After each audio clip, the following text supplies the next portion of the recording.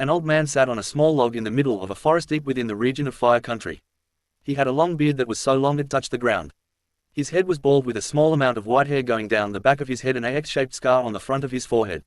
This man was wearing an orange trench coat with a black spiral on the back to signify what clan he belonged to, and was wearing a black shirt with black pants. He had shinobi sandals on, shin guards, arm guards, and resting beside him was a large wooden staff he used as a cane. Though in truth, it was much more than that.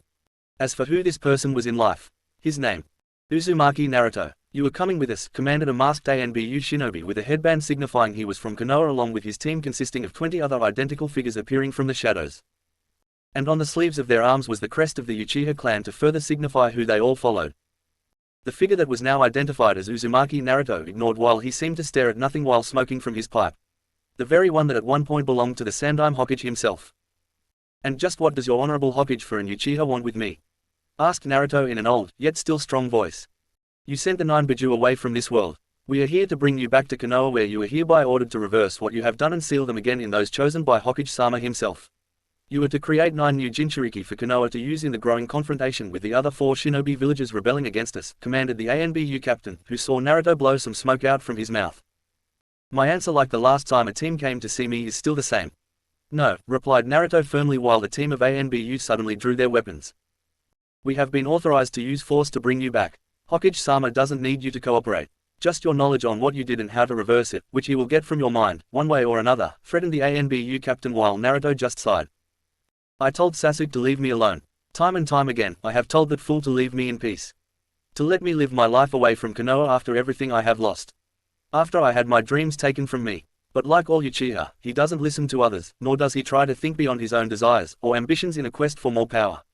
Kurama was indeed correct. The Uchiha clan is a cursed clan. Just as Konoha has become a cursed village, remarked Naruto before putting the pipe away. "You traitorous bastard," exclaimed an angry ANBU to the captain's right, who signaled for him to calm down while keeping an eye on the old man in front of them. Naruto wasn't always this old looking. It had been a price he was forced to pay.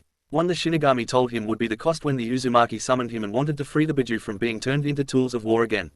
It had happened shortly after the 4th Shinobi War had ended and peace happened throughout the lands, and all was well, at least at first.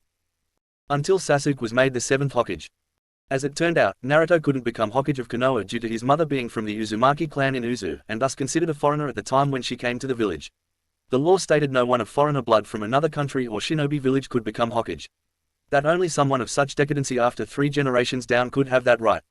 By that point, they were considered to be pure-blooded Konoha citizens. Once that happened and the chance of betraying the village had been successfully bred out. It was a law imposed by the Sandaime Hokage himself during his younger years as the ruler of the village.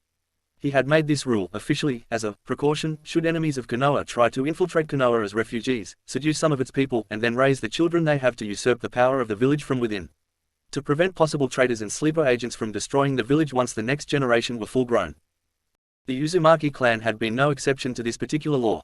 In fact, it seemed the law was designed specifically for them. Which was why Kushina couldn't be Hokage despite her actually being stronger than Minato was in many aspects. The man tried to repeal the law, but the Sandaime and Jiraiya had been against it along with several other members on the council, despite Kushina's ranting at times at it being unfair since she had been loyal to Konoha for years after joining their ranks following the Uzumaki clan's fall during the Second Shinobi War. Of course, both Koharu and Homura had been most adamant about this rule being used when the nominations came up for who would succeed Tsunade as Hokage following Sasuke being pardoned for his past crimes. The 2 old bats went on and on about how Naruto couldn't be trusted to handle the many responsibilities surrounding the duties of being Hokage. How Sasuke was truly someone who would take it seriously and led Konoha down a path worthy of the title. Naturally, Naruto felt betrayed by this, and even more so when Sasuke accepted it with a smirk on his face. As if the Uchiha had always known this would happen and was just now showing his hand on the matter. But Naruto endured. He may not have had the title of Hokage, but that didn't mean the man couldn't have a family and children to call his own who could take the hat one day. Tsunade apologized to him and he accepted it since the woman had fought for his right to be Hokage during the nominations every step of the way. Not that it mattered shortly after, as his lovely wife Hinata and their 2 children were his pride and joy in Konoha. Their love helping his scarred heart healing quite nicely and making him forget about the betrayal delivered against him. Only for his loving family to be taken away from him via the hands of death.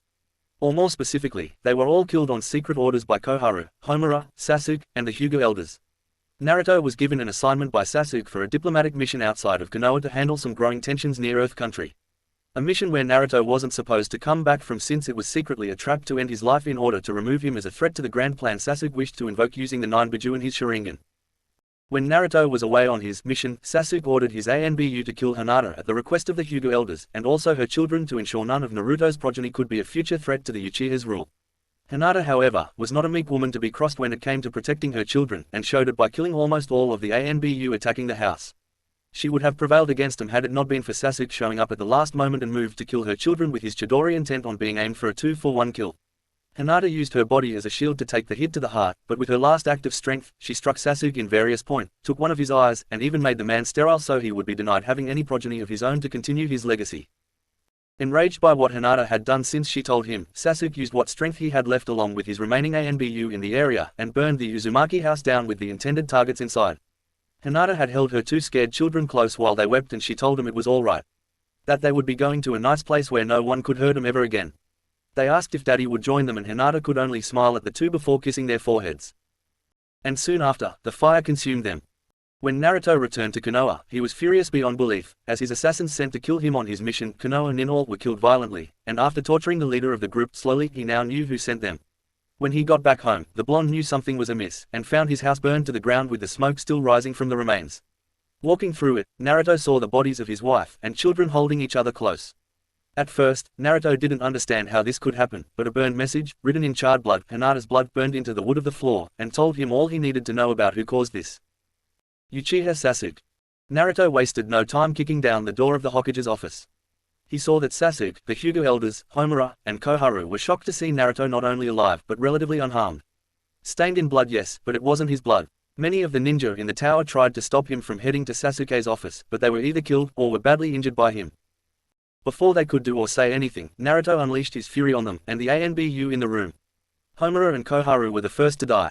They were old and weak, so they were of no consequence, same with the Hyuga elders being in the same boat, and too old to move to defend themselves.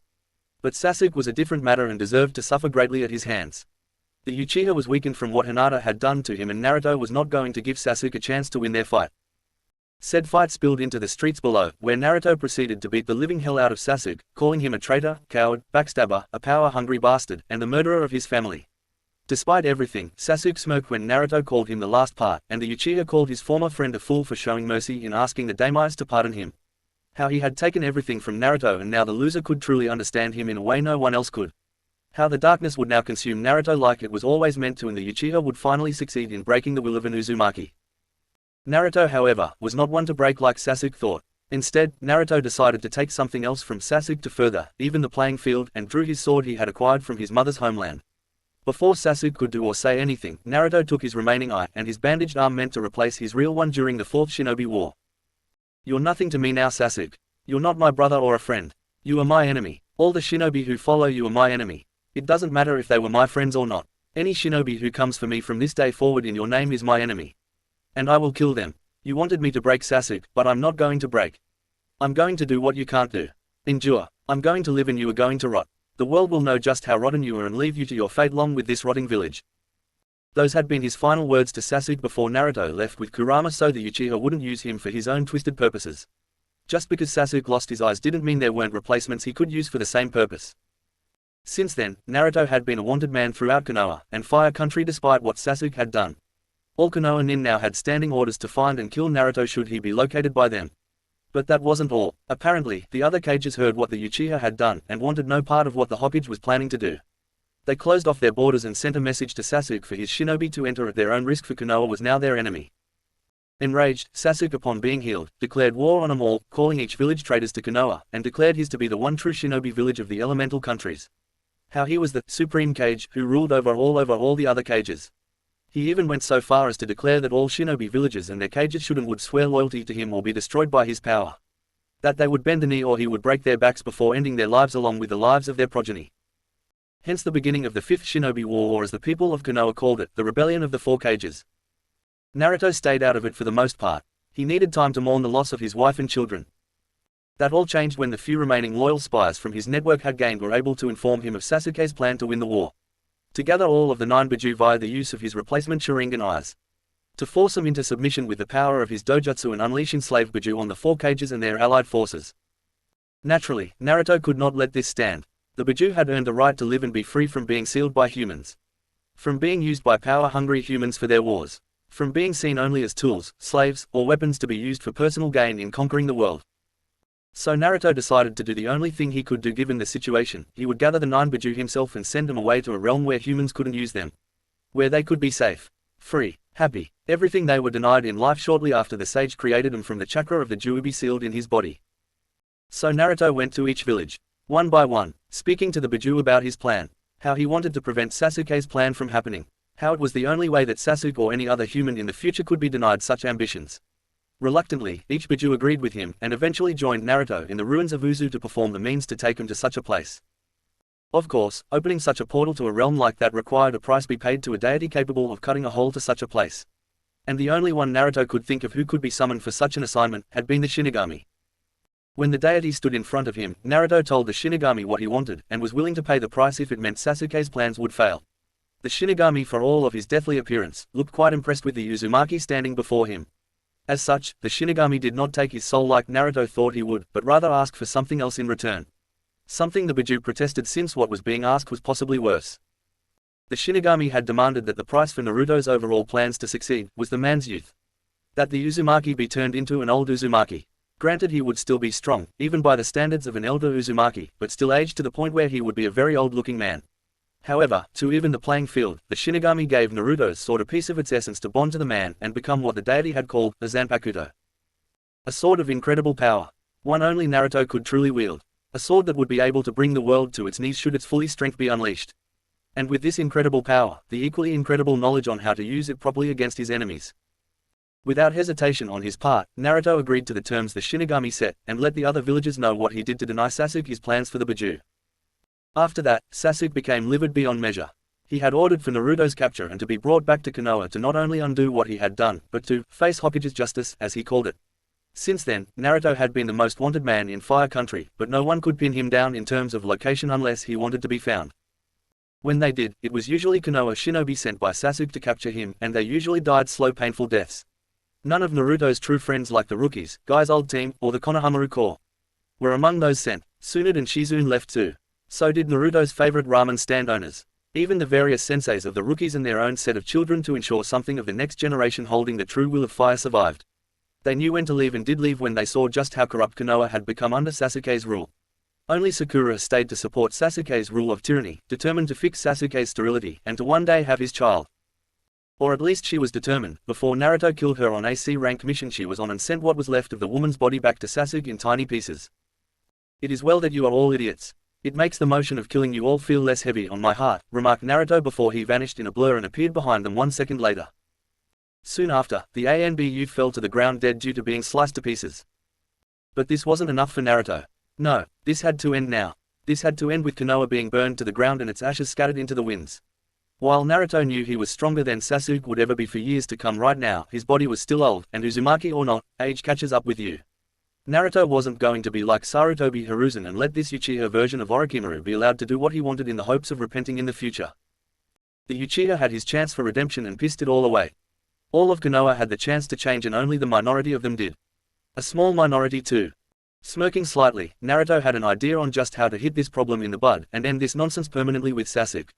It was dangerous, suicidal, and ultimately mean his end. But he wouldn't be Uzumaki Naruto if that didn't fit his personality perfectly.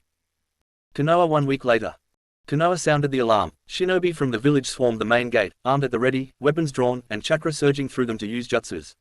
They all stared at the figure who was the source of this action with a bit of fear, apprehension, and anger all mixed into one. Not surprising since they lost many of their comrades to this elderly man and the rumored power he wielded. Even if he didn't look it. Behind these shinobi of Konoha came Sasuke, wearing his Hokage hat and robes with the Uchiha symbol on the back of the robes as if to signify only an Uchiha could be Hokage.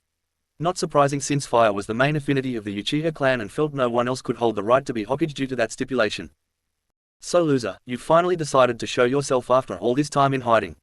Did you come to acknowledge my greatness? Come to beg for forgiveness? To help me end this stupid rebellion by the other cages? Remarked Sasuke with a smirk at seeing just how old his former friend looked. No, on all counts Sasuke. You are not worthy of my help, much less acknowledgement of greatness. You are lower than trash, replied Naruto with Sasuke scowling at him. Says the weak old man currently standing before me, who looks like a mere gust of wind could easily knock him over with little to no effort, countered Sasuke harshly while he saw Naruto now sporting a smirk and letting out a chuckle. Come now Sasuke team, if there is one thing you should have learned by now after all this time, is that you should never ever underestimate a member of the Uzumaki clan. especially when that Uzumaki just so happens to be me, stated Naruto with his eyes suddenly going from humorous to cold and icy. Restrain him, ordered Sasuke with his eyes active, and his shinobi moved in to take Naruto down. Only to be hit with an invisible weight of pressure and see Naruto's hunched form now straightened with the look of a warrior replacing the friendly weak old man. Removing his coat, Naruto revealed his body was not one of a weak frail old man like he made others here believe, but a hardened warrior of battle, and with the scars to prove it. His eyes were one of fury, fire, and conviction that Sasuke had never seen before until now in Naruto. Fools, you follow a false cage. Sasuke believes himself better than everyone around him and all should fall at his feet as if he were a god. In truth, he would see you all burn in order to escape my wrath, but I will not allow it. This village has become corrupt. The will of fire has become one of darkness and hatred. It must be burned out and cleansed from this world, said Naruto before his crude-looking walking stick turned into a sword and he grabbed the hilt. Damn you loser. I don't know what you are about to do, but I won't allow it to happen. You hear me, you are going to die here. This world is mine, its people are mine, my vision of the world as I see it is law, yelled Sasuke in defiance while wishing he could move his body to stop Naruto. Wrong, your vision of the world is about to be destroyed. Reduce all creation into ash, Ryujin Jaka, exclaimed Naruto before a seemingly unstoppable wave of fire exploded from his being and consumed all who stood in its path. Namely his enemies. None survived the onslaught. All of Konoha was consumed in the fire, the intense blade of it all destroying everything and everyone in the village. Some tried to run, but they did not get very far, and the buildings themselves easily fell apart from the intensity of the blaze. And Naruto was just getting started. Calling forth all his power, he made the fire spin violently in a circle over the whole village before it split into four and dived down into the earth below, only to rise up in four different corners of and shot up toward the heavens with the desire to leave nothing of the village being evident in his actions. This place was going to burn and everything around it for miles. Not even the Hokage monument would be spared. Not that it was much of a monument anymore. Sasuke had taken the other Hokage heads down and replaced them all with one giant head of himself to further enforce his greatness. To show everyone that he was the greatest Hokage that Konoha would ever had or needed in its lifetime. Naruto saw it as an insult and I saw.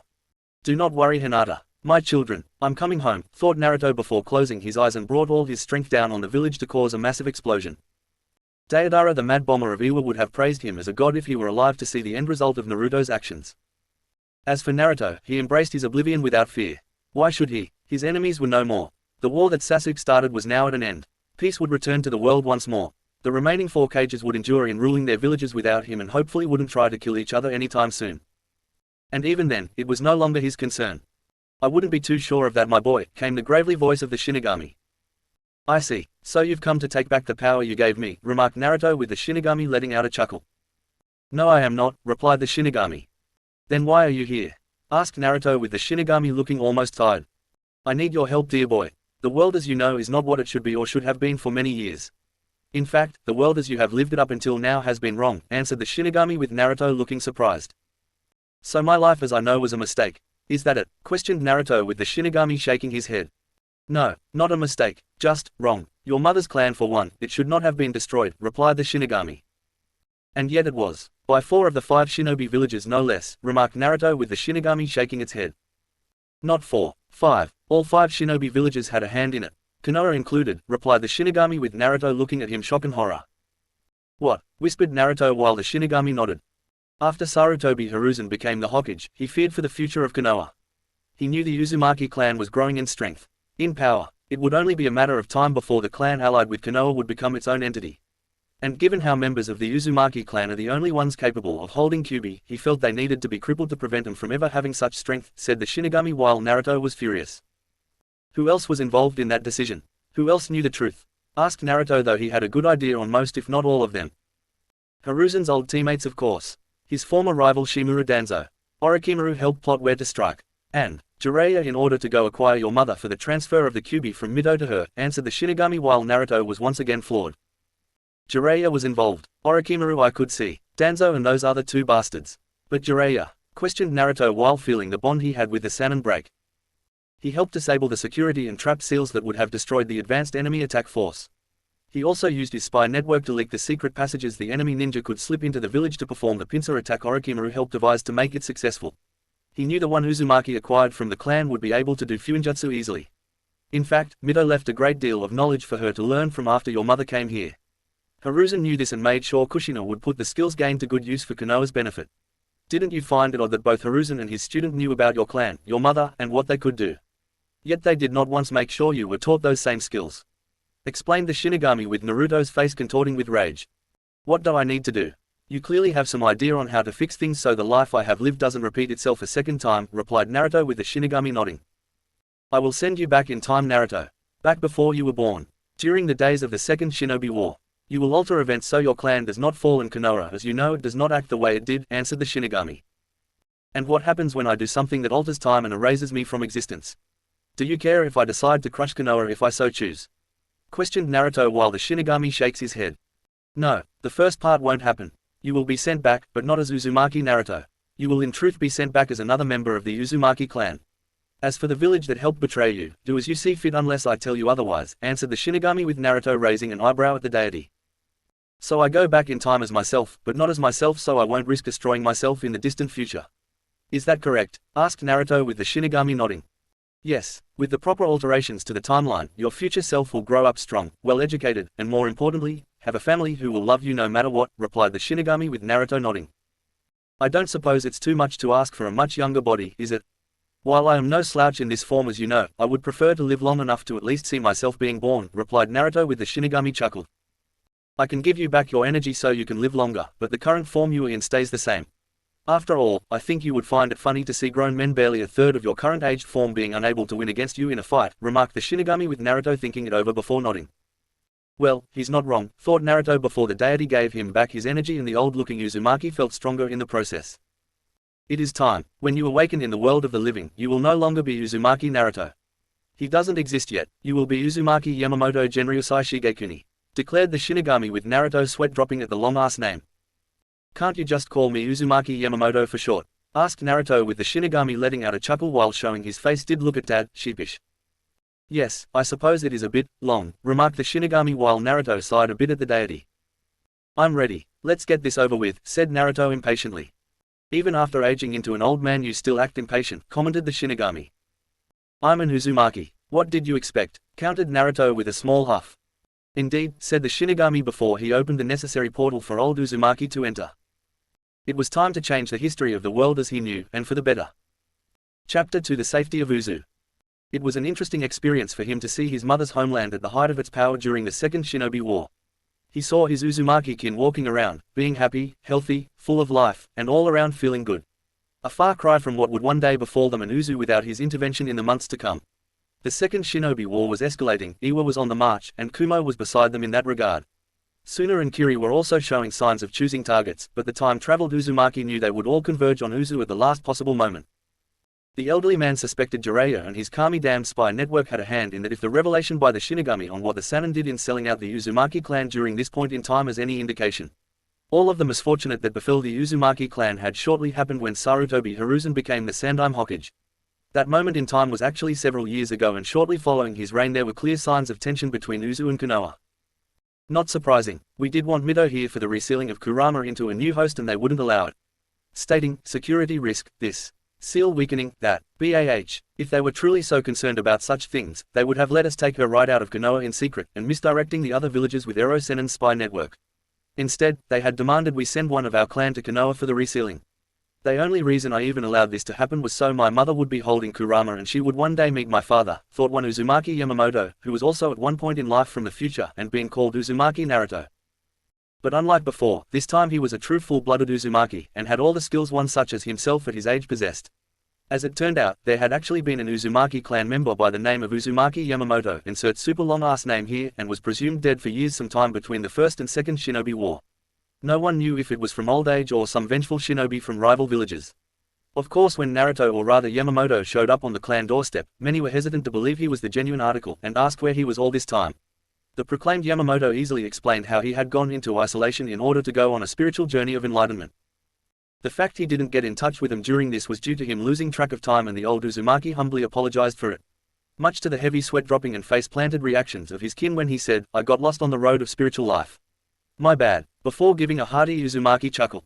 Following that particular moment, Uzumaki Yamamoto was now part of the clan once more and was considered a key advisor to the Uzumaki clan head. Many suggested he take over as clan head seeing as he was the oldest if not strongest Uzumaki around, but Yamamoto told them that it wasn't for him and trusted the current clan head to do things right. Hey old man, exclaimed a red-haired girl running up to Yamamoto with a smile on her face. Hello Kushina-chan, how are you? asked Yamamoto while finding it interesting to see his mother this way. Since the last time he saw her was in his mind, full-grown, and not afraid to hit him on the head for being what she considered rude. "I'm fine. Better than you I bet with your old bones," commented Kushina with a grin. Q-tick mark from Yamamoto and a punch to the girl's red-haired head.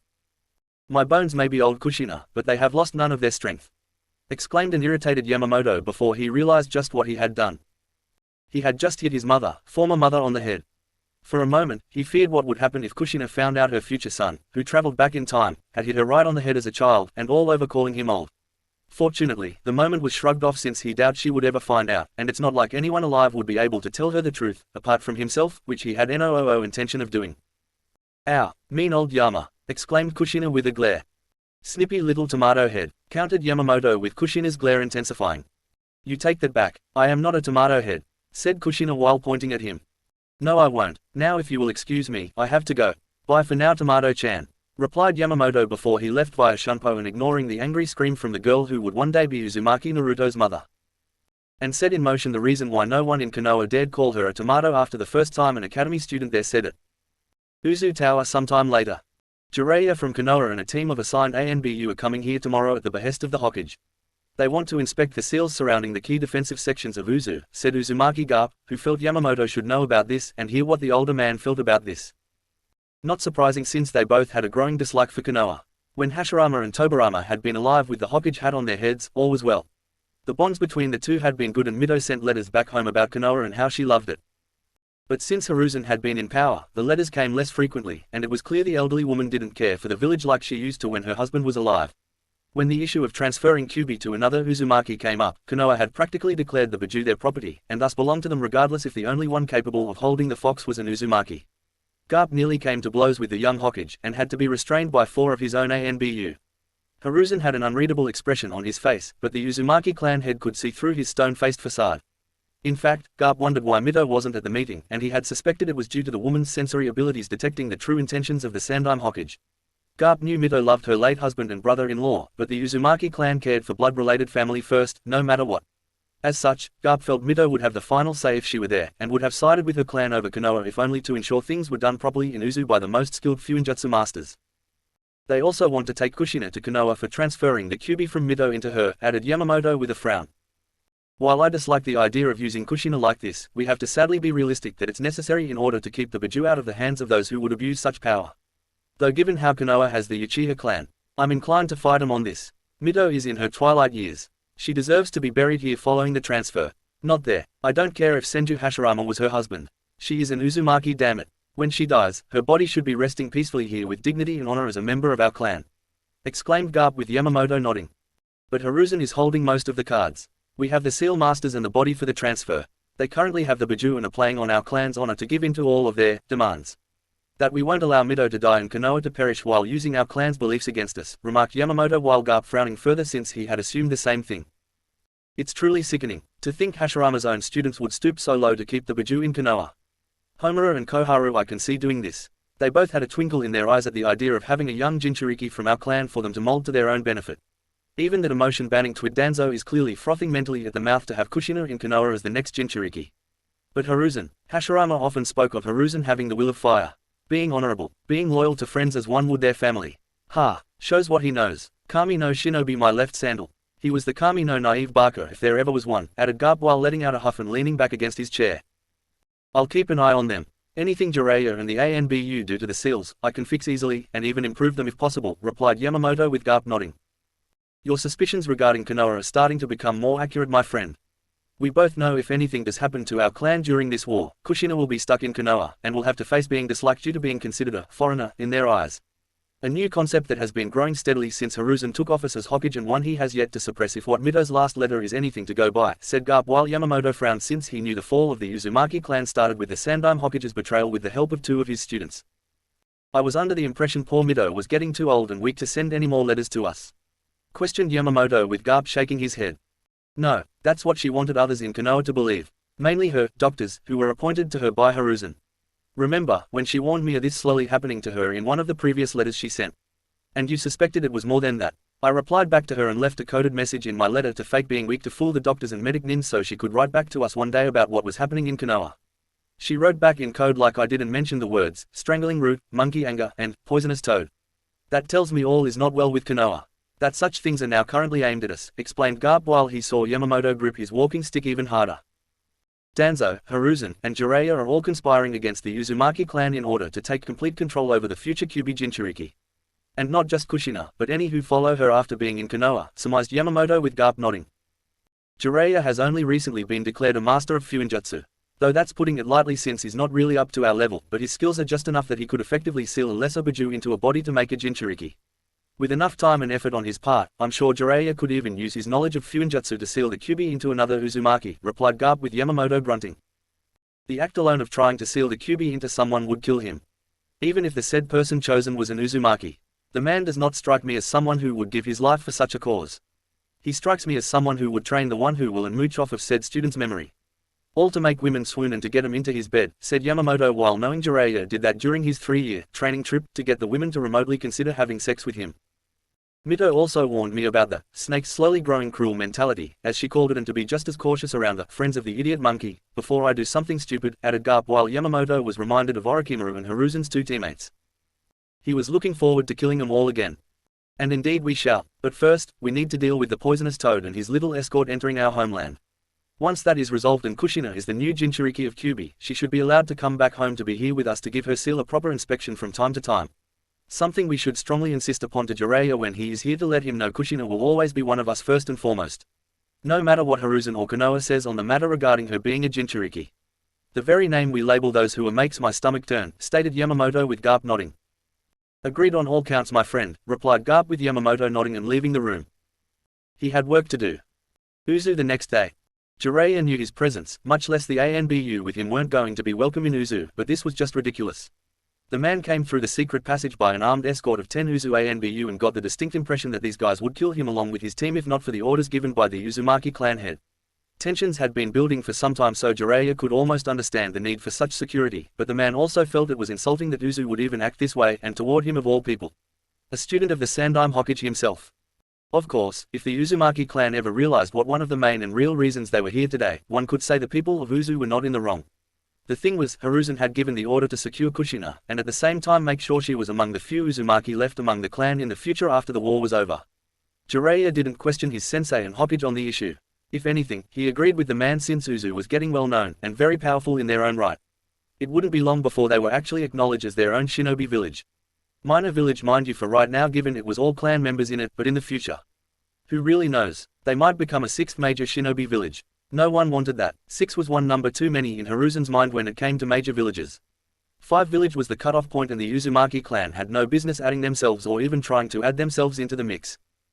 It was time for Konoha to cut its losses. They had Kyuubi, but needed a new vessel. The Uzumaki clan had the new vessel and the sealing ability to ensure the Biju was placed in the new vessel safely.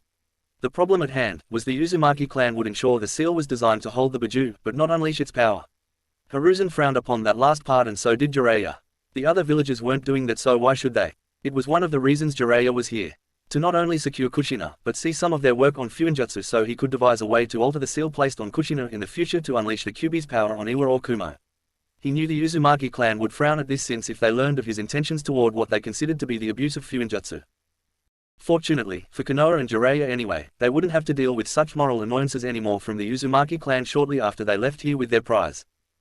Garp-sama, your welcoming party is not what it once was, exclaimed Jiraiya happily to Garp in his usual, laid and carefree type manner.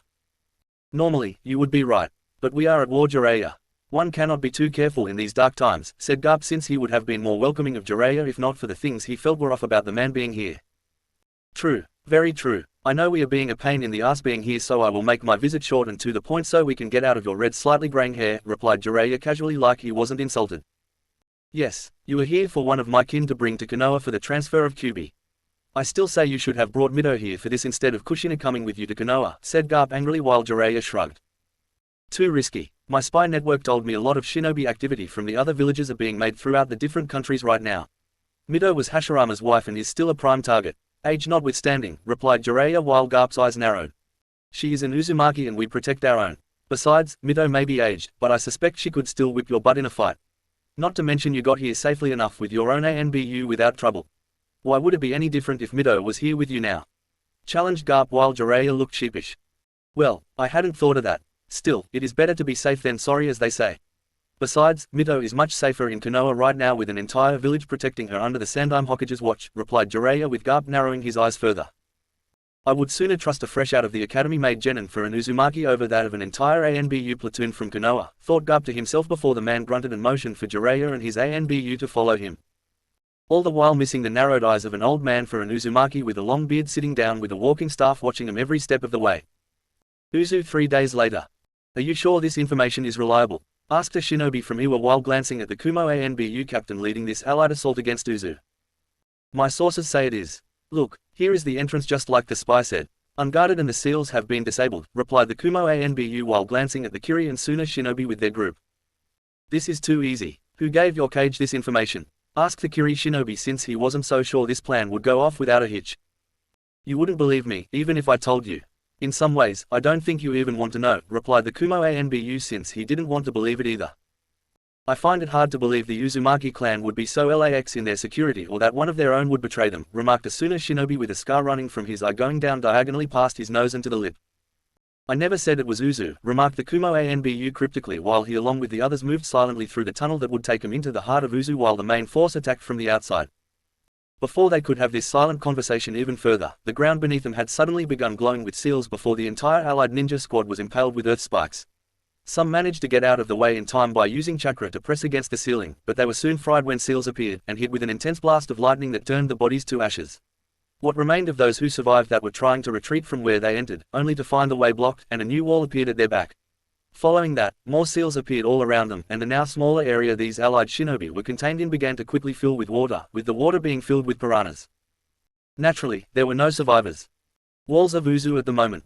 Bodies lay everywhere. A lot of bodies. Shinobi from Kiri, Suna, Kumo, and Iwa were all on the ground. Dead. Well, dead or quickly dying. They had been told an infiltration team would help in a pincer movement that would allow them to take down Uzu on 2 fronts. How the seals on the walls connected to traps and early warning detection had been disabled a few days earlier without the Uzumaki clan noticing. How that happened, they didn't really know, or maybe deep down for the smarter than average shinobi of this allied force, they didn't want to know. The point was, they had basically been assured a guaranteed victory, and were eager to take it. Only to find their eagerness in believing in an assured thing, even from their own cages when given this assignment would ultimately be their undoing. How could this have happened? How could we have lost? Were we betrayed by our own cages? Did they really turn on us?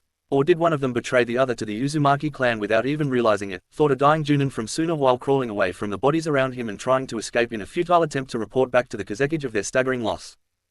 Only to get a sword go through his neck and out of his throat. Reduce all creation into ash, Rujin Jaka, said her elderly voice before the body on the ground and those around him were consumed in flames.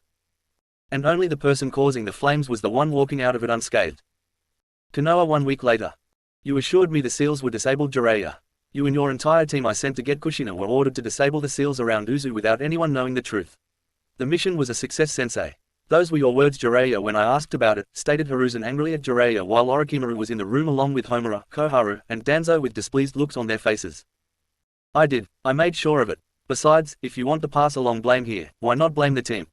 He was the one who suggested the secret tunnel I used to get into Uzu when I was there for the enemy to enter undetected when the allied army attacked. Protested Jiraiya while pointing at Orochimaru, who frowned since he did come up with the idea and the plan to perform the pincer movement accordingly. And it would have worked too, provided Jiraiya's end of things went smoothly. Which it didn't. My end would have worked had you done your job, Barker. Now the Uzumaki clan are getting suspicious of us. They sent a letter demanding how the enemy not only knew of the tunnel used but why some of their seals were noticeably damaged if not disabled. Not to mention the damage they saw was fresh and looked like it was days old when they began repairing it. The fact you were on Uzu the day such a thing happened to their seals makes us all look like traitors to allies, replied Orochimaru with narrowed serpent eyes. Considering what we did or at least tried doing to the Uzumaki clan, isn't it true? Asked Jiraiya with Hiruzen and the others frowning at him. That's not the point, Jiraiya. With the Uzumaki clan scattered, no one would have been able to piece it all together on their end. We could have easily picked up the survivors to bring them to us and be reorganized as a clan of this village we easily could control. At least regarding the usage of one of them to hold the Kyuubi. We could also learn how to use Fuinjutsu on a level like them and they are not needed so much, said Hiruzen while glaring at his student. Yeah, well, it didn't work out, but it wasn't my fault. I was careful, so was the ANBU team with me. Though maybe if the members of Root weren't part of it, the Uzumaki clan wouldn't have been none the wiser, commented Jiraiya with Danzo frowning. And what does Root have to do with your own incompetence? Asked Danzo with a frown. I don't know, maybe the fact those trained in your program have the emotional stability of a wet dishcloth. The Uzumaki clan have a lot of skilled sensors who can sense the emotions of people. Mido was one of them, remember. The ones in Uzu no doubt sensed how emotionless some of the ANBU in my escort were with me and made it known to Uzumaki Garp. Chances are he had some members of the clan snoop around where they went and saw the damage done before repairing it, replied Jiraiya with Danzo frowning further. Emotions people possess are a weakness, Jiraiya. My root shinobi did their job per the instructions given to them. I highly doubt they are the reasons for your failure, countered Danzo with Jiraiya frowning at him. One day you are going to die an old man. Old and alone, remarked Jiraiya with Danzo not even twitching at the supposed insult. Considering how you live or intend to live in the future, Jiraiya, I expect to outlive you, countered Danzo with Jiraiya smirking. Fine by me, the world by that point would probably suck anyway, Jiraiya shot back. Enough, both of you. We need to figure out how to stop this from making us look like we betrayed our own allies. Thoughts? Questioned Hiruzen while the room went into silence once more for a time. They can't actually prove Jiraiya and his team damaged the seals after all the fighting that occurred, sensei. For all they know, the seals were damaged during the attempt to invade Uzu. Not Jiraiya, said Orochimaru while Hiruzen nodded. And the secret entrance? Asked Hiruzen, since that was another issue. We say the enemy found it while searching for a way to get into Uzu from behind while the main force obviously attacked from the front. They foolishly entered a well-hidden entrance made to be a secret trap and died because of it. Not our fault the enemy found the damn place and entered believing it was unguarded in some shape or form, added Jiraiya with Hiruzen nodding in agreement there. The fact the Uzumaki clan would make such claims of us betraying them is an insult to Konoha and to you Hokage-sama, added Koharu while knowing they could spin this in a way where the Uzumaki clan were coming off paranoid. Even if the clan was actually correct. Even still, accusations still have a way of clinging to things. Not unlike a bad stench on clothing. You can scrub and clean the clothing all you want, but the bad stench will still remain. If only in memory, remarked Homura while making sure they understood this accusation made by the Uzumaki clan would not go away so easily no matter how hard Konoha tried to spin it. I get it, we're going to look like the bad guys here for a while until this mess blows over. Big deal, we have Kushina, Mido will be ready to transfer the Kyuubi into her soon and that will be the end of it. I'm already coming up with ideas for different seals we could create for future Jinchuriki beyond Kushina so we have our future weapon once it's time for her to pass on the fox to another one. Hopefully an Uzumaki born here. That way we can have undisputed claim to the child should Uzu get involved again, replied Jiraiya since he felt his mission was an overall success with a minor bump in the road regarding the continued existence of the Uzumaki clan. It's not that simple, Jiraiya, replied Hiruzen while Jiraiya frowned. What do you mean it's not that simple? Asked Jiraiya while Hiruzen sighed. The Uzumaki clan wasn't happy when they did their investigation on the issue. They are considering breaking off all ties to Konoha. That means taking back all of the members of the Uzumaki clan. Jinchuriki included, meaning we lose both Kushina and Kyuubi in one single stroke, explained Hiruzen while Jiraiya and the others looked angry. They can't. We need a Jinchuriki in Konoha. They can't take Mido or Kushina from us. Especially not now during a war. Protested Jiraiya while Orochimaru sighing. Maybe not now, Jiraiya, but most likely after the war is over. Mido will most likely die prior to the end of the war or shortly after depending on how much longer this will last. Depending on the aftermath of the war, Kushina may be recalled back to Uzu where she can continue to be an Uzumaki on their terms, and not ours like we first intended, said Orochimaru knowing the Uzumaki clan would wait until the war was resolved and take back what was theirs. Fortunately, it may not come to that. Uzumaki Garp added in his letter that he is willing with great reluctance to let this suspicion slide if we allow another one of their older members live in Konoha. A precautionary measure, he says, and went on further to claim that refusing us now would only give the Uzumaki clan more reason to take both Mido and Kushina back to Uzu. Not to mention everything that the Uzumaki clan placed here to help build Konoha with Hashirama, said Hiruzen while this made the others in the room scowl angrily. So it's basically an ultimatum and not a request. Let the Uzumaki come to Konoha or they take everything the Uzumaki clan gave us to make Konoha and leave us to fend for ourselves, remarked Jiraiya with Hiruzen nodding since that was exactly what it was. Ridiculous. What right do those islanders have to issue this demand to us? Konoha, the strongest of the 5 shinobi villages, exclaimed Koharu angrily.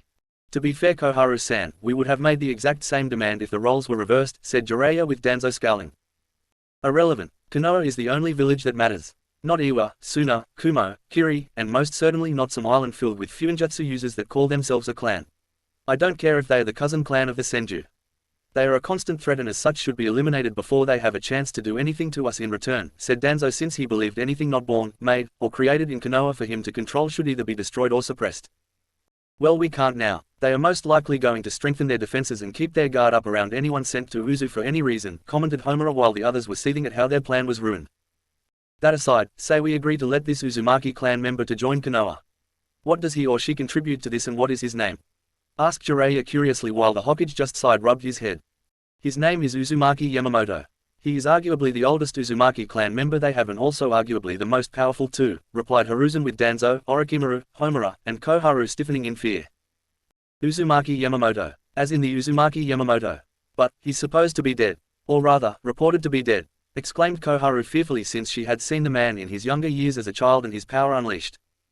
Even Uchiha Madara's strength paled in comparison to that Uzumaki. In fact, Koharu suspected Madara and Hashirama working together couldn't have been enough to defeat that man. Yes, I thought so too, but apparently we were wrong to assume as much. Yamamoto is not only very much alive, but is considered stronger than before. He came back to Uzu sometime just before Jiraiya arrived for Kushina and has expressed an interest in seeing Konoha again, replied Hiruzen while the others in the room looked nervous. Wait, if this guy is the strongest Uzumaki in the clan right now, why isn't he the clan head instead of Garp? Asked Jiraiya since the strongest clan member should be ruling it. Because for one, they also assumed he was dead until a short time ago. And second, the man didn't want to lead the clan after coming back. Rather he has been consulting Garp at times since his return. I suspect Yamamoto-sama has the same distrust for us as Garp now does, replied Hiruzen while the others in the room winced. So he's that powerful? Asked Jiraiya with Orochimaru hissing at his teammate. Honestly Jiraiya, where were you when they were teaching our class history at the Ninja Academy? Any shinobi worth their headband knows of Uzumaki Yamamoto. It was said the man could literally personify the will of fire that Hashirama preached about. He was given the nickname Uzu's Fire. For a reason, not even Madara or Hashirama could hope to match him in battle either separately or together, said Orochimaru while Jiraiya now looking a bit nervous when hearing this. Madara and Hashirama were considered the pride of Konoha despite how the former went insane and leaving. For anyone to remotely surpass either of them was truly a monstrous individual. Which is all the more reason we can't say no. Besides, Kushina already has some kind of connection to him. If we refuse to let Yamamoto come to Konoha, it might incite the man to take drastic measures to get the point across that saying no isn't an option. At this stage of the war, saying no to such a person is most unwise. No matter how much I want to say no, replied Hiruzen with the others in the room not liking this one bit. When is he expected here? Asked Danzo so he could put some rude ANBU on the man for surveillance purposes. Tomorrow morning, answered Hiruzen while seeing Danzo's frown increase. Tomorrow morning, so soon, questioned Orochimaru since he found this to be usual given how the letter was only received today. Like I said, Yamamoto has little love for Konoha. No doubt he wants to get here quickly enough in order to make sure Kushina isn't corrupted by our village, explained Hiruzen while Homura and Koharu frowned. He should be given restricted movement throughout Konoha, remarked Koharu while Homura nodded. And if I issued that command to him, who here is going to help me enforce it? Will you, Koharu? What about you, Homura? Danzo, Orochimaru, are you interested in enforcing such a command and making Yamamoto see things our way through the use of force? Questioned Hiruzen while everyone in the room kept their mouth shut. So nice to know everyone in this room is a coward like me when it comes to this guy, thought Jiraiya while keeping his mouth shut on the matter. We will figure out how to deal with Yamamoto-sama when he arrives tomorrow. In the meantime, we need to focus on the academy and where to place Kushina in it. Tsunade is currently with her right now and unknowingly helping us get the girl on our side like I originally hoped, said Hiruzen with Jiraiya running a hand against his chin. I have been keeping an eye on the academy for a while now. I think we should put her in the class with those of her age group. There are quite a few clan heirs in one of them if I am recalling this year's starting class correctly, right? Put Kushina in the same class with them, offered Jiraiya with Homura and Koharu looking at him like he just said that all Jinchuriki should be loved if not respected for their burdens. What, with the clan heirs? With Kushina? Questioned Homura since he felt such a thing shouldn't happen simply because the girl was going to be Konoha's future Jinchuriki and weapon. Why not? We need Kushina to like Konoha in order to stay here in the future, right? Not to mention she is from a clan. Maybe not a clan heir, but still from an important clan in connection to the Senju. Plus, we need her to interact with the kids her age so she wants to actually stay in Konoha because of them when they all grow up. She enrolls in the academy, makes friends with those in the class, and grows up as a ninja of Konoha while we keep her status as a Jinchuriki under wraps. At least for the moment anyway. When the time is right, we let it slip out, or create a scenario where she unleashes a good chunk of the Baju's chakra despite the seal used to contain it. Even if Mito does give Kushina a similar seal to her own, I can always alter it in the future to change the purpose of the seal while under the pretenses of inspect and future research. By the time the village tries to isolate Kushina due to her status as a Jinchuriki, we make it seem like we care, and she will want to keep what few friends she has left here no matter what. Explained Jiraiya with Hiruzen nodding at the idea. There is just one problem regarding the altering of the seal, Jiraiya. Yamamoto-sama is a master fuinjutsu user. What makes you think he will even let you get within 3 feet of Kushina to inspect her seal? Much less alter it to your specifications. Questioned Danzo while Jiraiya just shrugged. Easy. Time. Sensei said it himself. He's an old man. Sure, Yamamoto is strong for his age, but he won't live forever. Chances are he'll die sometime within the next 5 years of old age. We just pretend to be on our best behavior until that time, and after the old geezer kicks the bucket, we lure Kushina into our confidence and make up some reason for me to see her seal," replied Jiraiya, while Hiruzen once again nodding at the idea. "Good idea. I'll arrange for Kushina to be in the academy class pertaining to her age. She has some ninja training, so I imagine there is no real risk of her being behind them when starting out at the academy," added Hiruzen, while knowing this would be a good chance to influence Kushina despite possible interference from Mido and Yamamoto. Konoha the next day. Uzumaki Yamamoto huffed at the sight of Konoha, his eyes gazing up at the site of the Hokage monument sporting the heads of Senju Hashirama and Tobirama. Both great in terms of being Hokage, but their personal choices in students and successor to being the Hokage left much to be desired. Sarutobi Hiruzen's own face was freshly placed on the monument not that long ago, but the sight of it made Yamamoto angry at what he learned in his past life as Uzumaki Naruto. To think he once admired that man for his courage and so-called honesty in doing what was right. Bah, the man was no more righteous than Danzo and barely more ethical than Orochimaru. At least he was honest about himself and didn't really hide what he was or felt about his personality to the world. They would get their second punishment for past and future sins soon enough. "Welcome to Konoha once more, Yamamoto-sama. Do you want to rest for a bit? Such a long walk from Uzu must have been draining," offered Hiruzen diplomatically when he went to personally greet the by far older-looking man. And got a fist to the top of his skull via the far older man with a tick mark on his bald and scarred forehead. "Impudent whelp, no manners whatsoever, implying I am too old to travel long distances and saying I should rest upon arriving in subtle words. Hashirama should have taught you better manners, brat," exclaimed Yamamoto, while finding the perks of being the elder and strong at the same time was you could smack around just about anyone who made such a remark about your age. Subtle wording or not. Many of the ANBU assigned to guard the Hokage, and seeing this sweat dropped at the sight of their Hokage on the ground with a massive lump on his head. The impact crater his body made thanks to the force of the punch was deep and showed Yamamoto was indeed strong for his old age. Damn Uzumaki clan and their infamous temper. Now I see where Tsunade got hers from when growing up, thought Hiruzen while getting out of the crater and saw Yamamoto was looking at him with unimpressed eyes. I expected more from you, Hiruzen. Already as the Hokage, and it's clearly made you soft in terms of taking a light hit. And to think it's only been a short time since Tobirama died in this war prior to naming you his successor. Perhaps Mito should have taken over and we wouldn't have to worry about such things, commented Yamamoto, and was mentally happy to see Hiruzen was clearly seething at the idea of Mito sitting in the Hokage seat over himself. Or any Uzumaki for that matter. No Uzumaki trash is going to sit in the Hokage seat. Not while I can make certain of it, thought Hiruzen while getting up from the ground. Now if you would escort me to Kushina and Mito, I would very much like to see my two precious kin, who have to undergo future hardship for the good of all, said Yamamoto, with Hiruzen fixing his robes and getting the dirt off of them. Yes, of course. But first, we need to go to the Hokage Tower to speak to councils and the clan heads about your position here in the village, replied Hiruzen, while Yamamoto huffed in annoyance but nodded all the same. Very well, but this meeting is to be kept short. I always find longer than usual meetings are unnecessary, said Yamamoto before walking ahead of Hiruzen, who glared at the older man's back and moved to catch up with him. Long or short, Hiruzen had a feeling this meeting wasn't going to be pleasant for him in the slightest, like he first hoped. Hokage Tower. Welcome to Konoha after so many years, Yamamoto-sama, said Koharu in a polite tone while seeing the man in the flesh after so long. Even now she could sense the power running through him and shivered mentally in fear. Indeed, it has been many years. Not since near the end of the First Shinobi War, added Homura, while Yamamoto looked at the two with what could only be called discontent. And I can only assume my return from my presumed death shocks you greatly? Asked Yamamoto while narrowing his eyes at the nervous Shinobi Council members. Considering we all thought you were dead, it's not unreasonable, replied Danzo while he held all the politeness a dried flaky paint in his voice. Says the man who sees human emotions as a weakness. Your social skills leave much to be desired, Danzo, remarked Yamamoto with a huff, and saw Danzo scowl further. As do your own, it seems, if you were going to insult someone of high standing like myself in Konoha, Danzo shot back. My apologizes. I simply find it hard to respect or be remotely polite to anyone who sees every person around him as an expendable tool to throw away when they are of no further use from a military standpoint, Yamamoto countered sharply and noticed Danzo was fighting back a sneer. Damn old fool. If it wasn't for the fact he could kill us all without any effort, I would kill him myself right now, thought Danzo while keeping his emotions under check. In any case, we are glad you are here, and have arranged for lodgings at an apartment complex in the South District of Konoha, said a civilian council member. An apartment in the South District? Questioned Yamamoto, since he was familiar with it when he was still Uzumaki Naruto. The apartment was a shithole and in the heart of what was considered by many to be the red light district when he lived there in the future. Is that going to be a problem?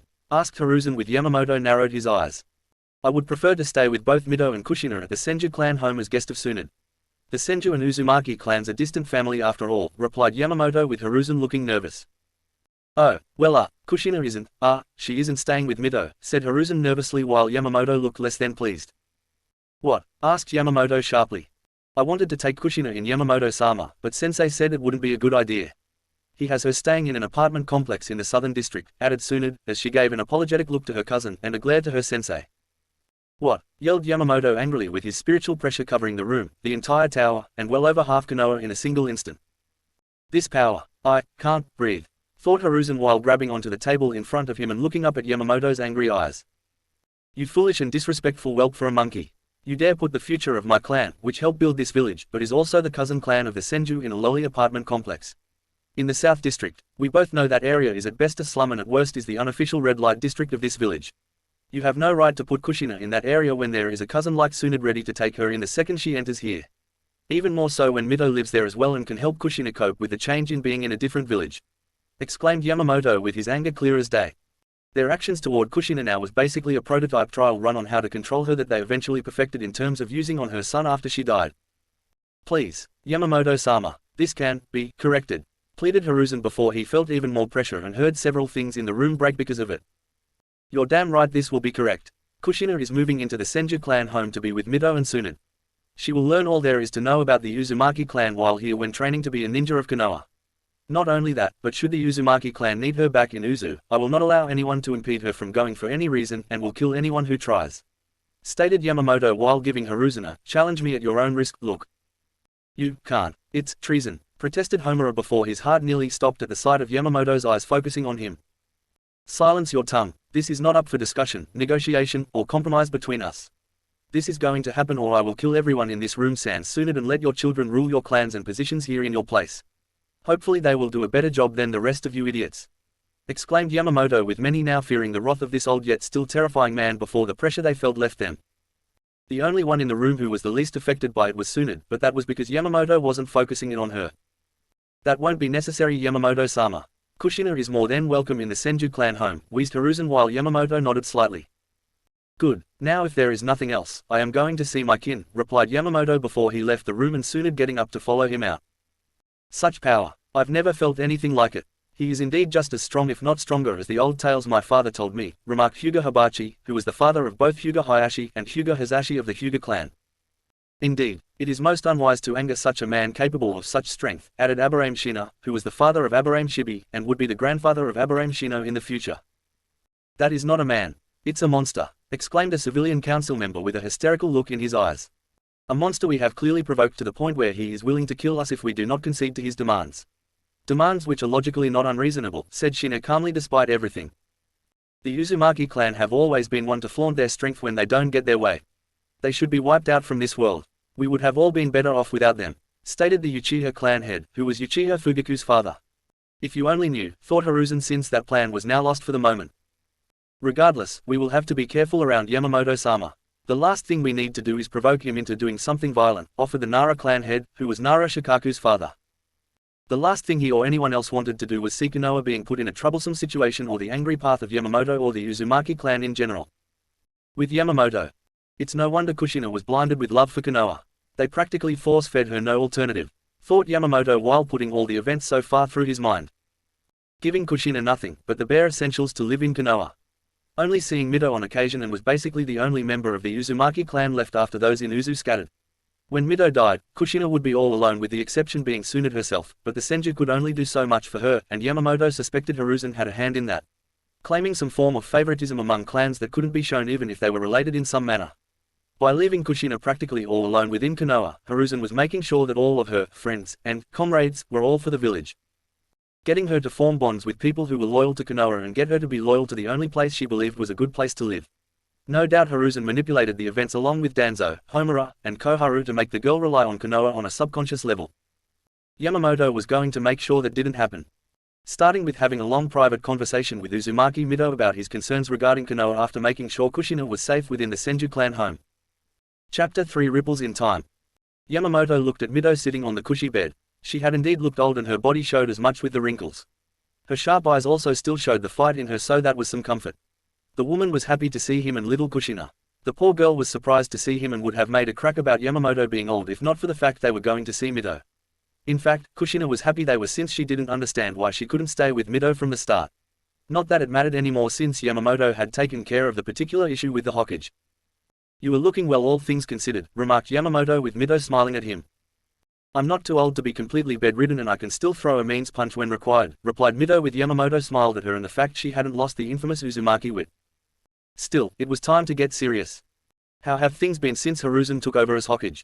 Asked Yamamoto with his smile gone and frown now on his bearded face. Bad. Konoha's showing a very ugly side of itself. I fear it will only grow and get worse long after I'm dead, answered Mido with Yamamoto nodding. You have no idea, Mido. I wish I could tell you the truth, but I fear what it would do to your heart, thought Yamamoto to himself. Friends of the Uzumaki clan are thinning among the populace. Civilian and shinobi alike who I have come to know since being here are dead, on long-term missions, or have left Konoha because they see what I do. It hurts to see this place become less friendly to my clan, added Mido with Yamamoto growling in anger and gripped his staff tightly. You still have your clan in Uzu. You don't need to stay here for your twilight, offered Yamamoto with Mido smiling at him. Thank you, but no thanks Yamamoto-sama. My place is here, with Tsunade, Kushina, and with you in the house my husband built. The village we helped build, replied Mido, as she smiled slightly at the memory of Hashirama and his constant devotion to her. When you die, I am having your body sent back to Uzu to be buried with honor. You deserve that much, said Yamamoto with Mido looking slightly sad at hearing that. Not with my husband, remarked Mido with her tone matching her face. Under any other circumstances, I would agree that you should be buried here beside him, Mido. But in these dark times threatening our clan, I dare not think what would happen to your remains if left here with those with questionable ethics, replied Yamamoto with Mido flinching since she had an idea of who he was talking about. You know something you're afraid to tell me, that you don't want Kushina or even Tsunade to hear just yet, deduced Mido with Yamamoto nodding. Do you want to hear it? Asked Yamamoto with Mido slowly nodding. I need to know, answered Mido with Yamamoto sighing. Konoha tried to betray our clan not that long ago following taking Kushina here. We were attacked by enemy shinobi from the other 4 villages allied together against us. They used a pincer movement with the main force attacking from the front and another team using one of the secret tunnels to launch a surprise attack from behind. Seals in key places for detection and activating traps in certain areas were disabled or destroyed prior to the attacks. The secret entrance into Uzu was the same one Jiraiya used to gain access to Uzu and few outside of our clan knew about it. In fact, the only ones in Konoha who do know of it are you, me, Kushina, Jiraiya, Orochimaru, Hiruzen, his teammates, Danzo, and the ANBU escort Jiraiya came with during his short stay, explained Yamamoto with Mido looking worried and fearful of her clan losing members from such an attack. Any causalities? Asked Mido with Yamamoto shaking his head. Not on our side. After I personally fixed, repaired, and enhanced all the seals myself, we used their arrogance against the enemy. We crushed them all in ruthless counter-attack. No Uzumaki died that day, answered Yamamoto with conviction in his voice. I believe you. But still, Hiruzen wouldn't betray my husband. Or Tobirama. Not the 2 senseis who taught him about the will of fire, replied Mido with Yamamoto shaking his head in disagreeing with her. Even fire can be corrupted if the desire for power at any cost is strong enough. Hiruzen wants one thing and one thing only from our clan and not in a direct sense. You know what I speak of, replied Yamamoto with Mido nodding. Kyubi. He wants the Biju sealed inside of me, said Mido since she knew the strongest of all the Biju was something Konoha coveted greatly. And he planned to discreetly control Kushina not long after you died. Tsunade would be kept away from her and he could manipulate things where she sees Konoha as her second home. Without the Uzumaki clan to come back to, she would have had no say in terms of living here, and even less when the Kyubi is sealed inside of her once fully transferred over from you, said Yamamoto with Mido letting out a painful sigh. What does this mean for Konoha? For us. For the Uzumaki clan, asked Mido with Yamamoto looking at her now with gentle eyes. If you are referring to me unleashing my fury on the entire village and burning it to the ground. I have no intention doing such a drastic action, yet, replied Yamamoto with Mido smiling at him. You aren't immortal Yamamoto-sama. You can't live forever. You can't defend me, Kushina, or anyone else from our clan forever, countered Mido with Yamamoto smiling at her. That may be true, but it doesn't mean I can't remove the various entities in Konoha that are a threat to our clan while I'm still alive, Yamamoto shot back with Mido looking at him with knowing eyes. Many would consider your words treasonous against Konoha from what you are secretly implying, said Mido with Yamamoto's eyes narrowing. Considering the betrayal done by Konoha toward our clan, it's more than justified. Turnabout is fair play, replied Yamamoto since he knew it was only fair he counter Konoha's actions with his own. I don't want Konoha destroyed. I don't want my husband's village to be lost forever due to our desire for revenge, whispered Mido with Yamamoto nodding to her request. The spirit of Konoha will remain intact. It's those who would corrupt Hashirama's beliefs for their own crude ends that will die, said Yamamoto with Mido smiling at him again. You are not what you seem Yamamoto-sama. I sensed as much from you when you let lose your power. There is a piece of the Shinigami inside of you, remarked Mito while she had sensed as much from him with her sensory abilities. And what does that tell you about me? Asked Yamamoto while keeping his eyes on her. That you are indeed Uzumaki Yamamoto and yet not Yamamoto at the same time. I have studied our connection to the deity well enough to know he did something to bring you back to this world, surmised Mito with Yamamoto slowly nodding in admission. Do you want to know the truth? The entire truth? Asked Yamamoto with Mito thinking it over in her mind. Tell me everything slowly and carefully.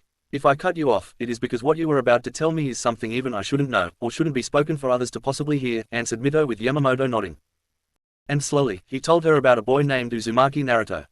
Told her of his horrible life in Konoha and how on the night he was born, his father was forced to turn him into the Kyuubi Jinchuriki that caused such a horrible life. How the boy struggled for everything he had, knowing nothing of his heritage, taught only the basics, and had crappy academy instructors who sabotaged him at every turn.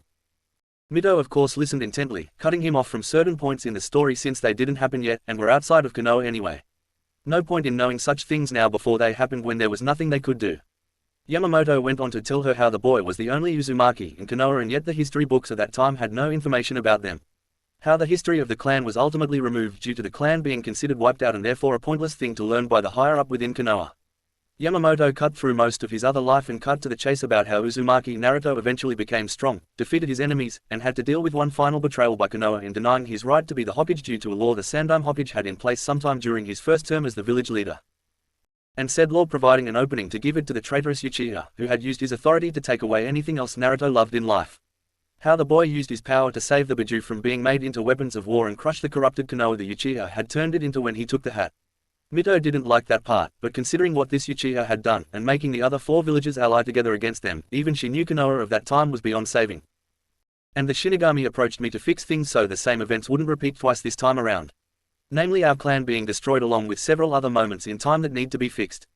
Uzu was just the main one and went on from there, finished Yamamoto with Mito closing her eyes and trying to take this all into her mind.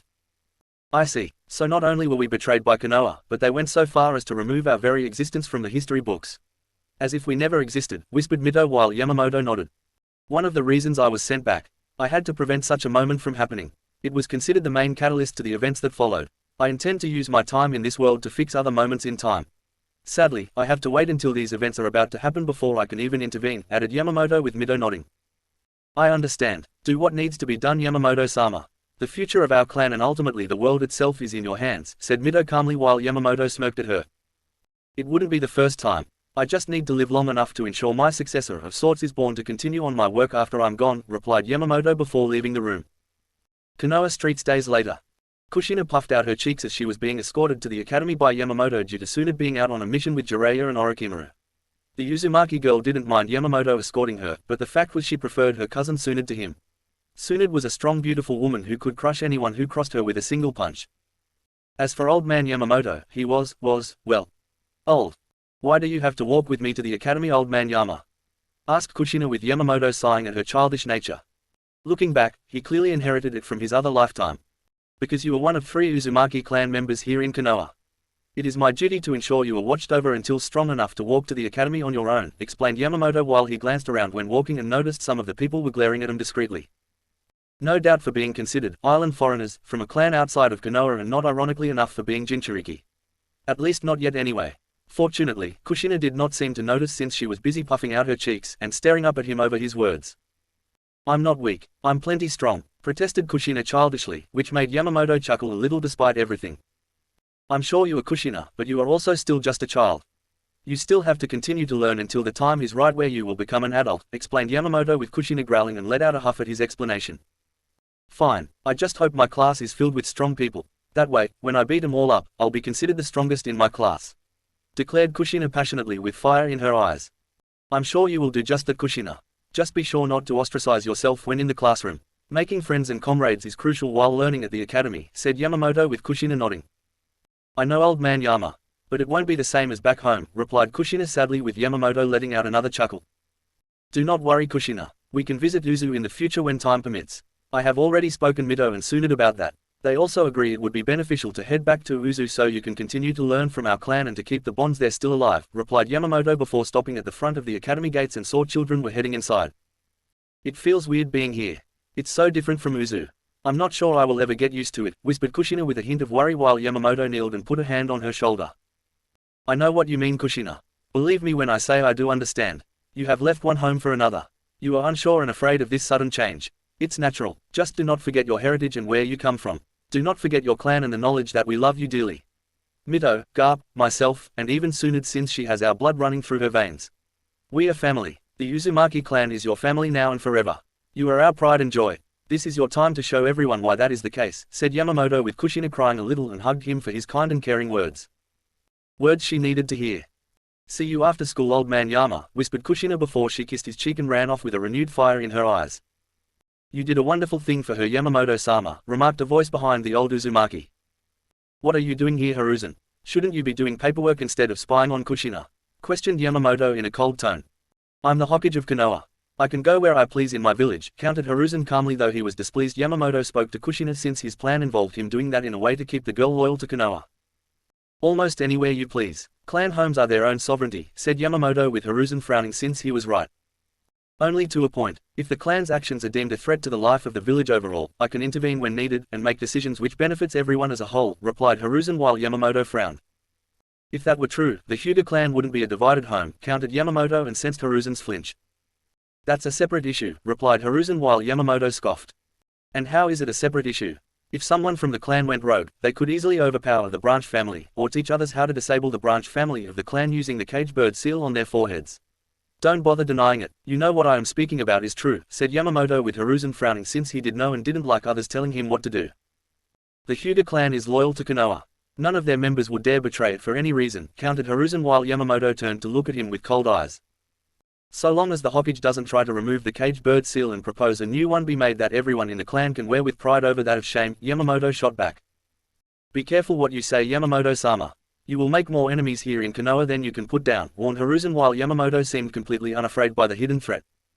My enemies are those who would seek the destruction or enslavement of the Uzumaki clan, replied Yamamoto before he began walking away from Hiruzen while giving the Sandaime Hokage a knowing, you are one of my enemies, look. He knows. Somehow he knows, thought Hiruzen with a hint of worry while watching the older man walk away from him. Are the preparations on your end made, Hiruzen? Asked Danzo, who appeared beside his rival currently deep in thought. Yes, I spoke to Jiraiya an hour ago. His spy network is ready to release the information to our enemies regarding that mission.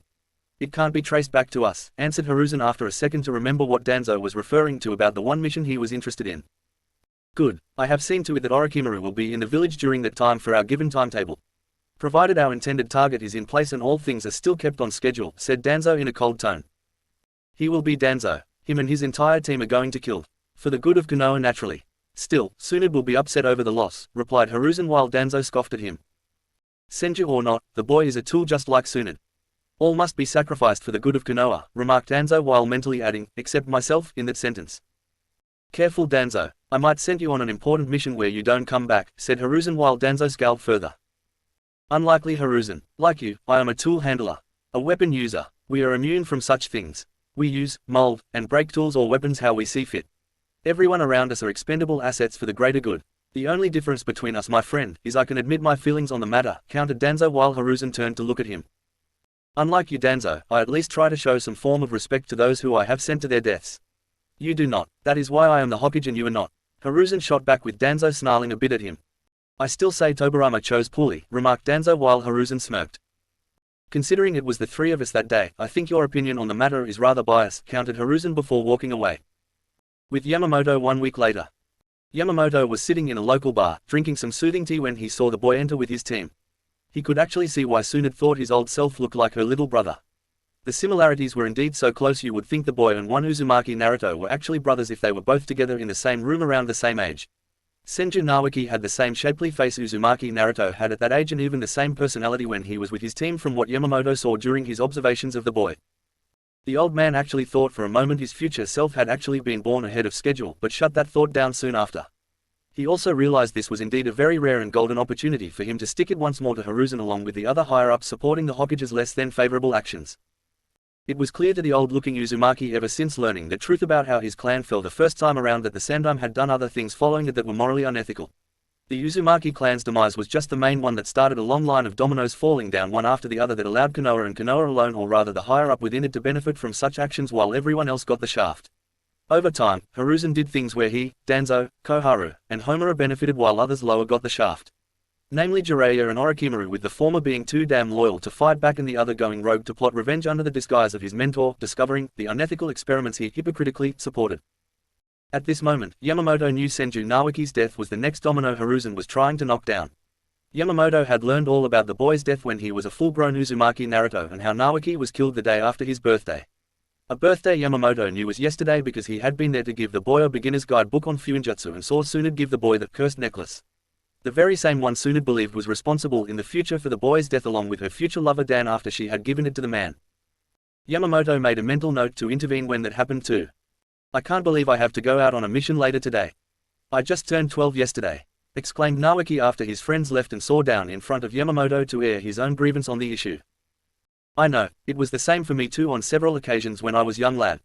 Still, it just shows you the responsibilities ninja like us must take on regardless of the special events of our lives. Your enemies will not care if your birthday was today, yesterday, or even tomorrow for that matter. They will only wish to see you dead and your loved ones suffer for it. Namely your sister and your grandmother," replied Yamamoto with Naoki sighing. "Yeah, I guess you are right Yamamoto-sama. At least the mission is supposed to be easy from what the Hokage said. A quick snatch and grab of documents vital to Konoha and the war ending sooner," said Naoki while having heard of Yamamoto in the past and seen how he acted with others in Konoha. The man was not one to be disrespected, and Naoki had no intention of doing that. "Never assume anything Naoki. I had several easy missions assigned to me when I was a few years older than you. They turned out far more complicated and dangerous than my team thought. Always be aware of your surroundings and always treat a mission outside these walls seriously regardless of the rank.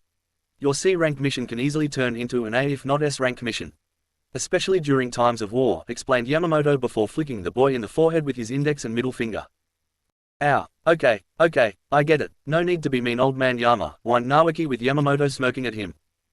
"If I wanted to be mean little Naoki, I would tell your sister you were in the hot springs earlier peeping on women out of not so innocent curiosity," remarked Yamamoto with Naoki going pale at the idea of his sister knowing that. "Okay, point taken, no need to get big sis involved. She's been training to use some kind of super strength technique Grandma Mido knows. I don't want to be her punching bag or living test dummy," pleaded Naoki, knowing his sister would beat the future pervert in him right out. "Good lad, now hurry and go meet your team. And be mindful of what I said about your surroundings," commanded Yamamoto with Naoki nodding and heading off to take care of his mission. After the boy left the bar, Yamamoto frowned, knowing simple words of wisdom would not be enough to ensure Naoki would come back to Konoha alive and in one piece. If he truly wanted to ensure the future of the Senju clan and mental stability of Tsunade staying Konoha. It was better for Konoha overall with her in Konoha instead of drinking and gambling for years on end outside of the village, with her skills lessening with each passing day. He would have to do something discreetly to prevent the boy's death and the death of Tsunade's lover to keep Shizune here as well. Naoki sometime later. The boy was terrified. He had every right to be terrified. Senju Naoki just had a near-death experience with a trap set to kill him and his team on this seemingly simple mission to retrieve documents.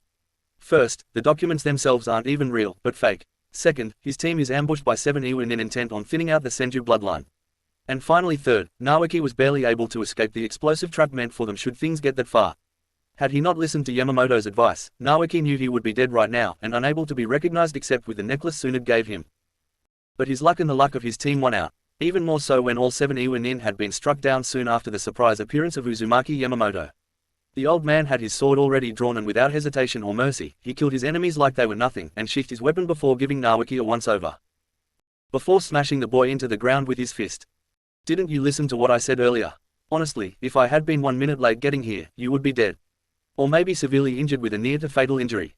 Of course maybe it would have made you realize your surroundings are crucial when on a mission," exclaimed Yamamoto angrily while inwardly happy the boy and his team made it out in one piece.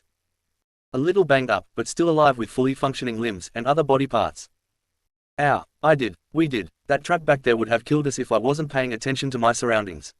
Like you mentioned earlier," remarked Naoki while holding his head after the hit by Yamamoto. "Had you paid full attention to your surroundings, you would have sensed the 7 Iwanin that were in waiting for the trap they set to be sprung. If so, you would have realized sooner this was clearly a trap, and would have retreated before calling in reinforcements to let more experienced shinobi intervene," countered Yamamoto with another one of his fists hitting Naoki's head. "Ow, stop doing that, I'm sorry, I really am," pleaded Naoki while Yamamoto sighed at the boy's antics. "As you should be Naoki. Few can ever say they survived near-death experiences as a shinobi. Even fewer from one so young as yourself during a time of war. Let's get you and your team home. The Hokage must be told and to double the patrols around Fire Country to ensure this doesn't happen so often," replied Yamamoto with him escorting the young team back to Konoha. and away from the secret pile of 15 bodies consisting of Konoha's Rude NBU. All of whom Danzo assigned to kill the 7 Iwanin before bringing Naoki's dead body back to Konoha for the genetic material extraction. Hokage Tower sometime later. While I am glad young Naoki is safe, you had no business being out of Konoha and interfering in this mission, exclaimed Hiruzen while glaring at Yamamoto, who looked like he didn't give a damn, and looked back at the Hokage with lazy eyes. And you should screen your missions better, Hiruzen. The mission was clearly a trap of sorts made to kill the boy and his team if possible.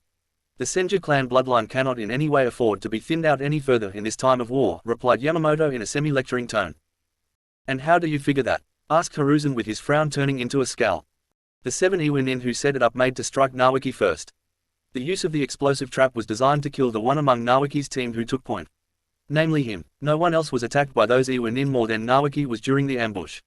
The others were hit with disabling attacks and jutsus, but nothing truly lethal. The same could not be said for my distant cousin. Had I not intervened when I did, you would have lost a member of the Senju clan, and leaving Tsunade as the only one truly capable of bringing it back to its former glory, stated Yamamoto with his eyes narrowing at Hiruzen. All the same, don't do it again, Yamamoto-sama. Tsunade and Mito maybe have your gratitude for such an act, but I don't. I will not have people in my village go out and do such things without going through proper channels. Namely ME, stated Hiruzen while Yamamoto stood up from his chair and looked down at the Hokage. This may be your village now that you are its Hokage. But make no mistake, Hiruzen, I will do what I must to protect my clan, and my cousin clan from total annihilation. If you or anyone else stands in my way should something like this happen again, I will burn this village to the ground, and relocate the survivors worthy of being spared my wrath back to Uzu. Do not test me on this, Yamamoto shot back before leaving the man's office. The moment he did, the Sandaime Hokage slammed his fist on his desk.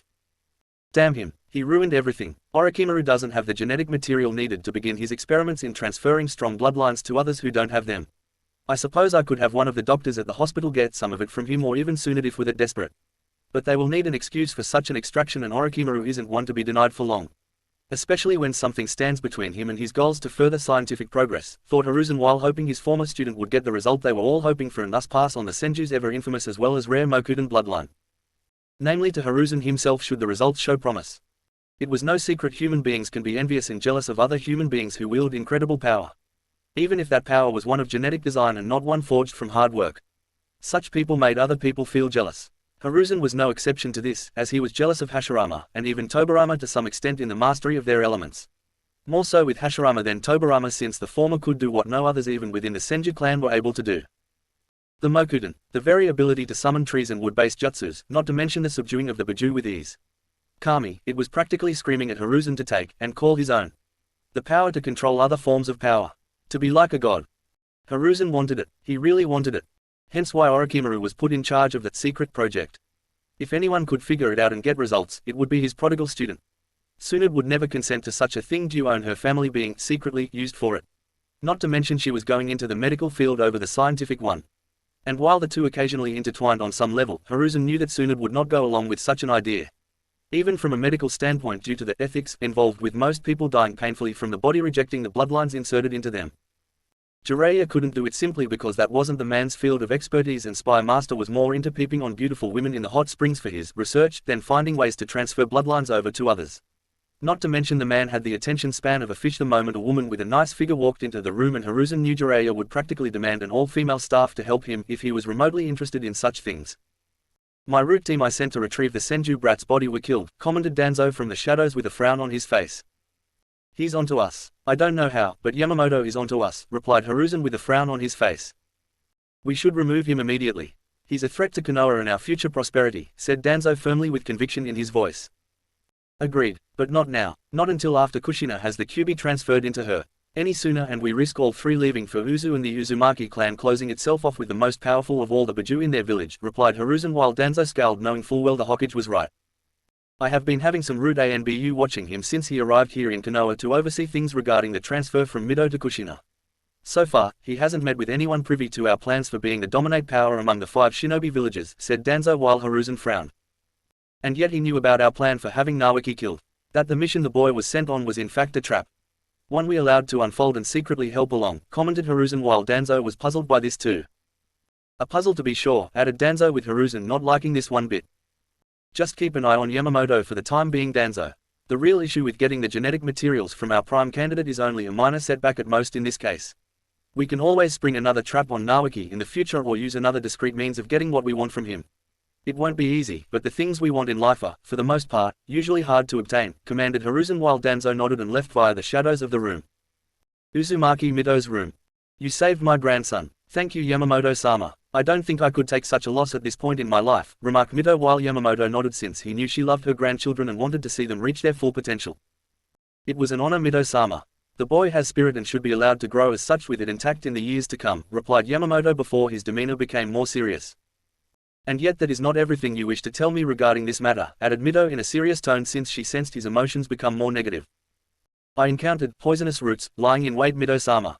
They were waiting for the boy to be killed, whispered Yamamoto with Mito frowning. They wouldn't dare try that. Even Danzo and Hiruzen wouldn't stoop so low as to kill the grandson of their two senseis, countered Mito while Yamamoto shook his head. When it comes to the quest for power, personal ties have little strength against greed and ambition for obtaining desired goals, Yamamoto shot back. I see. I'll speak to Naruto and ensure his training regimen is increased. The same with Tsunade. I won't have this happen again while I'm still alive, remarked Mito while she saw Yamamoto looking at her with sad eyes. I'm sorry to say this to you Mito-sama, but given how I stopped this moment in time from happening, chances are, they will wait just that long before trying again.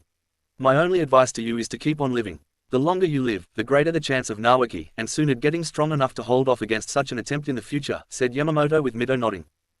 I need you to do something for me after I die. It involves the Uzumaki shrine. The one holding the masks connected to the Shinigami, replied Mito before she told him what to do and Yamamoto nodded since he could make the arrangements with Garp easily. The last thing they wanted to do was leave such powerful items in the hands of people who betray their closest friends for power. Konoha meeting room several years later. We need these medic nins out in the field Hokage-sama. Instead of a standard 3-nin team, the teams themselves should be reorganized to have 4 nins per team. If not that, then at least one of the 3 should be a medic nin. Think about all the lives we would save and lower the fatality rate, exclaimed Tsunade while she saw Hiruzen in front of her with Hokage and Homura on either side of him. Not far from her was one Uzumaki Yamamoto, who glanced at her from his position as the Uzumaki clan representative now that Mito had died of old age. She of course had successfully transferred the Kyuubi to Kushina in secret and under the watchful eyes of the oldest Uzumaki in history. Kushina was devastated in hearing what she would have to become since she heard the stories of how other Jinchuriki from the 4 shinobi villages were mistreated when they weren't being used like weapons. How they were all shunned by their villagers and some of the people from within even tried to kill them for it. Yamamoto and Mito had been there to comfort the girl, telling her it was all right to be upset, and not to worry since she still had the Uzumaki clan in Uzu. Not to mention she still had Tsunade and Naruto from their cousin clan. Thankfully, no one except a rare few outside of the clan know the truth. In fact, aside from myself, Tsunade, and Naruto, only the 3 people in front of us, Danzo, and Jiraiya know the truth. Orochimaru might have been told by Hiruzen as premeditated warning should the snake get into a fight with her in the future. Of course that is me being optimistic here. Danzo more than likely told his most trusted of rude nin about Kushina and I wouldn't put it past Homura or Koharu to blurt it out to some people they knew would keep it a secret yet still hate Kushina all the same. Slowly planting seeds of distrust and dislike among the higher-ups to make things difficult for the Uzumaki clan when we ask for Kushina to come back to Uzu for visits, thought Yamamoto while he gave Tsunade a supportive nod to her idea. We can't right now Tsunade. We are still fighting a war with Iwa and Kumo. Kiri may have backed off for now and Tsunade is considering a ceasefire altogether in light of the political climate within Wind Country changing. But the fact remains we don't have the time or financial means to fund such a project. We have no way to properly train medic nins for the field or configure them into deployment after we did. When the war is over, then the option to fund the project will be considered reopened and will proceed with it when the time is right. Not beforehand, replied Hiruzen while Tsunade looked angry and shocked the Hokage that was her sensei would say no to this idea. I support her motion Hokage-sama. With such medic nins in the field, we can easily keep the fatality rates down. As for funding, I'm sure if we ask for donations from the people and the clans living here, they would donate the funds, added Kato Dan, who was sitting next to Tsunade before giving her a smile. The two had met 2 months ago thanks to Yamamoto. They had hit it off well when they both learned of the other's passion medicine and wanting to use such knowledge to further benefit the village. To bring fatality rates down while doing the opposite for the vitality rate of shinobi during the war or on high-rank missions. Dan had lost his sister and Tsunade almost lost Naruto, so their talks about past moments surrounding death or near-death experiences were surprisingly good icebreakers. In fact, the two were now greatly considering seeing each other on a romantic level. And man was it slowly pissing Jiraiya off something fierce. The Hokage's answer is no. Funding aside, this war is not giving us time to train medic nins for the field, and an attempt now would risk losing such skilled shinobi at the hands of the enemy, said Homura in a stern authoritative tone. Furthermore, the medic nins are meant to be kept behind enemy lines and away from the battlefield.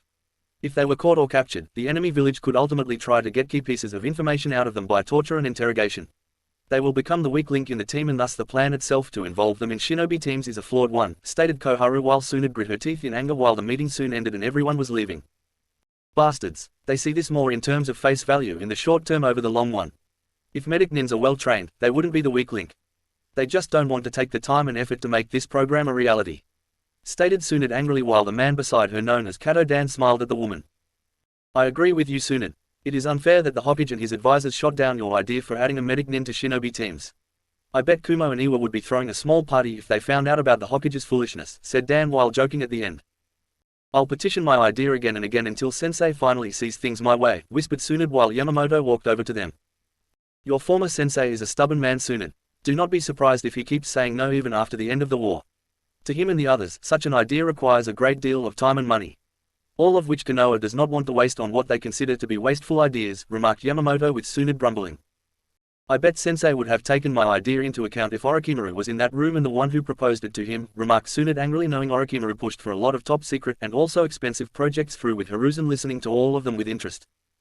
Regardless, I am sure your medic nin program you want can find itself useful in other places outside of Konoha, replied Yamamoto with a knowing smile. You mean, in Uzu? Sure it would, but wait, wouldn't your offer to have it be used by the Uzumaki clan be considered treason? Asked Tsunade with uncertainty. No, for one, the Hokage turned down the proposal. As such, the offer is open to anyone who wants to see it come to fruition. If Konoha won't use your program to save lives and decrease fatality rates, the Uzumaki clan will in their place. Besides, the Uzumaki clan is your cousin clan. If the Hokage makes his grievances known, you can always tell him it was a gift between two related clans. Remember, the man had his chance to get in on the ground floor of this medic nin program and said no, replied Yamamoto with Tsunade thinking it over before looking at Dan. What do you think Dan? Asked Tsunade with Dan think it over in his mind. It's really up to you Tsunade. One way or another, I think your idea should be realized. Whether by Konoha or Uzu. It is ultimately your choice. But I will support the decision all the same, replied Dan with the man seeing Tsunade smiling at her. Can you pitch the program to Garp-sama back in Uzu for me Yamamoto-sama? I can make sure a copy of my idea and how it would work can be sent with the message, offered Tsunade with Yamamoto nodding. Of course, the man is smart enough to see potential new things when they are staring him in the face and this medic nin idea of yours is not something he will ignore, said Yamamoto knowing Garp will no doubt embrace this program and get to work on making it a part of their ninja clan policy. I thought as much. Grandmother Mito always spoke highly of him. I was a bit surprised Hiruzen was fighting Garp-sama on the ride to bury Mito in Uzu when the time came to discuss where she would be laid to rest, replied Tsunade while the three walked side by side with each other down the streets of Konoha. It is a clan tradition that those of our clan who die, regardless of how it happened, be buried back in Uzu with fellow clan members. Mito may have married Hashirama, but her blood is still, and always will be that of an Uzumaki.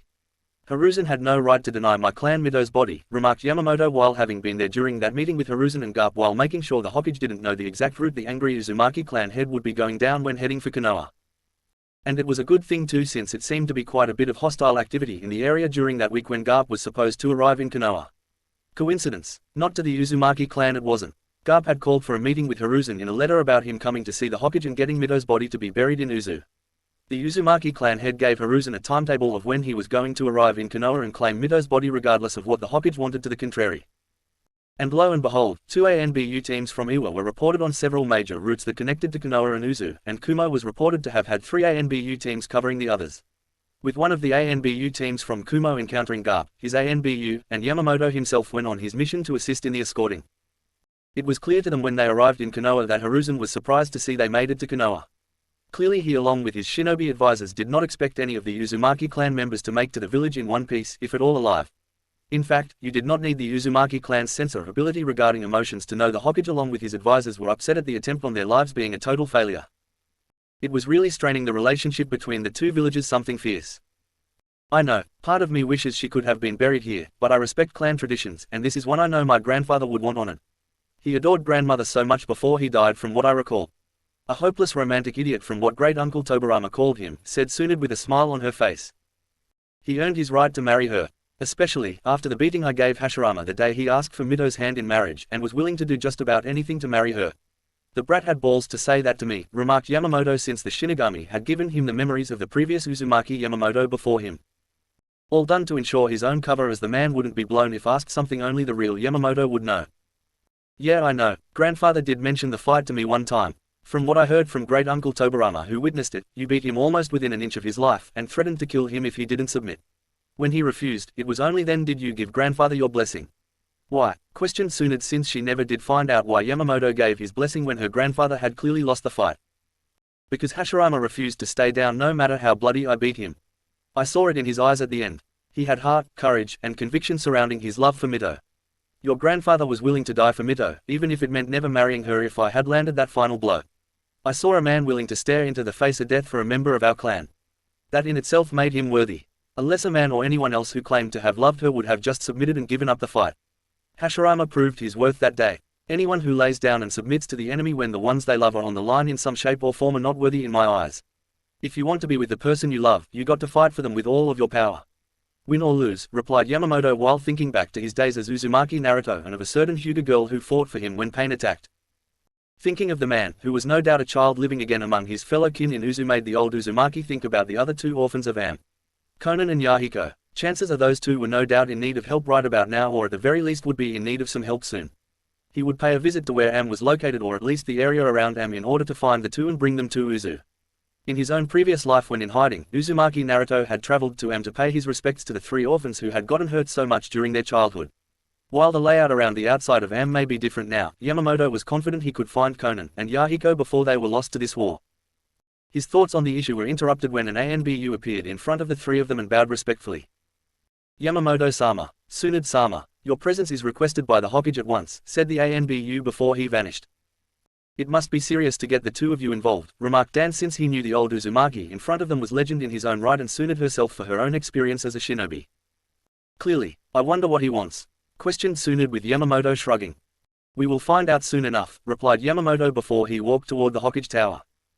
Will I be seeing you again after this meeting? Asked Dan with a smile on his face, and Tsunade was now blushing. You know I will, provided it's not a mission requiring immediate deployment, answered Tsunade with Dan nodding with a sad smile. If it is, I understand. Just come back safely, whispered Dan before he kissed her and left for his house. Such a wonderful man. Was this what Mito felt like when she was with grandfather? Or was it the other way around? Thought Tsunade, since her parents had kept their romantic life private from her and she knew little of it. Tsunade felt she took after her grandparents more than her parents when it came to her personality when dealing with different emotional moments. At least her brother Naoki didn't act like a pervert like Jiraiya tried to do from the one time she overheard the man attempting to convince the Senju to help with peeping on all of the women in the hot spring. Tsunade would have bashed both their brains in if not for the fact Naoki refused to help Jiraiya and walked away.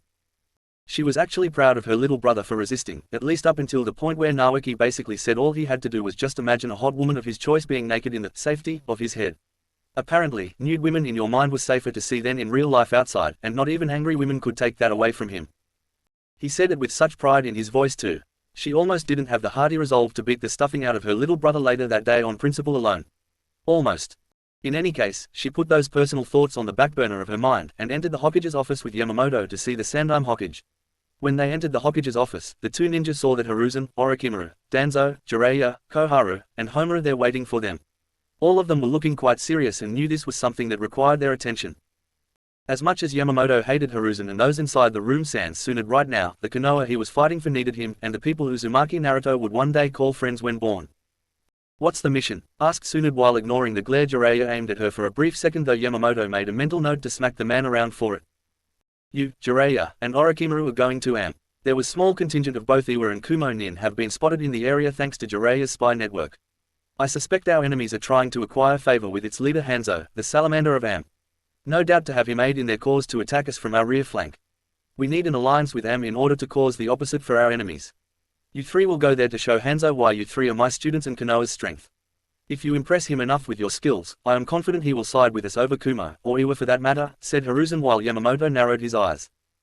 And why am I here, Hiruzen? Your ANBU said you requested me as well as Tsunade for this meeting, remarked Yamamoto while seeing the Hokage nod to Danzo, who gave the old Uzumaki a mission scroll. The man also ignored how Homaru and Koharu wanted to scold the Uzumaki for his lack of respect toward their teammate. You were going to Am as well, Yamamoto-sama, but for a mission far more dangerous in its design. In the event my students fail to meet Hanzo's expectations and he decides to side with our enemies, you were going to kill Hanzo and his supports, answered Hiruzen with Yamamoto scowled slightly since this mission given to him was extremely fishy for his tastes. Why send me? Why not send Danzo? Or a team of highly trained ANBU? Questioned Yamamoto, since he knew Hiruzen well enough to know that sending someone of his level was overkill. It was like sending a fully trained Jinchuriki with control over the Bijuu's power to fight an infant barely able to walk. Are you questioning Hokage-sama's orders surrounding this mission, Yamamoto-sama? Questioned Homura in a disapproving tone. Such a thing could be considered treason, remarked Koharu while glaring at Yamamoto with dislike in her eyes. I question the reason to send me. Not the mission itself. It's overkill. Not only that, but what will happen in the off chance I failed my mission after they failed theirs. Am will see the Konoha and Uzumaki clan as its enemy. Am is closer to Uzu than any of the other shinobi villages and thus make things problematic for my clan. I have no intention of making my family a bigger target during this war, countered Yamamoto while giving Hiruzen's teammates a glare. Are you not up to this mission, Yamamoto-sama? Given your age, no one would think any less of you, challenged Hiruzen while Yamamoto's eyes narrowed in on him. Do not speak to me about age when compared to your weak monkey ass. Even now, I could take on everyone in this room and still have more than enough strength to flatten this village into nothingness, said Yamamoto while flexing his spiritual pressure on the people in the room and made to remind them all that he was far from weak. I stand corrected, replied Hiruzen with great reluctance since he was sadly outclassed by Yamamoto's power and hated it. He hated anything and anyone stronger than himself. I will take the mission, Hiruzen. But I highly doubt you will even need me there to fight Hanzo. Especially, if all three of your students here are as capable as you seem to claim, remarked Yamamoto before walking out of the room with Tsunade right beside him. That old man is a pain my ass, remarked Jiraiya bitterly since he had been watching the old man for a while now and was furious with Yamamoto for getting Tsunade interested in that sissy-looking Kato Dan. Enough, Jiraiya. We don't need you being distracted now of all times from the mission due to your own personal reasons regarding the imaginary romance between yourself and Tsunade, said Orochimaru offhand while Jiraiya bristled in anger. Hey, no one loves Tsunade more than me. Not you, Sarutobi-sensei, and certainly not that sissy boy Dan. Yamamoto team got those two interested in each other over their stupid concerns about the medical field. My field is spying, fuinjutsu, my research I do in the hot springs. Only one interests Tsunade and not in the way I can get her to swoon like she does with Kato Dan. How am I supposed to compete with that? Protested Jiraiya, as he saw Orochimaru roll his eyes. Enough, Jiraiya. I will help you with this Dan person at a later time. Right now, I need you to focus on the task at hand with Hanzo in Am, commanded Hiruzen while Jiraiya just grumbled, but agreed with him. Territory around Am. The two orphans of Am looked up at Yamamoto in fear. They could easily tell this man was strong. He hid it well, but they had seen enough in their short lives to know this old Uzumaki was nothing to mock or sneeze at. He could crush them like bugs. Yet he gave them both a gentle smile. Who are you? Asked the boy on guard against the stranger in this rainy land. A friend, replied Yamamoto calmly. Many have said that to us, said the girl with caution in her voice. And? Questioned Yamamoto curiously. They were all lies, answered the boy. I am not them, replied Yamamoto with the boy and girl looking him over. Why are you here? Asked the boy. I am here for you too, answered Yamamoto with the boy and girl now being put on edge by his words. To hurt us? Asked the girl while the boy moved into a crude fighting stance. No, to help you, answered Yamamoto with the two children looking at him with looks of disbelief. Why would you help us? We are mere orphans. No one wants us, said the girl. It is because you are orphans that I wish to help you, countered Yamamoto with both children looking at him in confusion. That doesn't make any sense, said the girl while Yamamoto let out a huff of annoyance. The reason you are orphans is due to the war between several shinobi villages. The war has finally spilled into Am and you have suffered greatly in the process. I am here to help ensure you do not have to suffer anymore, replied Yamamoto with both children unsure if he was lying or telling the truth. And how do you intend to do that? Asked the boy. By taking you both with me back to the Uzumaki clan in Uzu. To become members of our clan, replied Yamamoto with the boy and girl looking unsure. To Uzu? Asked the girl. Yes, I assure you both this is a genuine offer. If you say no, I will understand and will leave you two alone to your own devices here in Am, replied Yamamoto with both children looking at each other. Why are you doing this for us? Why not the other orphans roaming around Am at this point? What makes us so special? Asked the boy since he figured there was more to this moment than they were led to believe. You both have amazing potential to do something with your lives. For good or ill, I wish to see you both reach that potential for the good of all the world, said Yamamoto with the two children looking at him with cautious yet hopeful eyes. I heard if a member of a clan swears on their family honor, they have to follow through with it no matter what. Is that right? Asked the boy. Yes, and the Uzumaki clan, which I am a part of, takes such honor very seriously, said Yamamoto with both the girl and boy looking at each other again. Do you swear on the honor of the Uzumaki clan that your intentions in taking us away from Am are for the right reasons? That this isn't some kind of cruel trap for some sick, twisted, and perverse enjoyment in seeing us be abused in some manner? Questioned the boy with Yamamoto nodding. I swear it on my honor as a member of the Uzumaki clan and on the souls of my clan's ancestors dating back to the time of the Sage of Six Paths himself, replied Yamamoto without hesitation and saw the two children lower their guard. My name is Yahiko, said the boy now identified as Yahiko. I'm Conan, said the girl now identified as Conan. And I am Uzumaki Yamamoto. Actually my full name is super long so I decided to just keep it short at Yamamoto, replied Yamamoto offhandedly at the end. How far away is Uzu? Asked Yahiko with Yamamoto stroking his long beard. It is a country surrounded by water. An island country actually. It's far away from Am, but not too far. Well over 2 weeks if we move fast enough, answered Yamamoto with both children looking a little upset they had to travel 2 weeks with little to nothing to Uzu. Hopefully, this trip would be worth it the long wait. Konoha Hokage's office weeks later. This is inexcusable sensei. He left the 3 of us to fight Hanzo. And for what? All for 2 measly orphans he took pity on, exclaimed Jiraiya while Orochimaru and Tsunade were in the room listening to him complain.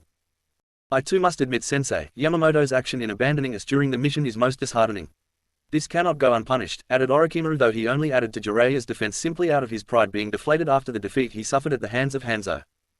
Oh, get over yourself, both of you. Yamamoto-sama shouldn't have gone with us in the first place. Him being there was overkill and all 3 of you know it, replied Tsunade while she saw the 2 men in the room trying to have their egos tended to by their sensei. You wouldn't say that if Hanzo killed one of us or was about to kill you. What if your precious Dan or Nawaki was there, and Hanzo killed them, would you be defending him then? Asked Jiraiya before he was floored by Tsunade with her fist to his face. First off, do not speak to me like that about Dan or Nawaki again. Second, they weren't part of our team, and Yamamoto-sama knew that from the start when he was here for that mission briefing. Third, I know Yamamoto-sama would have never allowed it to get that far with us dying. He clearly had faith in us to get the job done with Hanzo regardless if we won or lost our fight. And finally, Yamamoto gave 2 orphans, who suffered in this war, partially because of us, a place to live, and be loved in Uzu. It was a loving act and you should show him respect, said Tsunade while she saw Jiraiya on the ground. Sadly, she has a point Jiraiya, thought Hiruzen knowing his student deserved that hit no matter how much he wanted to scold Tsunade for it. Getting back to topic at hand sensei. Are you going to punish Yamamoto-sama for his abandoning of his mission in Am? Questioned Orochimaru curiously. Hiruzen was silent for a second to consider his action on the matter. On the one hand, he could try to impose some form of punishment on Yamamoto for what he did in Am. On the other hand, if Hiruzen did that, he would have to reveal why Yamamoto was there, and the mission the Uzumaki was sent on wasn't what you would call sanctioned. The Sandaime Hokage had made it seem like mission was when Yamamoto had first decided to question the reason for him being in there. But in truth, the mission was designed to smear the honor of the Uzumaki clan and make Uzu an enemy of Am in the future. I need time to think about my decision. The Uzumaki clan will no doubt fight me on this since they know what Yamamoto did when bringing the orphans to Uzu. With things strained between us as it is, I don't know if punishing Yamamoto would be good for us right now, said Hiruzen while needing to discuss this with Danzo, Homura, and Koharu before reaching a decision. Seeing Tsunade nod and leave, Hiruzen saw Orochimaru do the same while giving the Hokage a knowing look before leaving the office. This of course left Jiraiya, who was not done yet after getting off the ground. I want that sissy boy Kato Dan dead, said Jiraiya tactlessly while Hiruzen raised an eyebrow at him. The one you keep saying Tsunade is seeing romantically? Questioned Hiruzen while Jiraiya nodded. I know she is, or soon will be anyway. She's getting all lovey-dovey with the guy and it's not fair. I loved Tsunade since we were kids. Yet she rejects me for this skinny, bleeding heart, idiot. He'll ruin her. We need to remove him from the village and Tsunade's heart before he has that chance, stated Jiraiya angrily at his former sensei. Tsunade will clearly be devastated if Dan dies. Jiraiya. What about her feelings on this matter? She will not be so emotionally vulnerable that your advances will be accepted like you think. Jiraiya, questioned Hiruzen while Jiraiya scoffed. Tsunade doesn't know what she wants. She doesn't need some wimp like Dan in her life. She needs a guy like me. A manly man like me. Someone who can take care of her every need. I just have to show her the cold hard painful truth and I can't do that unless Dan is removed from the picture, countered Jiraiya while Hiruzen sighed. And what if the two getting together helps produce children to further carry the Senju clan line? Questioned Hiruzen before Jiraiya surprisingly glared at him with surprising anger. No one is allowed to get Tsunade pregnant but me. Understand sensei? Not Dan, not Orochimaru, not some guy on the street looking too lucky. Me, exclaimed Jiraiya while he had a crazed look in his eyes. I'll look into it. Jiraiya. There are some missions we might be able to use for what you have in mind. I'll have to look at them to find the most promising solution to the little problem surrounding your love life, replied Hiruzen while Jiraiya just nodded before leaving via the window. Tsunade is mine and mine alone. No one will stop me from swooping down and laying claim to my hime. Not Dan and certainly not that old geezer Yamamoto. He was the one to get Tsunade and Dan together. I have to make sure he doesn't interfere in my plans to rip him apart. Thought Jiraiya angrily at the idea of Dan being with Tsunade and having a happy life together. Jiraiya would ensure his hime loved him and no one else. Even if he had to kill everyone Tsunade loved around her. Chapter 4 More Ripples. When many first saw Uzumaki Yamamoto, they saw only what their eyes perceived, and believed of him in terms of appearance. He looked like an old, sickly, tired man with no form of strength. The legend stated he was back as a young man. Many of the people from merely looking at him based on first glance, would easily assume the man was weak, and a small gust of wind would knock the old man over. Of course, we are reminded of the old adage that appearances can be deceiving. Hence what the many unfortunate Konoha ninja around him at training ground number 22 sadly realized when they were being put through the ringer by Yamamoto in a spa. The man had taken off his coat and upper clothing to reveal the physical body of a god-made flesh. If it weren't for the long beard and wrinkled face, you would never have believed this was the body of an old man, and an Uzumaki to boot. It was almost amusing to Yamamoto to see so many shinobi of Konoha on the ground, moaning in pain and in need of medical attention. In the time he was here, many shinobi had become less intimidated by him, and claiming the Uzumaki was past his prime and to just retire from service. They felt it an insult to their pride as young men and women as well as ninja of Konoha that this old man could keep up with them like it was nothing. So they did the only thing that came to mind as those who felt their wounded pride needed to be inflated again. They challenged Yamamoto to a spar. All of them vs Uzumaki Yamamoto. It drew many spectators, civilians and shinobi alike, from simple merchants to Tsunade, Naoki, Dan, and even the Sandaime Hokage himself. Danzo was also watching with his root in the shadows to assess how great the threat Yamamoto was to Konoha. Even the likes of Orochimaru and Jiraiya were watching from a distance when the fighting started. If you could call it a fight, it left many of the ninja spectators watching to realize this man before them was not what they all assumed him to be in terms of being a weak old man. Of course, Yamamoto could hardly be called weak now when the old Uzumaki had single-handedly defeated a total of 135 shinobi ranging from Chunin to Junin and even a few ANBU in nothing but pure taijutsu. Yamamoto hasn't lost a step. He's how old and still this strong, thought Hiruzen with a bead of sweat rolling down the side of his face. That's my old man Yama.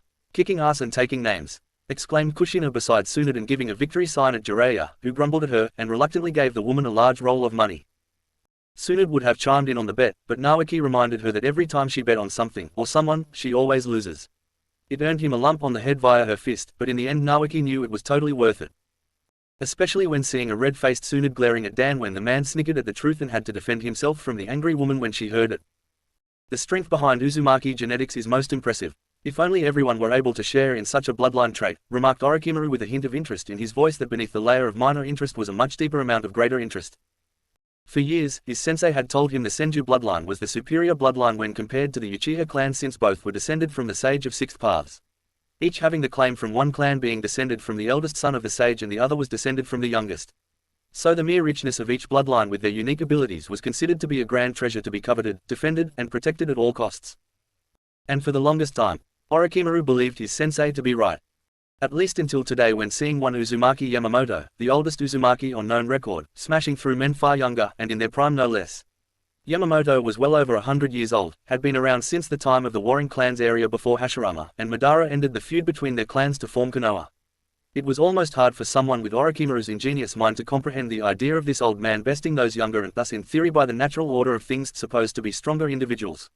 He knew the Uzumaki clan were cousin clans of the Senju and thus almost cousins to the Uchiha clan to some small extension. It also gave them a connection to the Sage of Six Paths himself, so they were in the same type of criteria that Hiruzen put the other two. Though why his sensei didn't put the Uzumaki clan in the same category of protection as the Senju or Uchiha clan slightly puzzled Orochimaru. Surely the Uzumaki clan was just as worthy as the Senju or Uchiha. He would have to speak in private to his sensei about that later. Is there anyone else he is still wishing to let this spar continue? Asked Yamamoto while he glanced around at the fallen bodies of those he defeated without so much as a sweat. No, we're good, whispered one ANBU on the ground with half his mask destroyed. Letting out a huff, Yamamoto grabbed his upper clothing and put it on before grabbing his staff sword with the appearance of being an old man once more making itself seen. Though no one was fooled by it in the slightest and many gave Yamamoto a wide space to walk by with respect for the old man's prowess showing in their eyes. Well, most of the eyes there watching him. You were awesome as always, old man Yama, exclaimed Naoki excitedly, which he was always like after seeing the old-looking man beat the snot out of all the other elites in the ninja force Konoha possessed. He was sure a few Uchiha and Hyuga were in that pile of beaten bodies back there. Naoki, be more respectful, scolded Tsunade while Yamamoto smirked. It's all right, Tsunade-chan. The boy is just being supportive of me. Besides, we all know that Konoha's ninja forces currently needed this major wake-up call by my hands. There has been a growing sense of arrogance among their ranks as of late, replied Yamamoto while frowning while thinking about all the Konoha shinobi walking around with a hint of superiority in their step. You have to admit it yourself, Tsunade-chan, it has been feeling like that for a while. We are currently winning the war against Kumo and Iwa, but it's making some people in the village believe we are invincible. I think we can both agree from a medical standpoint that arrogance is its own kind of poison, remarked Dan, since he had overheard some of the drunk shinobi at the bar boast how the other villagers were weak and everyone from Konoha were the most superior breed of shinobi in the world. He's right, sis. Konoha needs a kick in the ass to keep it humble. Otherwise, we'll have a whole generation of arrogant jerks for ninja, replied Naoki while Tsunade sighed. She's not wrong, cousin, added Kushina while Tsunade raised her hands in surrender. All right, you made your point, exclaimed Tsunade while Kushina, Dan, and Kushina laughed at Tsunade's expense. So, on a different topic, when is the wedding between you two lovebirds, remarked Naoki, knowing it would make Tsunade blush and Dan sputter. And he wasn't disappointed. Well, I don't know, that is to say, with the war, replied Dan while looking for Tsunade for help, but the woman was glaring at Naoki and growling in anger. If I were you, Naoki, I would run right now before your sister punches you out of the village, remarked Yamamoto, with Naoki doing just that and Tsunade giving chase. You know Tsunade's mood well, remarked Dan while seeing his future wife chasing Naoki. She is part Uzumaki and thus clearly has our temper, replied Yamamoto with a grin on his bearded face, with the sound of Tsunade yelling at Naoki and Naoki taunting her. That she is Yamamoto-sama, remarked Dan while a sweat drop formed on the back of his head and heard the sound of a crater made from Tsunade's fist being made, with the noise of Naoki complaining how she nearly hit him. So what is it like to be a genin, my girl? Asked Yamamoto with a hint of pride in his voice as he was now focusing on Kushina. Good, most of the academy students were wimps. But some have potential to be strong. Except for that girly and thinly looking Minato, replied Kushina with a huff at the end. Don't sell the boy short. He has amazing potential for one his age, replied Yamamoto while Kushina shrugged. If you say so, old man Yama, said Kushina while trying to act like she didn't care, and Yamamoto himself was thinking of other matters. The mission that will cause her to be kidnapped is going to happen soon. As much as I want to interfere and save the girl myself, I need those two kids to get together so they can have a child that would be Uzumaki Naruto in the future. The only thing that bothers me about this situation is how did Kumo know how to target her in the other timeline of things? Surely Hiruzen or Jiraiya didn't try to orchestrate it to get Kushina to fall in love with Minato and form a strong, almost unbreakable bond with Konoha in the process. Then again, they probably did, with Uzu falling in the timeline, and Kushina never really being able to bond with anyone when arriving in Konoha following that event. But with Uzu alive and functioning, not to mention myself helping her along before and after Mido died, Kushina now has bonds in both places. Though it's more to the people in it rather than the village as a whole, thought Yamamoto, with the man glancing at Kushina for a second. Oh, I almost forgot, I never did get a chance to thank you for saving me during that one mission a few months ago. Thank you Yamamoto-sama for that intervention, said Dan, as he saw Yamamoto turn to look at him, and gave the man a gentle smile. Yamamoto had waited patiently until Dan's assigned mission by Hiruzen and Jiraiya was given to the man. The old Uzumaki knew the story from his previous life behind Dan's death, from the ambush to the sacrifice made to defeat the enemy in battle to win. How Tsunade had been utterly broken by his loss after Dan had successfully healed her heart following Naoki's death. Not only that, but the end result had made Tsunade bitter in her belief toward life, made Shizune submissive to her commands, and overall shy while hesitant to do almost anything without the older woman's approval. Which was all the more reason for Yamamoto to step in and change the outcome. When the ambush came, Yamamoto did some ambushing of his own, and with backup in the form of some Uzu ANBU, he requested Garp Sen to further provide support. It also gave Yamamoto an excuse to have Garp send his newly reformed ANBU squads complete with medic nins via Tsunade's medic program, capable of fighting when necessary. Not only did the ANBU from Uzu decimate the ambush aimed at Dan and his team, but they also showed what their squad was capable of with medic nins, due to the ambush team severely injuring several of Dan's comrades prior to being rescued. In fact, it was because of the medic nins from Uzu that 2 members of Dan's squad were not only alive but still had all of their limbs intact. Naturally, the Hokage was not pleased at all by this development, but not in the way most people thought. He was upset. Most thought he was upset because Uzu now had the very reformed medic nin program that Tsunade had wanted Konoha to have at one point for the village. When Tsunade was brought before the Hokage for answers, she told Hiruzen that Yamamoto talked to Uzumaki Garp, the clan head of the Uzumaki clan, about the idea of having the program in Uzu since Konoha didn't want it when they were given the offer. How Garp said yes, was sent a copy of the information Tsunade had on the project, and began to implement on their end. She actually questioned him on why he was upset at. Why should Konoha be upset at went to Uzu, since the Uzumaki clan was a long-time ally of Konoha and her cousin clan, with her having blood ties to both. Hiruzen told her to be more careful, since even clans with cousin-based relations to other clans can be betrayed for power. Yamamoto, who had been there for that meeting, let out a huff, and mentally called Hiruzen a hypocrite due to him trying to betray Uzu since his taking of the Hokage hat. Still, there was nothing Hiruzen could do on the matter, since Konoha had its shot, and failed to get in on the ground floor of this medic nin program. The Shinobi Advisory Council demanded the Uzumaki clan send instructors to Konoha and Tsunade provide notes for their own shinobi to train in, but Tsunade told them no, and so did Yamamoto, since it was now considered a clan matter between the cousins. Naturally, it pissed off the higher-ups in Konoha something fierce. Tsunade and Yamamoto reminded them that the village had its chance, but threw it away due to the war, the supposed time, the effort, and of course financial restrictions Konoha claimed to have on itself. All of which got proven to be total bullshit since the Uzumaki clan took all the information Tsunade gave them and created the Medic Nin program without those issues being a factor. All in all, it had made Konoha's higher-ups now look like a bunch of spineless idiots with the Hokage looking like the biggest idiot of all. A nice little, yet noticeable blemish on the man's record as Hokage if there ever was one. No problem at all, Tsunade-chan loves you very much. Your death would have hurt her deeply. And little Shizune is a little sister to her too. I wasn't about to have my cousin lose the man she loved before they could marry. I still have to give you the customary Uzumaki beatdown like the one I gave Hashirama for Mido's hand in marriage. She may have the Senju name attached, but Tsunade is an Uzumaki as well, and I will be damned if I don't try and see if you have the endurance capabilities to handle what comes with the territory, remarked Yamamoto with a hearty laugh and got a nervous one from Dan in return. I'm going to die by his hands before I get married. I just know it, thought Dan while he hoped Tsunade could convince Yamamoto to give him a break. You should try and visit Uzu sometime. You and Tsunade would love it, commented Yamamoto with Dan nodding. Yes, I hear Uzu is truly thriving. I also hear those 2 orphans you rescued in Am are doing quite well, replied Dan with Yamamoto nodding. Yes, they are part of a genin team now with another member of my clan. An Uzumaki Nagato I believe. They are really hitting it off. Calling themselves Team Akatsuki, of all things, remarked Yamamoto since he went back and forth between Konoha and Uzu from time to time. And you suggesting the idea had nothing to do with it? Questioned Dan since he was sure Yamamoto had a hand in it like he usually did things that gained his attention. I don't know what you are talking about, commented Yamamoto innocently enough. Right, and I'm sure you had nothing to do with Jiraiya being strung up naked on the female side of the hot springs after he was caught peeping so all the women could beat the snot out of him, thought Dan while making a mental note to always be faithful to Tsunade no matter what. He didn't need this old man for an Uzumaki doing something horrible to him now or from beyond the grave. And Dan was quite certain the man would most definitely do the latter. Hokage Tower at the moment. You assured me that the little shit would die sensei, exclaimed Jiraiya angrily while he saw Hiruzen side at his former student. And he would have died Jiraiya, if not for the Uzumaki clan sending ANBU there to help step in at the last moment, replied Hiruzen bitterly after the pause in his response.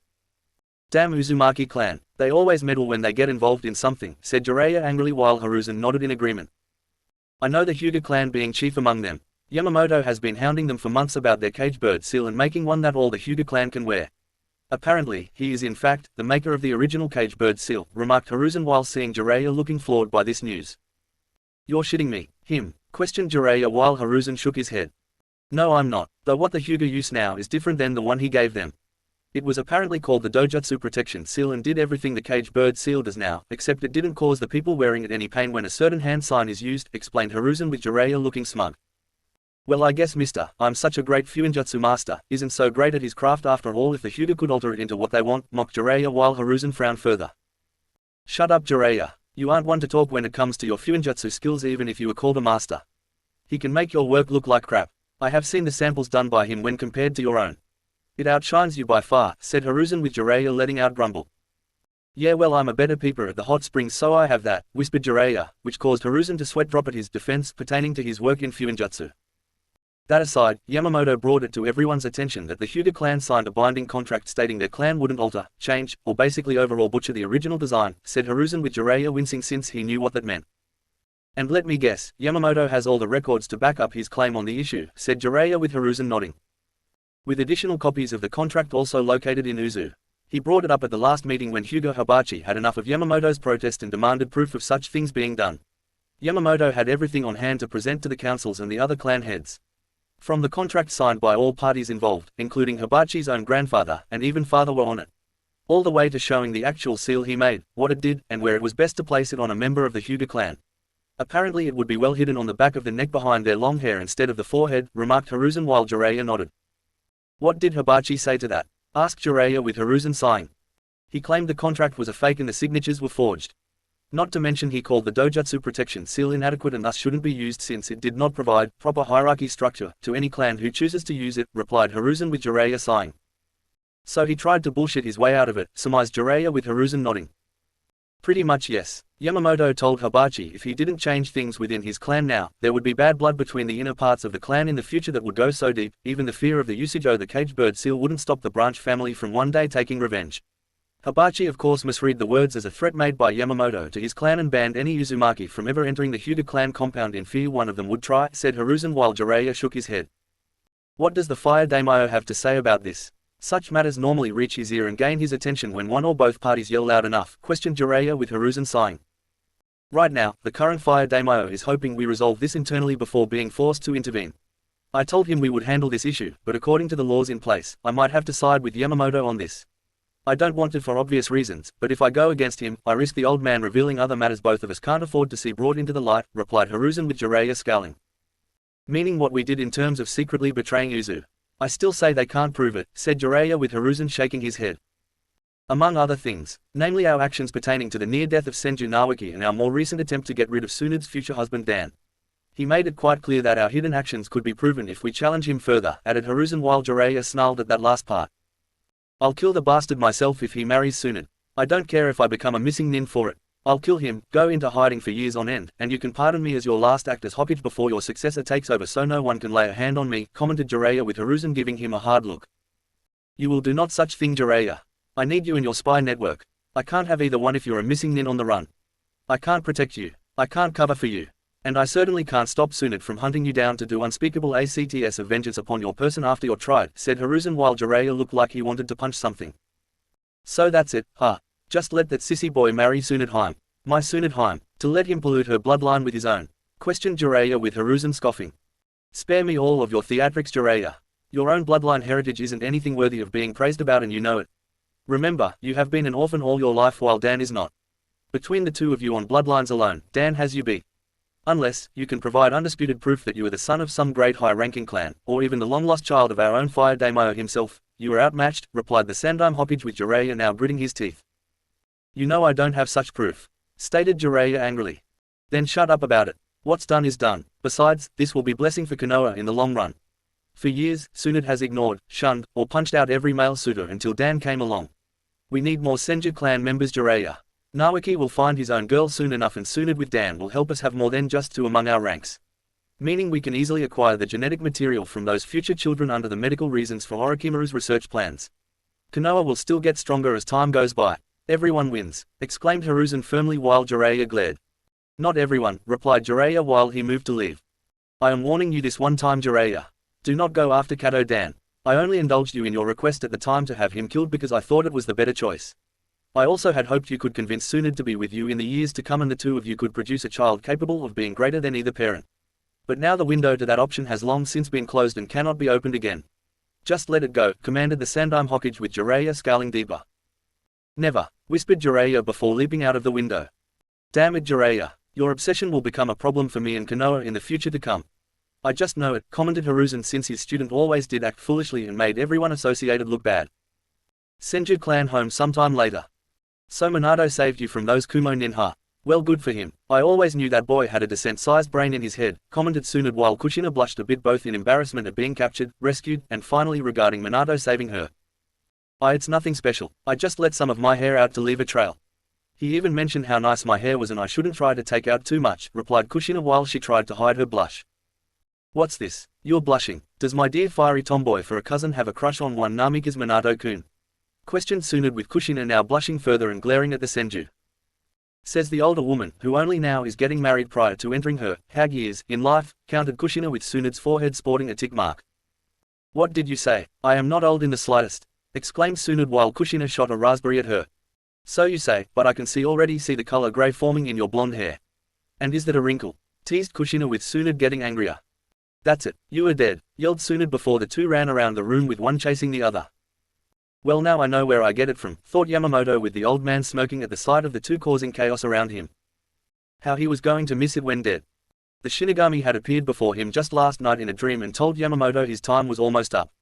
The second shinobi war was coming to an end soon. Dan was alive, Nawaki was alive, the Uzumaki clan was alive, and most of the dark things that led to more dark things in the future were no longer possible.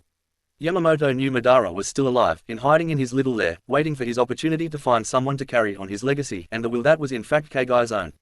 She had used her own influence to poison Madara's mind beyond repair because of his already upset attitude toward his life made him an easy target between her choice in targets. She could have targeted the Senju line, but Hashirama put a stop to that with his outlook toward life, and the Uzumaki clan were following him in that regard too. Hence the one side with hatred on the Uchiha's side already in their heart being the prime targets. Some things will sadly have to occur from what the Shinigami told me. Like how Uchiha Obito becoming Madara's pupil and trying to let Kurama out of his seal to attack Konoha. But unlike last time, there will be a good number of Uzumaki clan members present, and I would ensure a repeat of before doesn't happen. Konoha wouldn't be attacked by the fox, no one would die, and no one would know Uzumaki Naruto was the Kyuubi Jinchuriki, thought Yamamoto, as he would leave instructions for Garp, and the Uzumaki clan in general to be read following his death for the day when the Kyuubi would be sealed inside of his future self. Provided of course, his mother or father sealed it into him on the night of his birth. There was always a possibility that outcome would change. Still, so long as Obito failed in his mission, it should be enough. At least for a time. For now, all Yamamoto had to do was hold on to his life long enough to ensure certain issues didn't happen following his death. UZU 2 weeks later. Uzumaki Garp was reading a long, yet important letter sent by Yamamoto, and it was not a good one. The letter stated the old man was finally feeling his age and that his days of living were numbered. In his letter was a set of instructions regarding certain issue to be carried out upon his death, and all of them surrounded Konoha. The letter went on to state that Uzu was to keep Konoha at an arm's distance in terms of friendship until Hiruzen was no longer Hokage and the man's advisors along with a certain war hawk for a rival to the seat were dead. To alter its security system so no one in Konoha except those Yamamoto listed could be trusted, and to destroy the secret tunnel entrance before rebuilding a new one. Not only that, but Yamamoto insisted that when Kushina became pregnant with a child of her own, why Yamamoto thought that Garp had no idea, she should have the said child in Uzu and under heavily guarded protection. In the possible event they can't have her come to Uzu, they were to secretly enter Konoha, and not reveal themselves until the last moment. To use all their skills to protect Kushina during the birthing process that would risk the fox escaping. Garp of course read the hidden meaning behind the letter, stating those in Konoha would be frothing at the mouth for the power they were going to one day be waiting for that moment of weakness should they see an opportunity to take the Biju from Kushina into another Uzumaki. Possibly her own child if what the letter implied was indeed accurate, and they would ensure the child suffered. The Uzumaki clan knew all about the abuse Jinchuriki went through in other villages and thought Hashirama was an idiot to divide them up without considering how the people of each village would use them. Both Yamamoto and Garp wanted to smash their fists into the man if he were alive here today. Mito's husband or not. This letter is seriously troubling. Yamamoto was the one who ensured our survival all those years ago when the Second Shinobi War was at its peak of violence. Not to mention he saved our cousin clan member Nawaki and Tsunad's lover Kato Dan in the belief that their deaths would hurt Tsunade. At first I questioned how he knew, but shrugged it off as an old man's wisdom, instincts, and intuition being razor sharp from years of experience. But this warning is not just a warning. This letter is basically blast it all. What's the word? Premonition. Yes, a premonition, a foretelling of the future and of things to come if we don't act. Mito clearly trusted him to get the Shinigami masks from the shrine here in secret. She trusted him to watch over Kushina after she died in Konoha. Hell, I trusted him long enough to see he was indeed a full-blown Uzumaki in every sense of the word. He saved our clan from total annihilation several times over. If I don't listen to him now when this might be his last final act in warning us, I might as well be a total idiot. Thought Garp before calling for his most elite ANBU within the clan. Yes Garp-sama, asked the ANBU captain of Uzu. We're going to strengthen alter our defenses. Do it quietly. I want new security seals, detection seals, traps within traps, and everything else we can do to fortify Uzu. I want Uzu so well defended, we could withstand a Biju bomb, and still be able to flip the said Biju off. Exclaimed Garp while his ANBU team in front of him sweat dropped.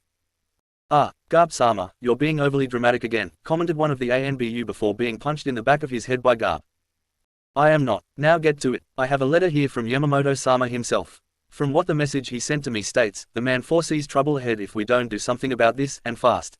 Stated Garp angrily while shaking his fists at the now scared group. Yes Garp-sama, right away, said the ANBU captain before his team left after picking up their fellow ANBU who was on the ground. Yamamoto-sama made it clear that Konoha might try something like they did before in the future. Was he referring to another shinobi war? And if so, when will that happen? No matter, I have to put things in place before that happens, thought Garp before he was back at his desk making additional preparations for the future. Konoha 4 months later. Uzumaki Yamamoto was dead, confirmed by Tsunade herself. She cried of course like all those that knew him. Cause of death. Natural. The man died in his sleep. Peacefully. Happy. It was clear to the woman that the old man had faith in the future being bright with a few cloudy spots, but nothing those he knew couldn't endure. The man had done so much for Uzu, his cousin clan, and Konoha to a slightly lesser extent.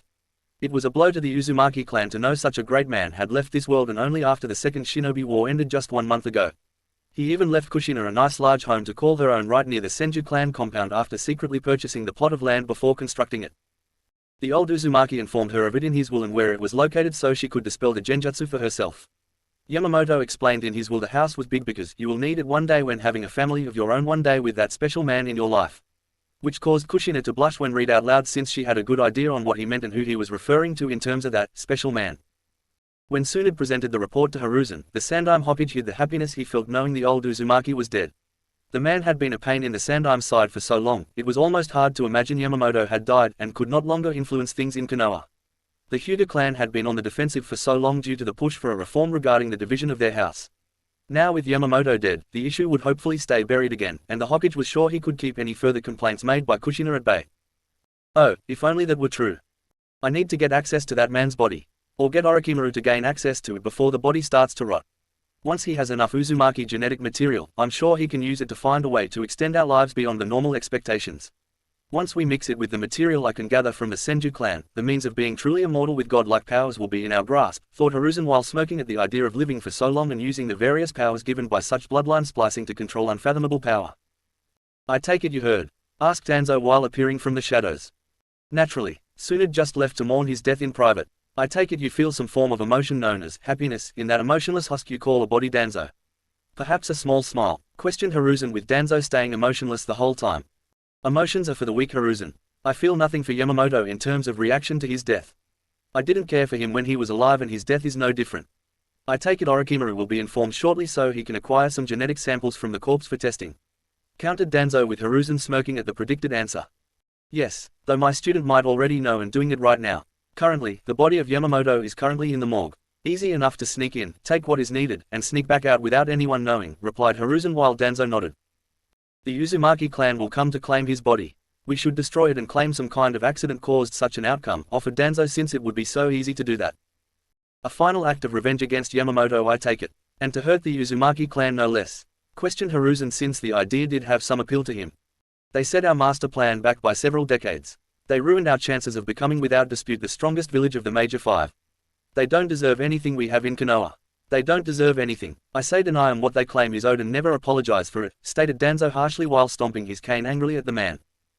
Hiruzen saw how Danzo was gripping his new cane tightly in his one remaining hand and remembered how Yamamoto had crippled him 3 months ago. Danzo had tried to approach Yamamoto in private in the belief he could turn the man to his side in overthrowing Hiruzen for the title of Hokage. Hinting that the old man should assist him in removing the Sandime because of the man's past sins against the Uzumaki clan and the Senju clan. Danzo was not innocent in the schemes concocted either, but he was sure Yamamoto did not know that, and decided to press onward in the belief that he could effectively manipulate the Uzumaki into unknowingly be his weapon. Only to have Yamamoto draw his sword and slice into Danzo with deadly precision. The old Uzumaki took Danzo's right arm and eye and used the fire manifesting ability of his Zanpakuto to cauterize the wound instantly. The platoon of Root Nin in hiding rushed to their master's defense, but were instantly burned alive, and turned into ash before Danzo's remaining horrified eye. The man couldn't even go to the Sandime Hokage since Root shouldn't even exist now due to Hiruzen having, officially, ordered Root be disbanded now that the second shinobi war was over and would only be brought back out should another one manifest itself. Do not test me, Shimura Danzo. Or you will find that there are worse things to fear than death. Even now the sting to his pride, dignity, body, and soul still stung Danzo fiercely since he was unable to recover from such injuries, thus forcing him to retire from being an active shinobi, and Hiruzen had put him on as a third shinobi advisor. Both to help keep Danzo close by to take a fall if Hiruzen felt it was necessary and to ensure the crippled man felt he was still important to some extent. Like Danzo, the Sandime Hokage saw people as tools. But unlike Danzo, the Sandime Hokage still saw how to use broken tools over throwing them away. Tsunade had of course tried to heal his injuries, but the Sannin had told Danzo it was not possible, even with her skills. At best could give him a new eye to replace his lost one so he could see better. Danzo turned it down though since he didn't want a normal weak eye to replace his sharp one. Yes, I'm sure the permanent mark Yamamoto left on your body and soul has nothing to do with it, commented Hiruzen while smirking at Danzo's crippled state and knew the man was lying straight through his teeth. Konoha the morgue.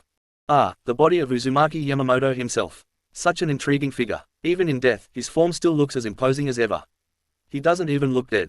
Just asleep. Don't you agree, Jiraiya? Remarked Orochimaru with a grin on his face since he sensed Jiraiya here in the morgue seconds after arriving himself. Yeah, my heart is all aflutter. Hurry up and get what you need, Orochimaru. I want my time to spit on the corpse and give his stupid wrinkled face a punch to take to the other side, commented Jiraiya angrily since he was pissed that not only was Tsunade married to that sissy boy Dan, but not long after their honeymoon, she was pregnant. She even had the nerve to say that if the child was a in fact boy, it would be named after Yamamoto. It was insulting. Jiraiya felt she should be having his child, not Dan's. His. Jiraiya of the Sannin. It was not fair. Oh, stop complaining, Jiraiya. Besides, Tsunade made it clear to you a long time ago that she was not interested in you on such a romantic level. Go write a book or something. It just might help you clear your head of the useless junk swimming within it, commented Orochimaru while Jiraiya bristled at the insult to his mind. Shut up, team, exclaimed Jiraiya angrily before he saw Orochimaru frowning. Interesting, there is some kind of seal here, remarked Orochimaru while he began his own examination of the old Uzumaki.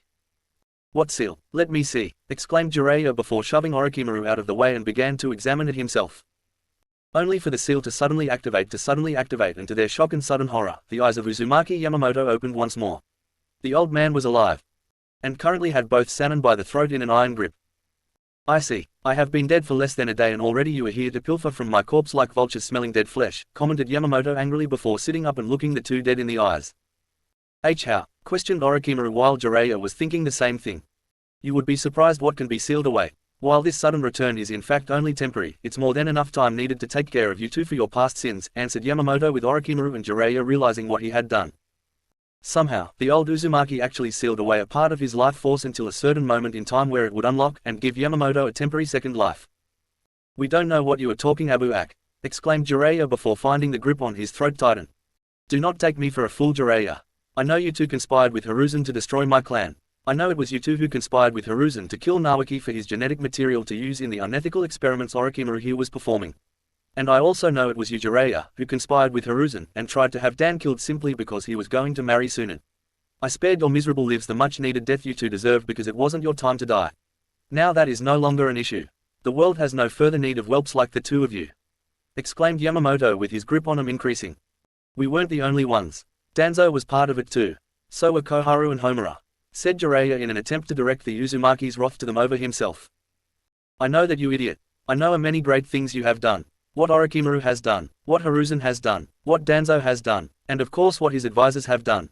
They will all pay at a later time. Right now, you are the only deaths I need to concern myself with, replied Yamamoto before calling forth his Zanpakuto's power with his mind setting the room ablaze.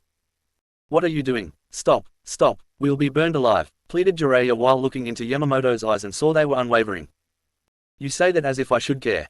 I made my intentions perfectly clear to my clan what was going to befall me while in Konoha upon my death.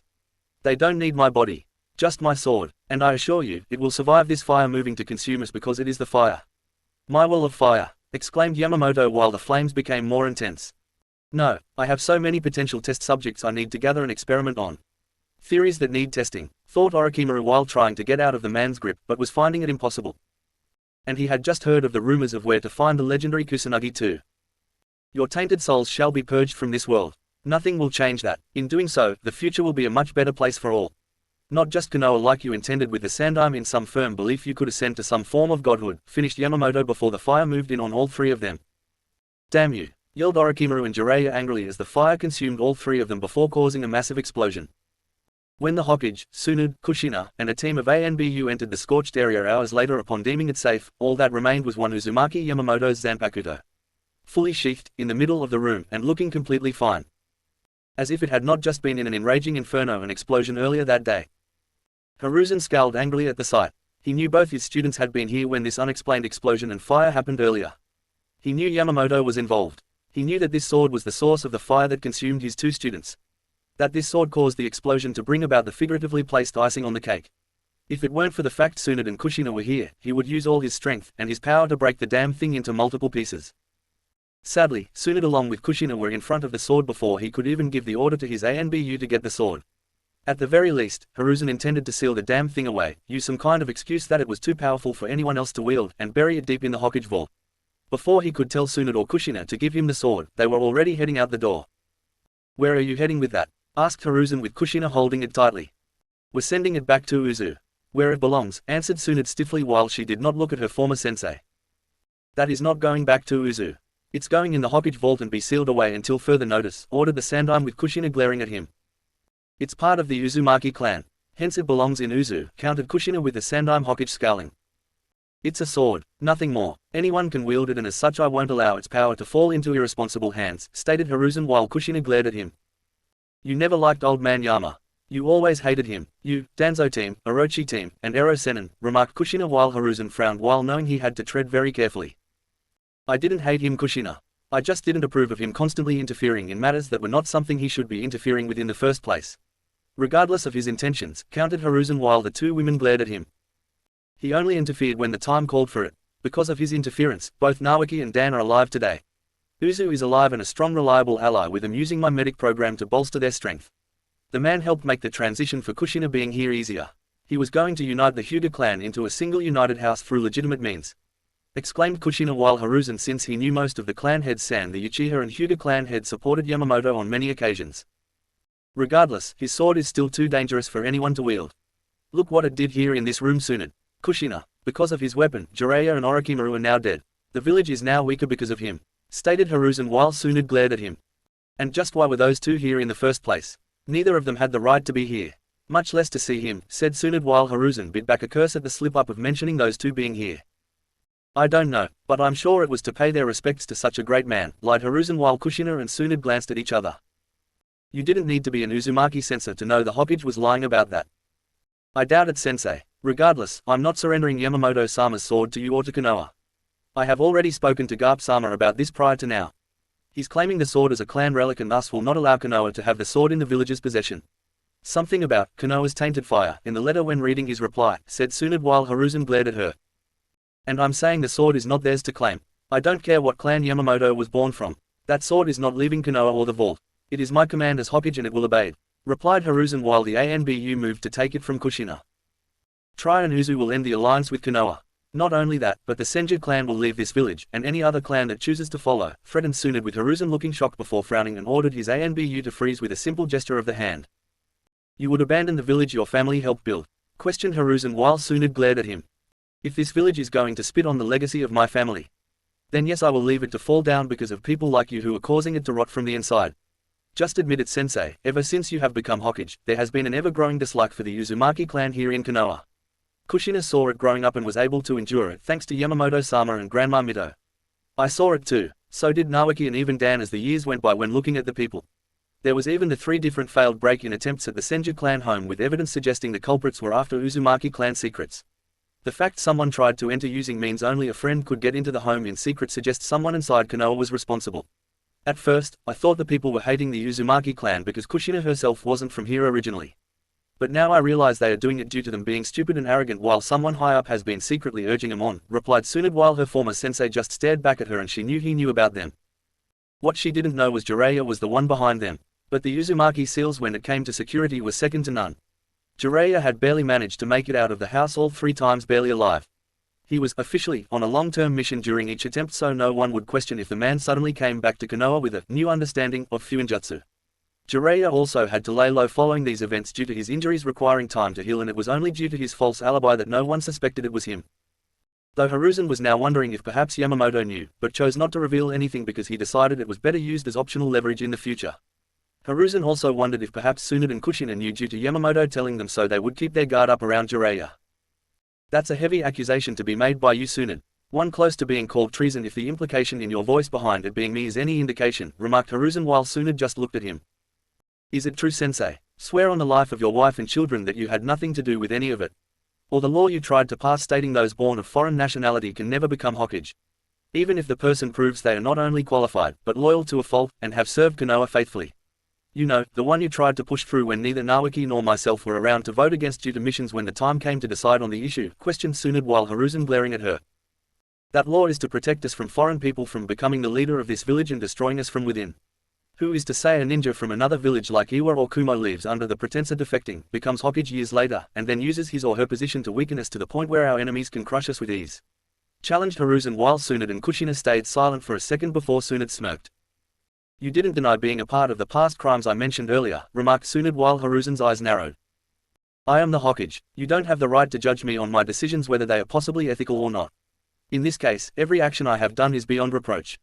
Now give my ANBU that damn sword or you two will be thrown in jail for treason and kept there until the next Hokage is appointed, threatened Hiruzen while Kushina's eyes were now narrowing before she felt a faint pulse of assurance from the sword. Getting what the sword was telling her, Kushina stepped forward to the total surprise of Tsunade, and gave it to the ANBU captain. Only, as soon as she let go of it, Kushina, Tsunade, Hiruzen, and the other ANBU with them watched in horror as the new holder was consumed in fire by the sword and turned into ash. Not worthy to hold. Those were the 4 words that echoed throughout the room before the now hovering weapon flew to Kushina's hands. You knew that would happen, accused Hiruzen while Kushina smirked. Prove it, Kushina shot back while Hiruzen continued to glare. Face it, sensei. You lost this round. Orochimaru and Jiraiya were here to see Yamamoto-sama's body unlawfully. They paid the price for whatever reason they were down here with their lives. So did that ANBU just now in trying to take Yamamoto-sama's sword from Kushina. How many more people have to die until you get the message? Remarked Tsunade with her former sensei saying nothing. Let's go. Garp-sama will want this back in Uzu immediately, commented Kushina with Tsunade nodding. Damn it, if another Uzumaki clan member wields that blade, it will mean someone on par with Yamamoto himself will be around to cause problems. Add in Orochimaru's own death and Jiraiya's has damaged Konoha considerably, with the former's R&D projects and the latter's spy network being stalled in the process. It means we will have to rely on the unreliable minds in R&D to fill Orochimaru's genius-filled sandals and the Uzumaki clan for picking up the slack surrounding Jiraiya's spy network.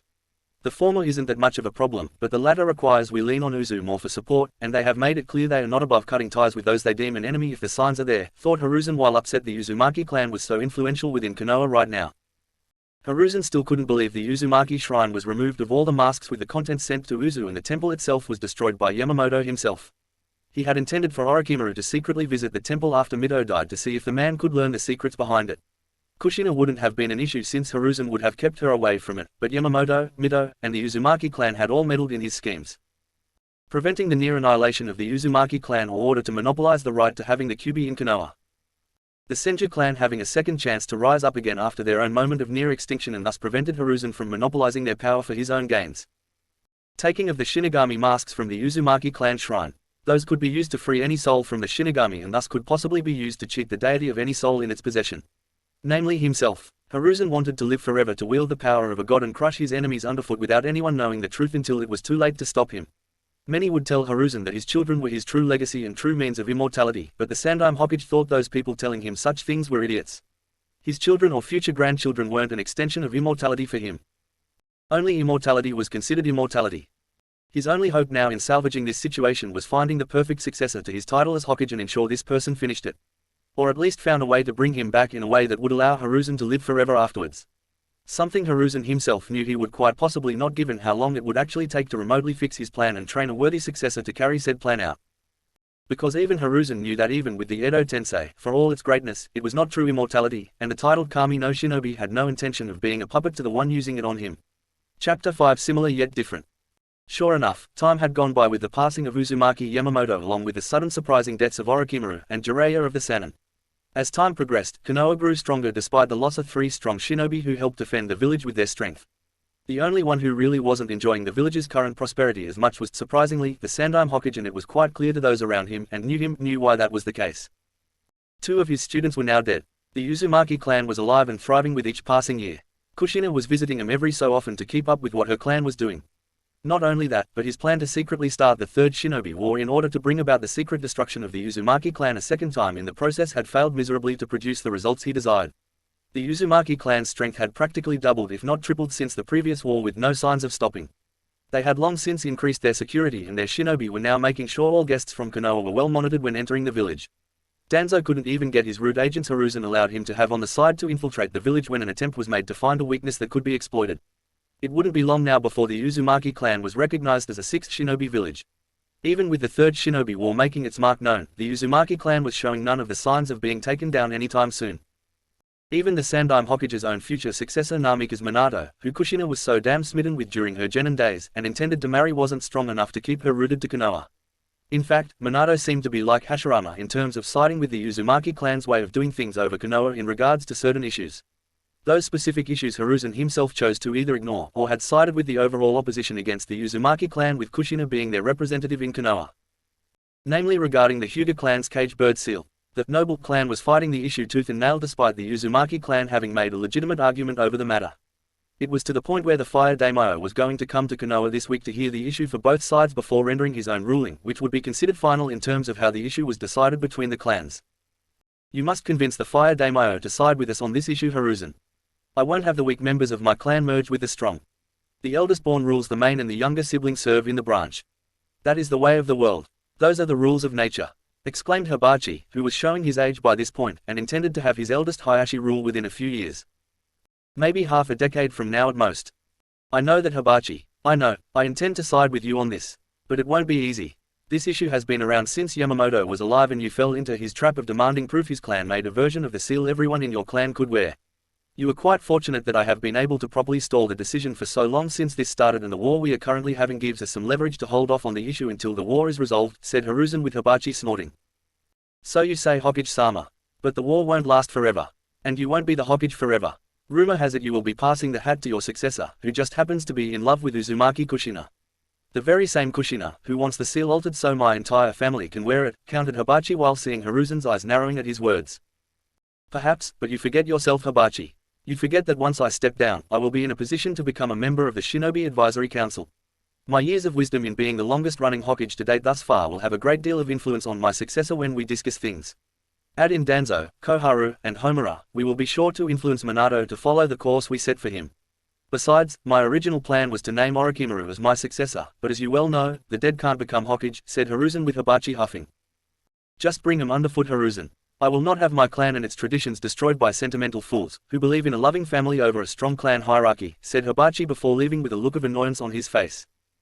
The man was not one for family. Or for love. Why would he? Love was a weakness. It did not unite families or clans. It tore them apart. That was what his father told him and his father before him and his father before him since the beginning of their clan. It was all about genetics. The superior genes in the blood that ruled over the clan and made it what it was today. It was nature. It was the law of all creation and all things. The eldest child always ruled while the youngest siblings served him or her until their dying breath. In the eyes of the Hyuga clan, the eldest child was always the strongest, as they always inherited the strongest traits from the parents, and the siblings were given the weakest. The leftover traits. These weak traits that, if it were possible, would easily be discarded or thrown away like trash. Thrown away as if they were clothing or material possessions unfit for a clan of noble ancestry, like the Hyuga clan. It will not be easy. Tsunade supports Kushina and so does Naoki. At least Tsunade is too busy to be at the meeting. Raising her son requires that she spend more time at home when she's not working at the hospital. I still can't believe she named the brat after that damn Uzumaki. No doubt she did it despite me and Jiraiya. Still, chances are either Dan or Naoki will be at the meeting instead of her, thought Hiruzen while thinking back to how things had changed since Jiraiya and Orochimaru's death. Naturally, the people of Konoha mourned. Most of them anyway. After Jiraiya had died, Naoki had taken over to being the sensei of Team 7 and saw potential in Minato. After the team was disbanded when all three graduated to Chuunin, Naoki had begun training Minato personally. The young Senju, like Jiraiya before him, had seen the potential in the young Namikas and wanted to see it grow. Hence why Naoki showed the blonde man some of the things in the Senju library his great-uncle Tobirama surrounding time, space ninjutsu and seals used to mark places you wanted to teleport. Minato had shown he had a gift for fuinjutsu and using it like Tobirama did during his younger years. In fact, Minato told Naoki that he was on the verge of making his own version of it called the Hiraishin no Jutsu. That when perfected, would allow him to get to different locations almost instantly, and stop his enemies before they could do any harm. The Senju encouraged Minato's talents and even convinced Kushina to help him with the sealing formula since such a thing was going to be extremely complex. Even for an Uzumaki. Minato's growing strength made him a prominent candidate to become Hokage, but there were a few other contenders in the wing. Like Hitaki Sakumo for one. The man was also shown talent as a shinobi and considered by man as a rival of Minato's in the same way that Danzo had been Hiruzen's rival for the seat. Given how Minato was with Kushina, the Sandaime was tempted to change his nomination from the Namikas to Hitaki and even try pitting the two against each other. And he was tempted to try that option. And why not? The two were very much alike in many aspects. Just like Hiruzen and Danzo were in their younger years. Hiruzen could easily pit these two shinobi from Konoha against each other, manipulate them both, and create a bit of feud between them in order to keep the two on their toes. Never to trust the other completely and harden their hearts and minds in the belief absolute power is the only friend one should have in this world. Not your friends, family, wives, children, or anyone for that matter. Only power and ambition. But, the years were showing on the Sandaime Hokage. His hair was lighter. Strands of grey and white were among the colors in the strands. His face was not so young anymore, but wrinkled in certain parts. His age had required he narrow and squint his eyes when reading something. His bones creaked and ached more with each passing day. Chakra or no chakra, Hiruzen knew he was getting old now. His body was not what it once was 10 or even 5 years ago. It wouldn't be long before time demanded a qualified successor be named to one day become Hokage in his place.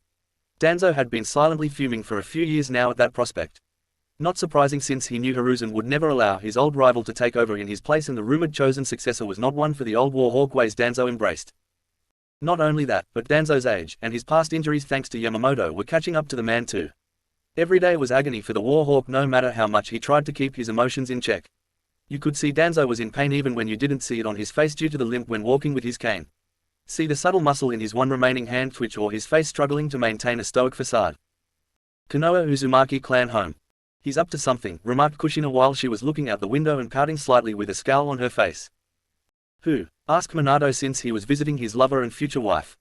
The old monkey. I can see it in his eyes. I can practically see the smoke coming out of his head from burning his brain with ideas, remarked Kushina while Minato let out a chuckle. I'm sure that is just him smoking that pipe of his so damn much. I hear his son Asuma does the same thing with cigs now these days.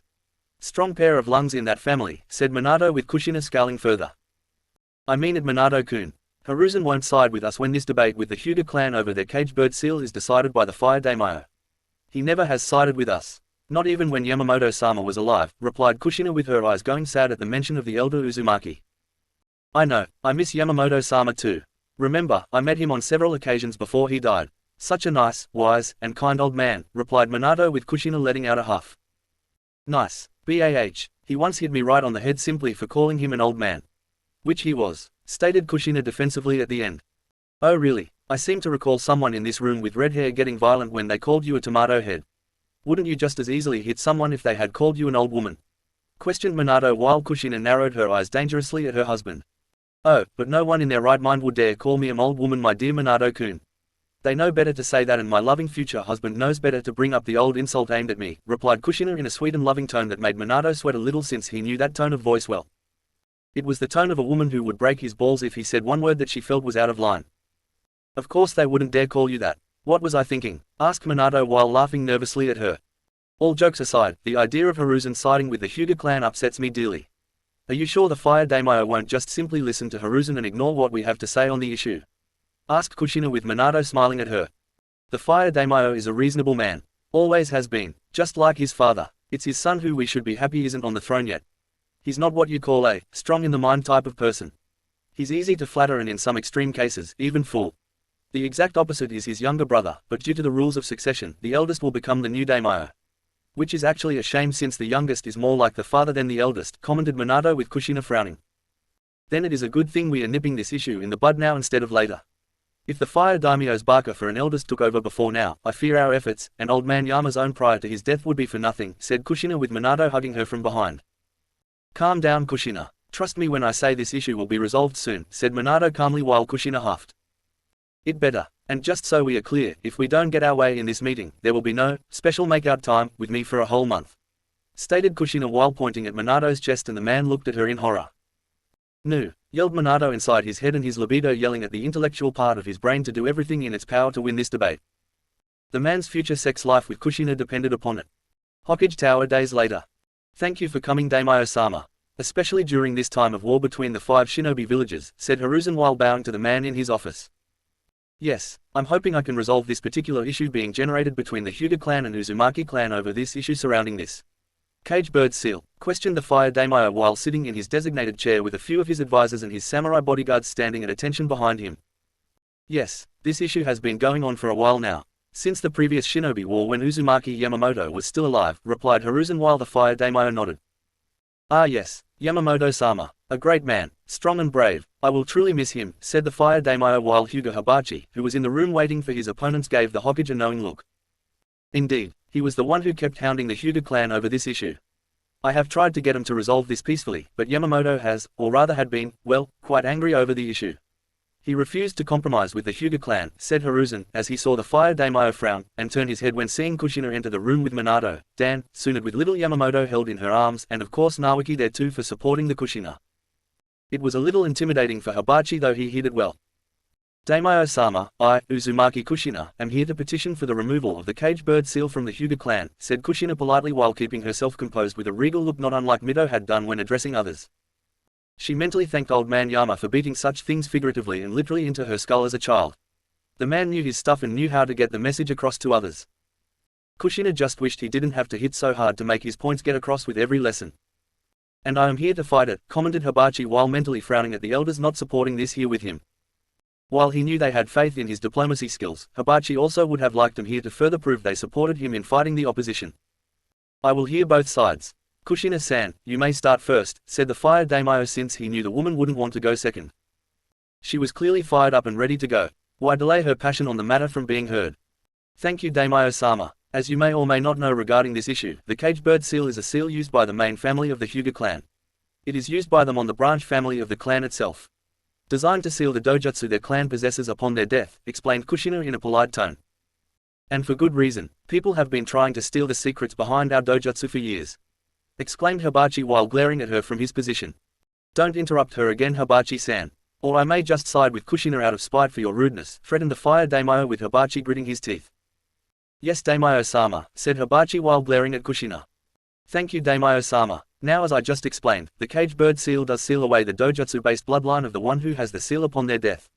What you do not know is the seal used also has a secondary function. A painful secondary function that the main family uses on the branch family whenever they see fit to discipline the branch family, continued Kushina while Hibachi was getting angrier with each passing second. A secondary function? Asked the fire daimyo curiously. Yes. Now, as I mentioned, the cage bird seal itself is only on the branch family of the Hyuga clan. On their foreheads to be exact. When a main family member makes a very specific hand sign and adds chakra, the seal activates, and causes the branch member of the Hyuga clan incredible agony that goes directly to their brain, explained Kushina with the fire daimyo frowning and looking at Hiruzen.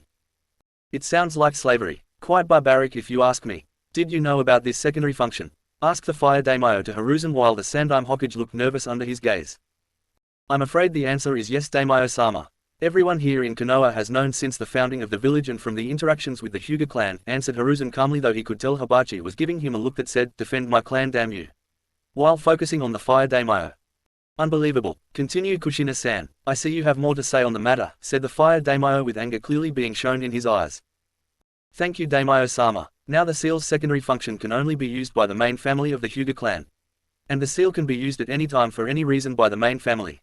I myself once witnessed a branch family member having his cage bird seal being used on him by an Hyuga elder. Simply because that said elder could use it on principle for what he had called necessary usage for keeping the servants in line, and didn't stop until he nearly killed the poor boy. A boy no older than 15 years old, I might add, said Kushina while Hibachi looked ready to foam at the mouth. A child? You allow this clan to put such a seal on a child? Questioned the fire daimyo angrily, with Hiruzen looking more nervous.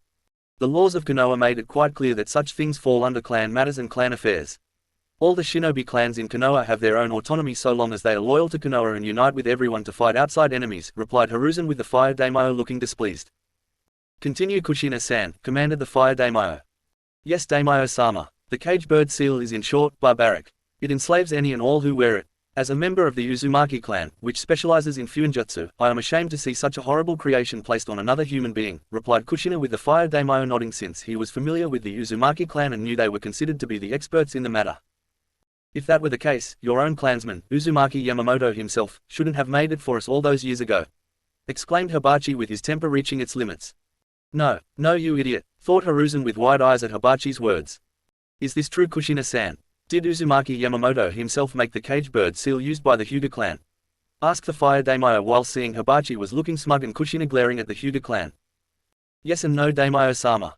Uzumaki Yamamoto did in fact make a seal for the Hyuga clan on this matter. However, what Hibachi-san failed to say when interrupting me was the seal Yamamoto-sama made was in fact the original design from what the Hyuga use now, replied Kushina with the fire daimyo raising an eyebrow. Original design? Asked the fire daimyo with a frown and saw Hibachi starting to panic over his words, opening the means to look into this further. Yes, Yamamoto-sama originally created the Dojutsu protection seal, which I have a copy of the design right here for you to see. I also have a copy of the cage bird seal for you to see as well in order to compare them both in terms of design, said Kushina, as she had all the necessary documents for this battle with the Hyuga clan over this seal, and saw Hibachi looking just about ready to explode with rage. Yes, the two are clearly different, remarked the fire daimyo while looking between the two seals. Not only that, but Yamamoto-sama recommended the seal he created be put on the back of the neck where it would be hidden by the Hyuga's traditionally long hair. That way, no one could ever tell the Hyuga clan even had a seal on them unless the person's hair was short enough to see it, added Kushina with the fire daimyo nodding while each drawing of the two seals were marked with what each section did so the feudal lord could understand exactly what it was he had been staring at for the last few minutes. The Hyuga clan required a seal with hierarchical requirements. The seal given to us did not give our clan what we wanted, protested Hibachi with Kushina glaring. So, you still took the seal he made anyway. Your clan had no right to take the Dojutsu protection seal and then alter it to your own specifications. Especially when your clan signed a legal binding contract stating you wouldn't alter it in any shape or form. Stated Kushina while Hibachi growled. Lies. The contract was a forgery. Protested Hibachi while the fire daimyo looked at the two before focusing on Kushina. You have a copy of this contract? Asked the fire daimyo with Kushina nodding. Yes, as you can see, the signatures below are those of both parties in both clans, who agreed to the terms of the contract. It was even signed by Hibachi's family, namely his father and grandfather, in terms of being a witness and agreeing to the deal itself, said Kushina with the fire daimyo nodding. It's a fake, protested Hibachi angrily and fearfully. Silence Hibachi. One more word and I will throw you out of here. Besides, this is clearly a legitimate copy of the document. The seals of both clans are on this copy too. Meaning it is not a fake in the slightest. If you wish to challenge this, produce handwriting samples from previous documents from your clan signed by your family Hibachi, replied the fire daimyo with Hibachi bit back a hate-filled remark he would normally say to a lolly-poor commoner on the street. As you can see from the contract signed by both clans, the various alterations made to the Dojutsu protection seal into the caged bird seal were breach of the contract. They had no business making the alterations in the first place, much less using the caged bird seal on their own family members. It is a seal that enslaves people to another's will. And as I recall correctly, slavery in any shape or form is still illegal in all of Fire Country, said Kushina with Hibachi wanting to lash out at the woman with his gentle fist, but couldn't due to her being so well protected by her support in this matter. That it is Kushina-san. Slavery is indeed illegal and this caged bird seal clearly enslaves the wearer, remarked the fire daimyo while looking from the evidence in front of him to Kushina and finally Hibachi. Daimyo-sama, I wish to speak up in the name of the Hyuga clan for its right to defend its practices of our traditions, said Hibachi with the fire daimyo frowning. I fail to see how you can defend these traditions of yours Hibachi-san. Considering they are unethical and illegal to practice in my country and in my shinobi village, countered the fire daimyo while Hibachi looked upset and flustered. The Hyuga clan has practiced this tradition of using the caged bird seal for years for the security of our bloodline. It has allowed those wearing it to protect those who do not wear it in Himane family, replied Hibachi while the fire daimyo frowned. And why do the main family not wear this seal? If you truly wish for proper security of your clan's dojutsu, why not have a seal in which all from within your clan can wear? And who in your clan decides who wears the caged bird seal and who does not? Asked the fire daimyo with Hibachi trying to mentally prepare himself. The seal is to keep a hierarchical structure within the clan, where the servants of the branch family serve the main. The weak serve the strong. The caged bird seal supplies that and prevents the servants from possibly revolting against us since their numbers are larger than ours. Hyuga females are very fertile and produce children more often than not with twins if not triplets. As such, the eldest child stays in the main while the other children's side from there on out become part of the branch family. Only the strongest of our genetics live in the main family while the weak become the branch to serve us as the labor force in any way we demand it, stated Hibachi while the fire daimyo stroked his white beard in thought to his words. And just how exactly do you know the eldest child is the strongest? Questioned the fire daimyo with Hibachi pausing for a second in confusion. It's only natural. The eldest is always the strongest. The younger siblings are tested of course, but by the time we have the siblings spar with each other to test this, it's clear the eldest is always comes out on top as the victor, replied Hibachi with the fire daimyo frowning. But such matches are unfair due to the conditions they are both raised in. The eldest is given the best food, clothing, teaches for how to use your gentle fist and to use your bloodline to its fullest potential. The younger sibling or siblings do not have that because they are already sent to the branch family where they are conditioned to always submit outright to the main family as you just said earlier. Who is to say the younger sibling is not the stronger of the two, yet is forced to have the caged bird seal on them and unable to reach their full potential. Even more so if the siblings happen to be twins. Countered the fire daimyo with Hibachi frowning. With all due respect daimyo-sama, but not even you can challenge years upon years of conditioning, breeding, and traditions the Hyuga clan has perfected since the Warring Clans era, Hibachi shot back with Hiruzen letting out a groan. Idiot, thought Hiruzen knowing the pride of this Hyuga in front of him was going to be a pain in the ass.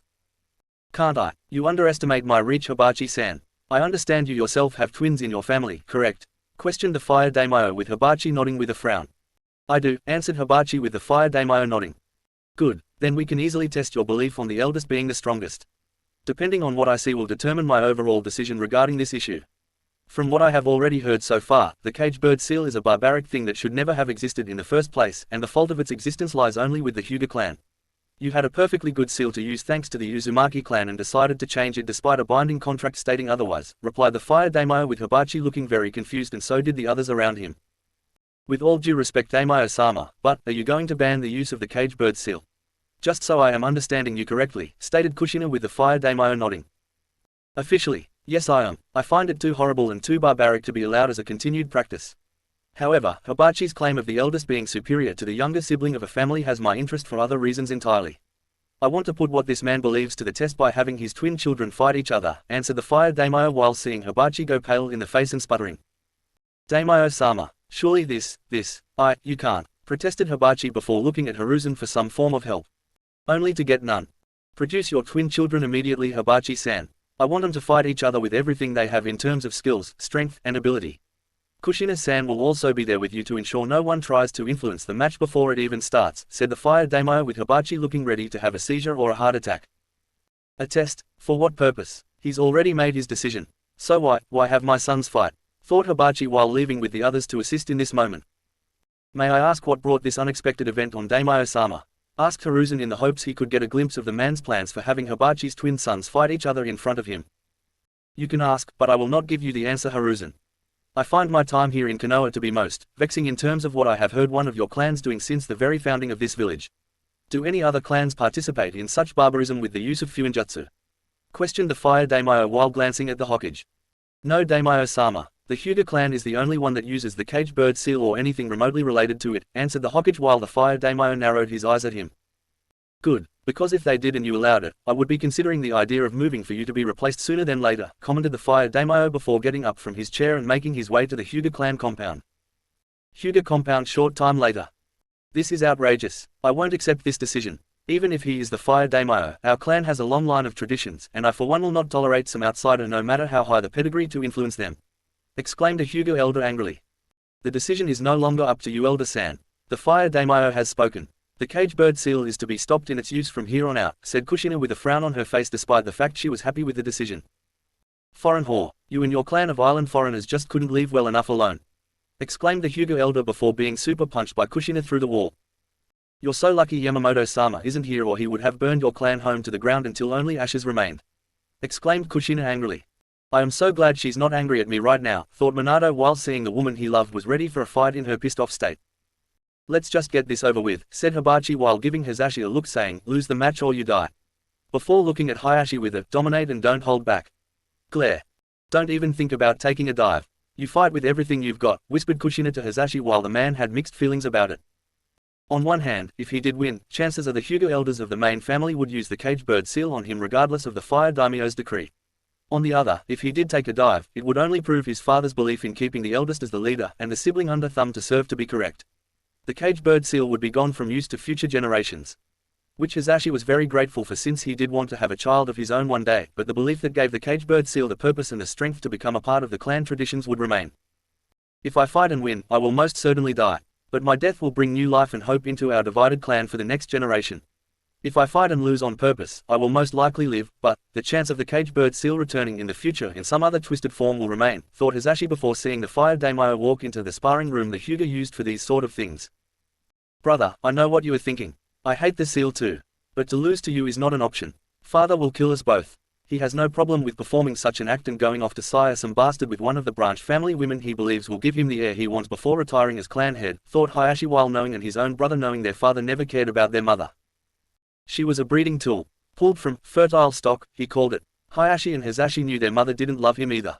That her only joy in life before she passed away years ago was to give life to strong twin boys. Boys she raised to the best of her ability to love each other and not let some damn cage bird seal stand in the way of brotherly bonds.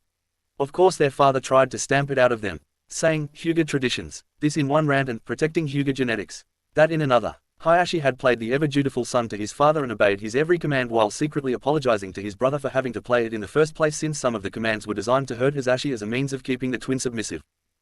I take it that these two have not been influenced in any way prior to my arrival to see this match.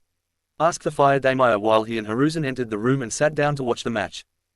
Not directly, but their father has given them meaningful stares and I don't have to be a Yamanaka clan member to know what those words were behind the stares, said Kushina with Hibachi and the Hyuga clan elders glaring at her. Then let me make this perfectly clear. Under no circumstances are either competitor in this match to lose on purpose. You two will fight in this spar and put your full effort into the match. Failure to do something dishonest will not be tolerated and the offending party will be severely punished. Stated the fire daimyo while the twins looked at him and both nodded in understanding. Neither could hold back or fake a loss. The only thing worth noting was this match was not to the death. Which was good overall for the Hyuga twins since neither wanted to kill the other.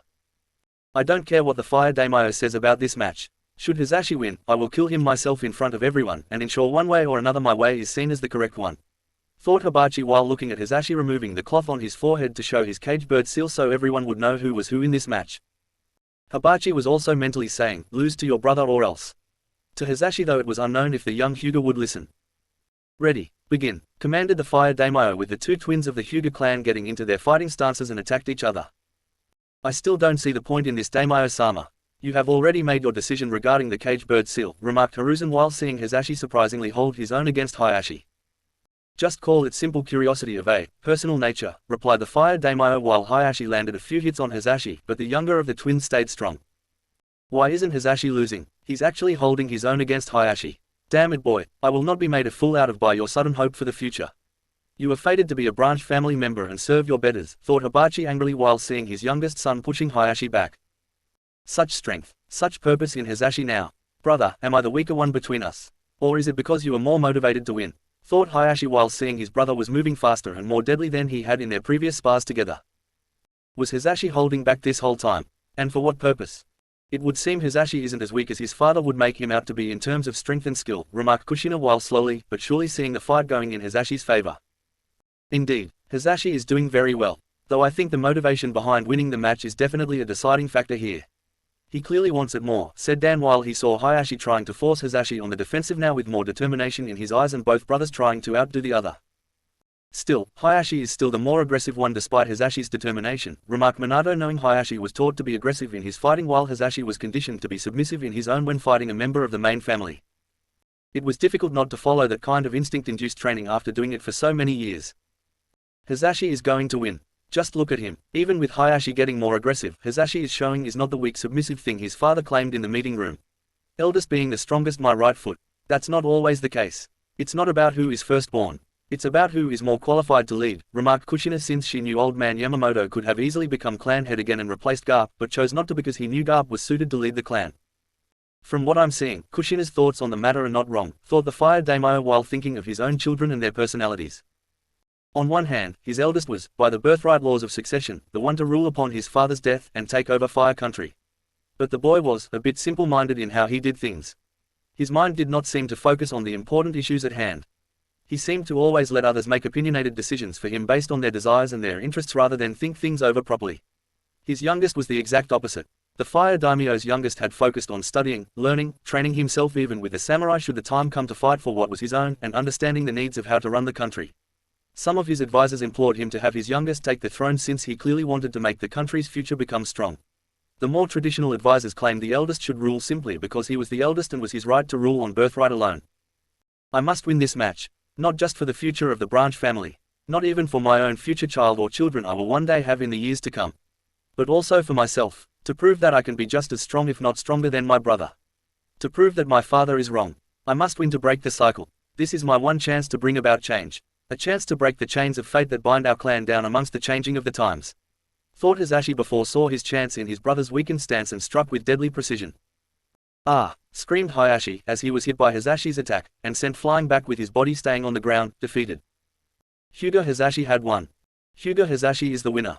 Congratulations dear boy on your victory, said the fire daimyo with Hisashi bowing to the man before moving to help his twin brother up. Only to stumble and fall to the ground while screaming out in pain with his seal active for all to see. His father was to his right, the hand sign in place, and a face showing absolute anger at his son winning his match. You will pay for disobeying the traditions of the clan Hisashi. I don't care if you are my son. You are a disgrace to the Hyuga clan and my blood, stated Hibachi while seeing his youngest son crying out in pain. Hibachi, stop this at once. I command it, exclaimed the fire daimyo angrily. I don't care if you are the fire daimyo. I don't care about your rulings on the caged bird seal or what you decree following this farce of a match. I will not allow my weakest son to have delusions of grandeur in believing he is anything but what I say he is in life and in this clan. I am his father, his better, his superior, and I say my son dies before having a chance to enjoy the taste of his victory. A victory he should have never tasted, replied Hibachi while seeing Hisashi cry out in pain. Of course, before he could say or do anything else, the man was struck from the side by Hayashi of all people. The hit had disabled the arm along with the hand attached to it, thus making the hand sign falling limp. Before Hibachi could say anything to his eldest son in the form of demanding an explanation, Hayashi had struck again with his strikes aimed at disabling his father further and rendering him a lump of flesh on the ground. Traitor, gasped Hibachi while Hayashi didn't even flinch at him. That's almost amusing considering he is more traitorous right now than I could ever hope to be in his eyes, thought Hayashi while his father struggled to stand. I trained you, raised you properly as my son to be a proper clan head. To be the future of our clan. To keep the branch family in line. You weak brother in line. And this is how you repay me. With betrayal, demanded Hibachi while staring up at his son. You actually sound surprised, father. Is it really so shocking that my love for my brother is stronger than the love I have for my father? Especially when there was no love for you to begin with, asked Hayashi with Hibachi spat at his son's feet. Love, BAH, you should be loyal to me simply on duty to the clan alone. Love is nothing to me. Just a word, an empty word, genetics, lineage, and the bloodline traits coming from the strongest of our line. They are all that matter. It is the duty of this clan to keep such things from being changed. It is the way of nature. The eldest child among siblings rules over all, and those said siblings must serve him or her no matter how much they may dislike it. That is the way of things, Hayashi. By betraying me, you have betrayed what our clan stands for in life. And for what? For love, a useless emotional concept that has no business being a part of this clan. Exclaimed Hibachi angrily. I'm not surprised you would say that. You never loved our mother. It didn't matter if she was strong in her own right. You didn't love her for herself. Her personality, her smile, her wit, her own way of doing things. You just care about genetics and breeding, said Hayashi while Hibachi continued to glare. As I said, love has no business in our clan. I only tolerated her love for you and Hisashi because it was necessary at the time.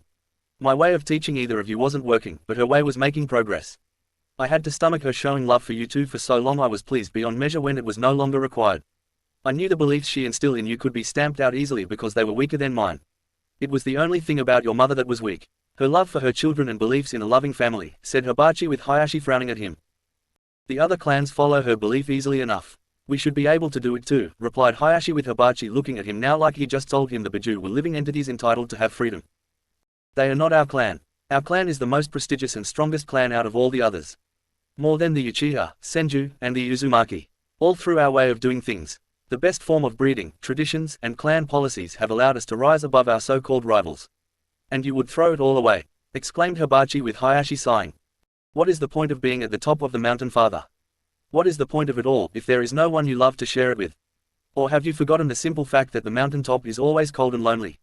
You might as well sit on a throne and rule over dead bodies as their king, replied Hayashi while Hibachi struggled to stand despite his injuries. I would still be a king. Hibachi shot back at his son. Yes, but you would be the king of nothing. And a king is only a true king if he rules over people and the people wish to be ruled under him willingly, countered Hayashi with his father looking furiously at him. And I would still rather be the king of nothing. For it is far better than be a peasant of everything, Hibachi said before he was picked up by Minato and Dan and escorted out of the room. My apologies that you had to see that, Daimyo-sama, said Hayashi while his brother was supported by Tsunade and Kushina. No need. I proves not everyone is fit to be a parent. I trust the man's actions will direct you on how to be a proper parent to your future children, Hisashi-san. Hayashi-san, said the fire Daimyo with the twins nodding. Yes, Daimyo-sama, said the twins at the same time. Good. Family is important, but also who runs it as well. I see now, it is not the eldest child of a family who is meant to rule, but the one who trains for it, studies for it, the one who prepares to rule so they can rule well. The strongest and most worthy of ruling, whether it be a clan or country, is not the firstborn child, but the one who actually puts in the effort, said the fire Daimyo with his words seeming to be an ominous revelation in regards to not only the Hyuga clan's future, but the future of his own country. With the matter now officially resolved, the fire Daimyo left with Kushina, Tsunade, Hisashi, and Hayashi without looking back. If one of them had, they would have noticed Hiruzen was not too pleased by this turn of events, and neither were the Hyuga elders. They had not expected Hisashi to win, nor did they expect the actual reason behind the fire Daimyo wanting this match in the first place and were unable to stop it. Hiruzen now realized the fire Daimyo was seeing if his youngest son was more worthy of leading fire country than the eldest son. Hiruzen didn't like that. For one, the eldest son of the fire Daimyo would be easier to manipulate over his younger sibling. The Hokage knew the fire daimyo's eldest son was a rather pompous young man, always believing anything someone told him and had no idea on how to run things properly. Not without the aid of his advisors. Some of these advisors did not have the interest or the overall good of fire country in their heart. Some of them were itching for the day when the new daimyo could be manipulated with ease and could pilfer money into their own wallet. Such people Hiruzen wanted to have under thumb so he could use them to call in favors to get the new feudal lord to listen what the Hokage had to say on matters. But now that wouldn't happen. And deep down within his own aging heart, the Sandaime Hokage found himself blaming Uzumaki Yamamoto for this. Everything that man did when he came back to the world had ruined the means for Konoha being the dominant power throughout the elemental countries. The Uzumaki clan was thriving when they should be dead. Tsunade was happy and had a child when she should be focused on doing her ninja duties over being a wife and mother. Kato Dan and Senju Nawaki should be dead instead of alive. Hiruzen's two other students were dead when they should be alive. His prodigy for a student who would have revolutionized Konoha's R&D into transferring bloodlines was dead. His other student, who was Konoha's spy master, and village's own skilled Fuinjutsu master was dead. And now this nonsense. Damn you Yamamoto, even now you are hurting my dreams for Konoha from beyond the grave after all these years of being dead. It's bad enough you destroyed my plans so far when alive and killed my students following your death, but this I will not stand for in the slightest. I will crush the Uzumaki clan into submission and I will make any Jinchuriki of Kyubi the village's personal weapon. Whether they know it or not, thought Hiruzen while wondering if he could possibly stall this transition with the caged bird seal by using the war as an excuse. And prolong the war as much as possible until he could counter the decision itself. Chapter 6 Crisis averted. Hyuga Hibachi's public execution had not been a pleasant affair. Not one bit. Well, not for Konoha anyway. If anything, it had once again become a rude wake-up call for the populace at hand. A rude awakening to the various clans within Konoha and how certain clans, namely the Hyuga, were not as noble as they claimed to be when compared to others. Of course, all of the other clans knew of the Hyuga clan's caged bird seal. You would have to be an idiot not to know about it to some degree when working with the Hyuga from the branch family and seeing the seal on their foreheads. Contrary to some kind of popular belief, the Hyuga did take off their headbands at times, and those of the branch family could not hide the seal they wore on their heads. Some had done so with a cloth wrapped around their heads underneath their height, but not always. If anything, it even helped determine who in the clan was branched from the main family, since the main family never did wear something over their foreheads. Not that it mattered anymore. Hibachi's execution, which he was vocally defiant of the daimyo until the end, struck the point home, and the fire daimyo stated his own reason behind it.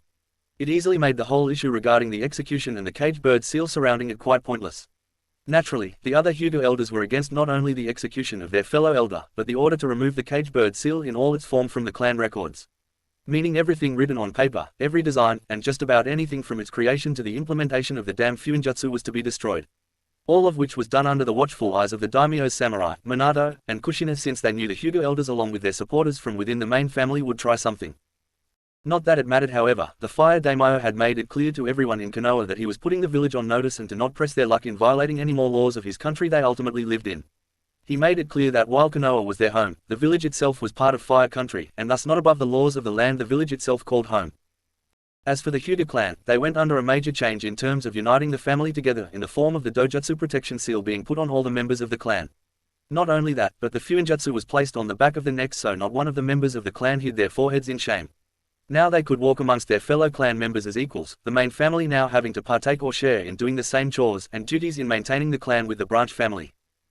In doing so, the clan itself began to heal from years of strain, abuse, and pain caused by the main family upon the branch family. Which was a good thing, since Hasashi had only recently learned of some branch family members prior to this moment were planning to secretly perform a coup against the main family. It would have failed, of course, but the aftermath would have caused the rift to be irreversible. Even more so when Hasashi had planned to inform his brother of this and nip it in the bud before it could be enacted. It would have been swept under the rug, of course, so not even the Sandaime Hokage would know about it. Fortunately, thanks to the efforts of the Uzumaki clan, and their share of allies on this touchy issue, such a disastrous crisis was prevented. And paved way for another one surrounding a member of the Hitaki clan. Hokage Tower Meeting Room. I see. Hitaki Sakumo failed his mission in favor of saving his comrades, commented Hiruzen while looking over the information in front of him. Disgraceful. The mission comes first. He should be punished, publicly too. He brings shame to his clan and the village, added Danzo coldly. And how is it disgraceful? How many ninja did he save with his actions? How many of them will get to come home and have a chance to be with families? Loved ones. To be with their wives and husbands. Some of them are expecting parents. How will all these future children grow properly without their sires? Questioned Tsunade, since she didn't approve of how Konoha was willing to throw a man like Sakumo under the running away cart. While some would consider what Sakumo did to be honorable, it still weakened Konoha in the long run, and all the ninja he saved could have been replaced easily. None of them were from any prominent clans, countered Danzo while Tsunade glared at him. All ninja have value, Danzo. Whether they are from clans or not. The more skilled ninja our village has, the better we will be in the long run. Regardless of the mission, the team went on being a failure. How many teams have failed and come back home alive? None of them were shamed like you were suggesting. Why this one? Or rather, why this one shinobi? His skills rival Namika's Minato. The future Yondaime Hokage, replied Tsunade while Danzo frowned. Truth was, Danzo wanted to shame Sakumo to the point where the man would doubt himself. Make him question his abilities, skills, and purpose in life. Only for Danzo to secretly recruit him into the fold of his root forces he was able to restart at the beginning of the Third Shinobi War. With the future Yondaime Hokage's rival in his grasp, Danzo could make for a new kind of power play for the title of Hokage. At the very least, he was planning to make Sakumo the heir to his root organization. At most, Danzo would be the puppeteer behind Hitaki, whether the man took over the title Hokage or not from Minato. Thus being the true power in Konoha while no one being the wiser. Hiruzen would have his successor in Namika's Minato and Danzo would have his own in Hitaki Sakumo. The cycle of their own rivalry would continue long after their death. Even still, the actions of Sakumo, no matter how noble during this mission, must be dealt with harshly. He must be made an example of in terms of how all Konoha shinobi should conduct themselves when on missions. The mission must come first. Always. No exceptions. Tobarama-sensei knew this too, countered Danzo while Hiruzen nodded slightly. Danzo is right. While Sakumo did a noble thing, the mission must always come first. He will have to be punished for it, added Hiruzen, since he knew his time as Hokage was coming to an end, so any decision made by him prior to Minato taking over didn't bother him in the slightest. And what message does that send the rest of the ninja in this village? Forget about your comrades. Let them die when they could live to fight another day. And what about the families of these ninja? Sorry they died, but it is what it is. The mission comes first. It doesn't exactly inspire patriotic zeal on Konoha's end, remarked Tsunade, with many of the others' clan heads nodding in agreement. We shouldn't have to inspire any patriotism from anyone in the village. People born in Konoha should automatically serve it without question. No exceptions. It is not a choice. It is a duty you were sworn to the moment you were born into this world. If you refuse, it just means you are a traitor and should be imprisoned for life, if not killed. Danzo shot back coldly, since he had believed in automatic servitude to Konoha no matter what. One of the concepts my grandfather believed in was the village working as whole. One comrade looking out for the other. How can they trust each other if Konoha decides to punish Hitaki Sakumo for doing just that? It sends a message to abandon your comrades and leave them to be killed, or possibly worse. Something my grandfather would frown upon instantly, countered Tsunade, while she saw Danzo frown further at her words, since they were true and he knew it. Though that didn't mean he had to like it. Konoha streets at the moment. Hitaki Sakumo was not happy. Far from it. In fact, he was more confused than anything. The man had saved his comrades during the mission, choosing them over it, but rather than everyone being okay with his decision, they were ostracizing him. Why? Didn't the village believe in helping fellow comrades? In friendship, trust? You look troubled, remarked Uzumaki Nagato, who was visiting from Uzu to see his cousin Kushina with his teammates. Is it that obvious? Questioned Sakumo while looking at the young red-haired Uzumaki in front of him. Quite. I heard what happened on your mission and choosing to save your comrades over completing the said mission. Contrary to what you may or may not believe, the decision you made was the right one, replied Nagato, with Sakumo frowning. How do you know about the mission? It's only being discussed right now and my team just got back, questioned Sakumo, with Nagato smirking. A little paper bird told me. She's been watching the meeting with great interest, said Nagato, while Conan was listening in and relaying things to Yahiko, who was telling him everything she heard. I could report you to them. Arrest you for treason and spying, threatened Sakumo, with Nagato shaking his head. And say you do just that. Arrest me, get me to confess the name of my associates and get them arrested too for the same reason. What then? Do you honestly think it will erase the issue of your actions? It might to some degree. But we both know there will always be some lingering doubt within the minds of Konoha's more narrow-minded people. I saw how people looked at you until we spoke. Looks of disgust, loathing. They see you as a traitor to the mission, not a savior to its people who went on that mission at the risk of not coming back alive. We both know deep down, no matter how hard you try to show your worth and your loyalty to Konoha, they will never return it. They will always give you a look of disgust and shun your very presence until the day you die. That memorial stone that Konoha so proudly writes on to remember its heroes. You won't be on it. Not now, not ever. In the eyes of Konoha higher-ups, you are only slightly higher in terms of value as a missing nin from this village. You will never be honored among the greats like Hashirama or Tobirama. Not even if you died in the next 5 minutes or 5 years doing something truly heroic for them, countered Nagato, with Sakumo frowning. Say you speak the truth about Konoha. All of it, and I can't prove them wrong. What do you suggest I do? Kill myself to remove the unfair dishonor the village placed on me and my clan? Asked Sakumo, with Nagato scoffing. Of course not. If you did just that, it would be traumatic for your son, since he wouldn't be able to understand it. His name is Kakashi, right? Amazing potential at such a young age. He gets it from you. How do you think he will react to the sight of you dead on the ground with your sword buried deep within your stomach? How will he one day surpass you if you're dead? How will your son make you proud with the looming shadow of your actions haunting him long after your death? Nagato shot back while Sakumo thought things over in his head. My son does show a lot of potential. If I die, who will train him? Mentor him. I know Minato is his sensei, but what about after? Or when the two aren't training? I could become the next Hokage. It seems to fall into some weird pattern where someone trained by a Hokage will become as strong as one or become one. Hashirama and Tobirama both trained Hiruzen, and he trained Tsunade, Orochimaru, and Jiraiya, with the latter of the three training Minato before Senju Nawaki took over. Even now, Hiruzen intends to make the man the next Hokage soon, so Kakashi might have a good chance of becoming it. But with the way things are going in Konoha and my actions with the mission, regardless if it was the right thing to do at the time, it will always be a blemish for both of us, thought Sakumo sadly. There is another alternative you haven't fully considered, remarked Nagato, as if he was reading the older man's thoughts. What alternative? Asked Sakumo, with Nagato smirking further. You could, and this is all hypothetical mind you, but you and your clan could join Uzu. You could all become a part of the Uzumaki clan, offered Nagato, with Sakumo now frowning. You mean my clan and I would trade one shinobi village to serve for another? Surely you do not believe my life here in Konoha will become so horrible? Questioned Sakumo, while Nagato shrugged. You were the one who suggested killing yourself to remove your so-called shame from this mission you sacrificed for your ungrateful comrades. In Uzu, you would have been praised for choosing them over the mission. Family comes first. The people within this village should really treat its people like family. watching over each other and protecting each other like family when Hashirama and Tobirama were very much alive with the title of Hokage under their belts. The generation belonging to Hiruzen and some of this new generation within Konoha have forgotten that piece of their history about the will of fire Hashirama preached about. Even now, they argue about making an example out of your own fire. Snuffing it out by kicking dirt all over it. Is that what you want? Or do you want to live a life where your heroic actions are not sneered at by ungrateful idiots? To live in a village where your son can see his father be respected for choosing his comrades over a mission. Countered Nagato while the man in front of him frowned further. Sakumo loved Konoha, its people, even if they showed the man that they didn't love him back like he once thought. To leave Konoha for Uzu almost seemed wrong to him in his eyes. Almost. I need time to think about your offer. To think about what you were saying and if it does ring true. Until then, this conversation between us didn't happen, replied Sakumo before he left, and Nagato nodded. Don't be surprised if things get worse for you and your family. If they do, seek me out. I don't want to go looking for a man with a sudden suicidal tendency and find myself too late to stop him from doing something that will hurt his family in the long run, remarked Nagato before leaving Sakumo to his thoughts. You know as well as I do that he'll come looking for us in the future, remarked Yahiko when Nagato was away from the overall village populace. Of course I do. I also know the man's sense of honor would have resulted in him killing himself if a second option like ours didn't present itself, replied Nagato with Yahiko now smirking at him. I'm surprised Yamamoto-sama's letter was so dead on about what was going to happen long after he died. How do you think he knew it was going to happen as he said? Asked Yahiko curiously. I don't know, he's an Uzumaki. Maybe the man saw the future through a seal or some form of spiritual insight before his return to the clan all those years ago. Whatever the reason or the source behind it, we must be more on guard than ever before with our clan and our thinning bond with Konoha, replied Nagato while Yahiko frowned further. Yeah, I hear you on that front. After we found several of Konoha's roots snooping around Uzu's defensive line 2 days ago, it's no real surprise. Old man Garp is pretty pissed off at Konoha for sending them since they weren't supposed to be there.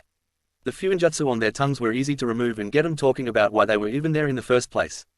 To think Danzo is trying to sell us out to our enemies by finding weaknesses in our defense so Iwa or Kumo could attack us before this war ends, said Yahiko, since he, Konan, and Nagato had been the team catching the team of root nins and bringing them into Uzu for them to get answers.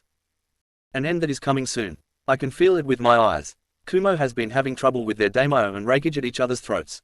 The war is getting too expensive for them and Lightning Country is showing signs of going into a recession soon.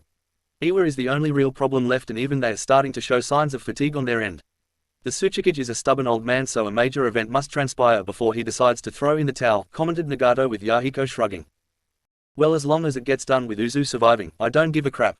All I want is for Uzu to stand tall, the three of us to stick together, and ensure we leave behind a great legacy, said Yahiko while Konan appeared in a swirl of paper. They are going to make an example out of Sakumo, whispered Konan sadly since she had heard the entire argument and it upset her greatly. Konoha's loss. Uzu's gain, remarked Yahiko while Nagato shook his head. That's only if he feels moving his entire clan, if not just himself, to Uzu is a much better alternative to killing himself over the issue. His son is the student of the future Yondaime Hokage after all, remarked Nagato with Yahiko and Konan both sighing. At least we gave him and his clan a way out from this. It's better to give him the actual offer than not give him one at all, even if he says no to it. That way we can't say we didn't try and make the attempt to save him from Konoha's future actions, said Yahiko with the other two nodding before their sensei Uzumaki Shanks appeared with a frown on his face. Come on you three, old man Garp wants us back in Uzu, commanded Shanks with the three members of Team Akatsuki frowning. Why, what's wrong? Asked Yahiko with concern. Nothing, but Garp has a message left behind by Yamamoto-sama to be opened soon and wants you three to be there when it is read, replied Shanks with the trio nodding. Uzumaki Garp had a deep respect for Yamamoto-sama and it grew immensely since his return to the clan years ago. First, for defending Uzu from what would have been most likely a complete sacking of the clan. Second, for making sure Kushina wasn't forced to embrace anything she would have no choice in while living in Konoha after the transfer of the Kyubi into her. Third, was to ensure Uzumaki Mito was buried in Uzu where she belonged. Fourth, and there on out, well, just about everything that had helped Uzu grow from there on out was thanks to Yamamoto long after the man's death. In fact, the elderly Uzumaki had left Garp quite a few scrolls over the years, left for him, or possibly Garp's successor as the next clan head to be opened at certain points in time in the future. So far, they had been practically dead on inaccuracy. How that was the case, Garp did not know. No one who knew of the scrolls knew how they could be accurate. Nagato had once theorized Yamamoto had seen the future in some way and didn't like what he saw. Hence why he was gone for so many years before returning to Uzu to fix what was no doubt the horrible future the old man witnessed. In any case, the scrolls were opened in accordance with his wishes. They were not opened earlier, and to ensure no one did, there were time-based seals locking them from any curious Uzumaki or any other fingers from trying to pry them open. Okay, well, let's see what the future holds for us now, remarked Yahiko with Nagato nodding and Conan following the two along with their sensei back to Uzu. Unknown location sometime later. The elderly form of Uchiha Madara looked at his future student knowing the boy was indeed alive but unconscious since being brought back from the dead. Does that to you? Things had not gone as planned for him ever since he faked his death after fighting it out with Hashirama all those years ago. In truth, things were going his way, yet were not going his way at the same time.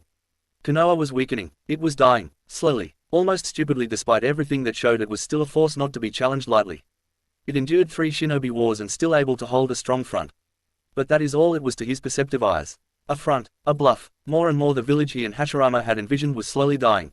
Not from the enemies without, but its enemies from within. Ironic that it would be those people within the village that Hashirama would have loved if he were alive that were the source of its fall. Rejecting a new medical program. Making shinobi mindless emotionless drones to serve a heartless commander with warmongering ambitions. Aided in secret by a Hokage who used his position given to him by his predecessor to make things happen without the public being none the wiser. They even went so far as to try killing off the Uzumaki clan belonging to Hashirama's very own wife. Ha! The fools the world over. The white creations he had made over the years, while few in number, had done him an excellent job as spies and telling him of the world's events.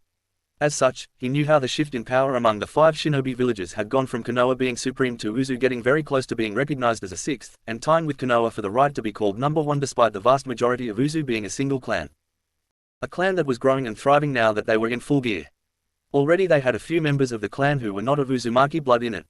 Not many, but enough from various small clans who didn't have a village to call their own, whether out of their pride to be independent, or some other sense of individuality was saved the Uzumaki clan to become a recognized shinobi village. Hashirama, our dream that was Konoha is dying. You were so intent of making the tree strong, you forgot the most important part of keeping the tree alive. Leaving the proper and responsible gardeners in place to keep the tree from being poisoned from within. You were always so simple-minded at time, thought Madara before he moved with incredible effort from Obito's down form to sit on his throne of sorts that was tied to his special life support system. Only to find himself stabbed through the back of his head and out the front by a sword and a chakra sealing tag slapped on the front of Uchiha's neck. Yamamoto-sama's information was correct. Uchiha Madara was alive after all. Hard to believe, commented an ANBU with Uzu on his hiatus. Not anymore, he's not. What about this one? Questioned another Uzu ANBU while she looked at Obito's unconscious form. According to the instructions left behind by Yamamoto-sama, we kill him and destroy everything in this place.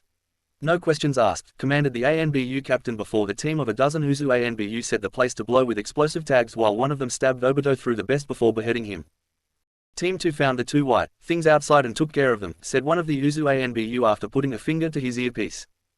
We're all set here. Time to blow this place up, stated one Uzu ANBU Kanoki with a hint of excitement in her voice. Good, these things are set with a short fuse of 5 minutes. Move out, exclaimed the Uzu ANBU captain before his team rushed out of the room using the Fuinjutsu marker they set up to get them out of this underground area. Elsewhere months later. Rin was running. She was scared. And why not? She was being chased by Kiri, who had put the 3-tailed Biju in her, and with an unstable seal that would unleash the Biju at a later time. She needed to find a way to not only get clear of the Kiri nin, but stop her own village from being destroyed in the process. With Obito gone, Rin trained harder so she did not have to rely on her old teammate Kakashi, or anyone else around her unless it was absolutely necessary. Hurry, get her before she escapes, exclaimed the Kiri nin hot on her heels. Rin, exclaimed Kakashi as he saw Rin heading his way just as he was heading her way to save his teammate from Kiri. Kakashi, run away, I have a Biju sealed inside of me. The seal is temporary, I need to get away from here and Konoha before it breaks, exclaimed Rin while Kakashi looked at her in horror at the idea of his teammate being used in that manner. Damn it, if Rin returns to Konoha, she will most likely get there too late. The seal will break and the 3 tails will destroy Konoha or a large chunk of it before being subdued. The only thing I can do is kill her. I don't want to kill her, but if I don't, the Biju will get free and cause untold damage. Konoha or otherwise, thought Kakashi before revealed his Sharingan and made hand signs to create the Reikiri. Hurry, a group of Kiri nin are getting closer, exclaimed Rin knowing time was of the essence right now. I'm sorry Rin, I know you don't want to die here or by my own hand no less, but if we do not do something soon, damn it.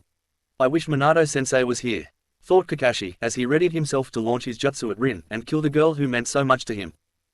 Out of the way moron, exclaimed a voice from a figure behind Kakashi who had to duck out of the way on instinct. What the hell, thought Kakashi as he was forced to cancel his Reikiri and see an Uzu nin of all shinobi running past him to Rin's location. You're Rin right, Minato's student, asked the Uzu nin with Rin looking at the figure and nodding. I am. Who are you? Asked Rin while the figure smiled. Name's Yahiko from Uzu. I was sent here by the clan head and now shot I'm Uzukage to help you with your current situation. My teammates are taking care of the Kirinin as we speak, so your flank is well protected. Now quickly take off your shirt, said Yahiko while Rin's face became red at the end of the man's words. Pervert, yelled Rin and slapped Yahiko in the face. All things considered, I might have deserved that slap, commented Yahiko with the red handprint on his face. I am not removing my shirt, exclaimed Rin angrily while a tick mark now appeared on Yahiko's forehead. I have a seal here with me to keep the one on your body stable. I need to apply it or this whole place is going to become very different terrain-wise in a short amount of time. The longer we talk about this, countered Yahiko while Rin glared at him while her cheeks were red. Fine, but if you ogle or touch me in any way I don't like, I'm going to cut your balls off, exclaimed Rin while taking a page from Kushina's and Tsunode's book regarding how to ward off perverts.